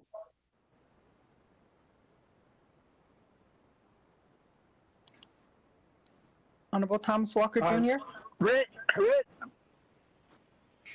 Honorable Thomas Walker Jr. Walker votes green. Honorable Thomas Walker Jr. votes green. Honorable Eugene So votes Edison red. Wanika. Green.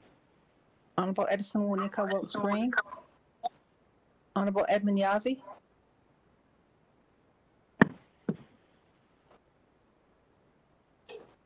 Honorable Jimmy Yellowhair. I vote green. Honorable Jimmy Yellowhair votes green. Honorable Eugene So. Vote red. Honorable Eugene So votes green. Red. Votes red. Honorable Eugene So votes red. That, Mr. Speaker, you have a vote of 12 in favor and 8 opposed. Mr. Speaker, a motion to adjourn. Colleagues, there's a motion. Wanika, second. 0050-20 to table for 60 days and a vote of 12 in favor and 8 opposed.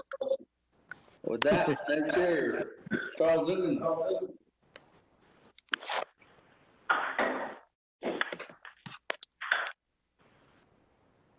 Yes, Speaker.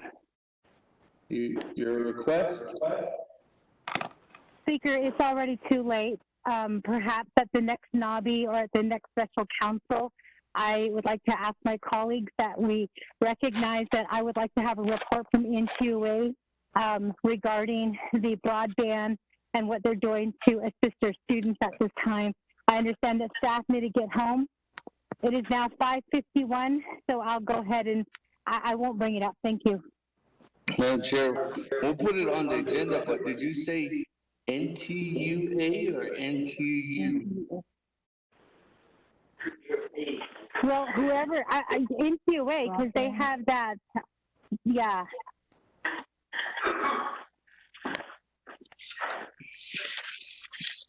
She was talking about the students.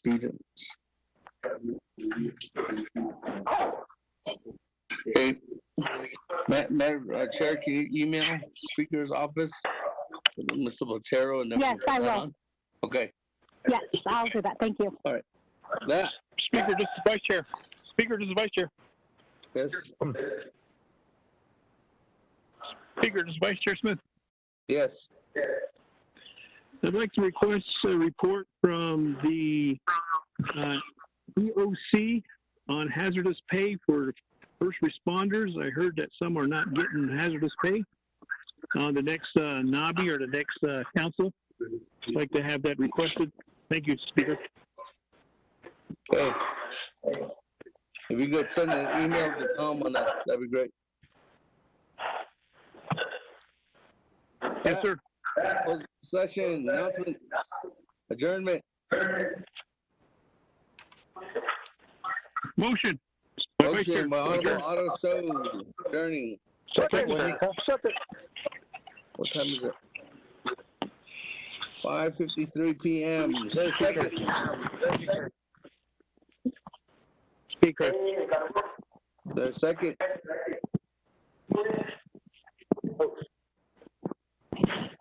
Second.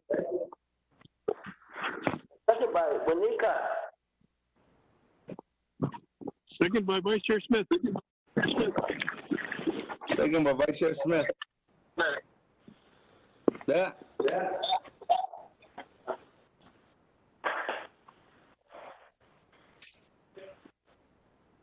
On adjourning, Vice Chair Walker.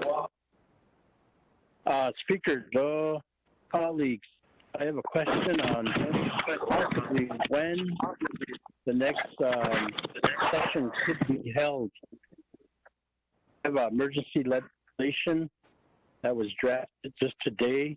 It's completed, and we do have a sponsor and co-sponsor for that. It has to do with requiring businesses, business establishments on the Navajo Nation to require their customers or patrons to wear masks before they enter into their premises.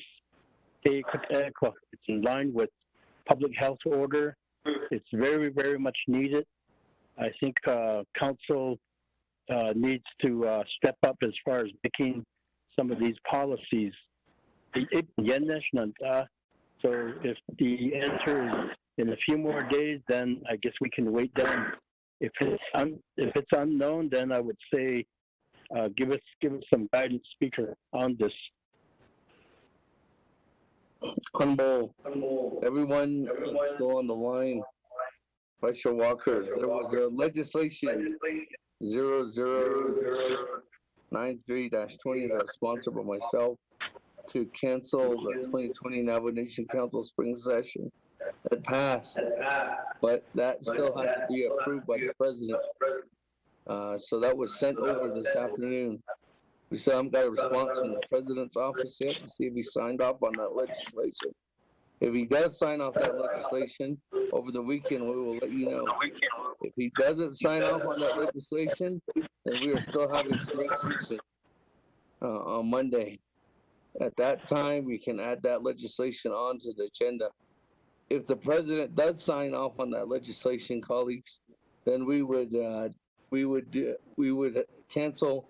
Our spring session would be canceled, and there is a request already from Chairman Daniel So to have a emergency or special session next Thursday.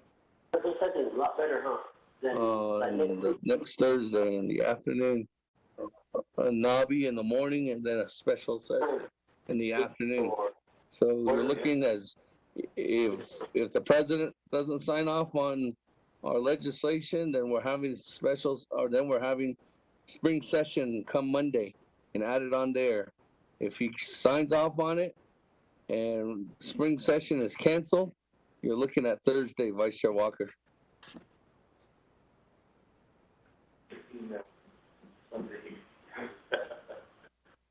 Okay, with that, moving on down. Adjournment. On the horn.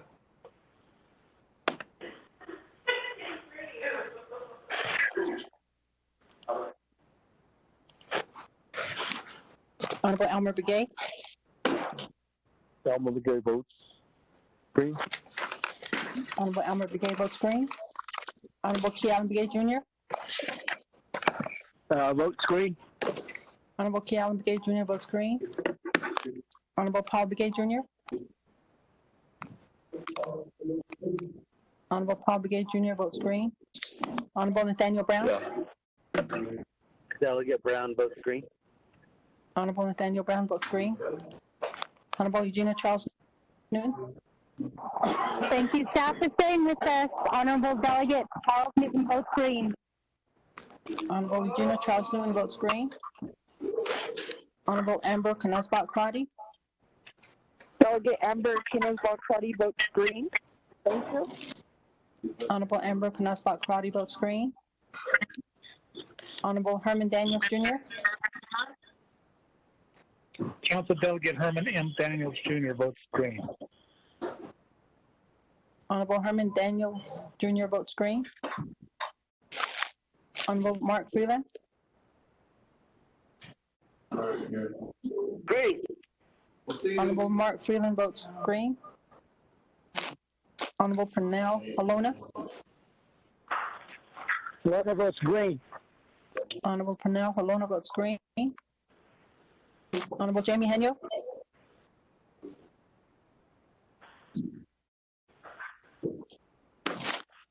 Honorable Vince James. Honorable Ricky Nez. Delegate Rick Nez, green. Honorable Ricky Nez votes green. Honorable Carl Slater. Honorable Raymond Smith Jr. Votes green. Honorable Raymond Smith Jr. votes green. Honorable Wilson Stewart Jr. Stewart votes green. Honorable Wilson Stewart Jr. votes green. Honorable Otto So. Green. Honorable Otto So votes green. Honorable Charlene So.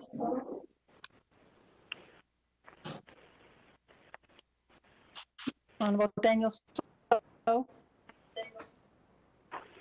Daniel So votes green.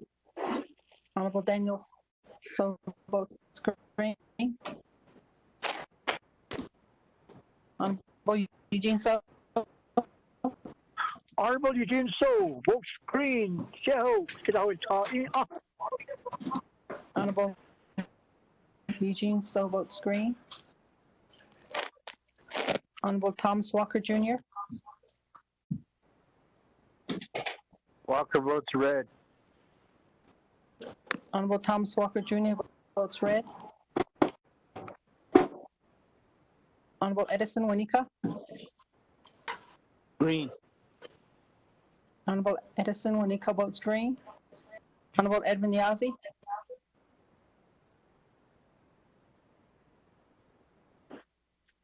Honorable Jimmy Yellowhair. I vote green. Honorable Jimmy Yellowhair votes green. Mr. Speaker, you have a vote of 17 in favor and 1 opposed.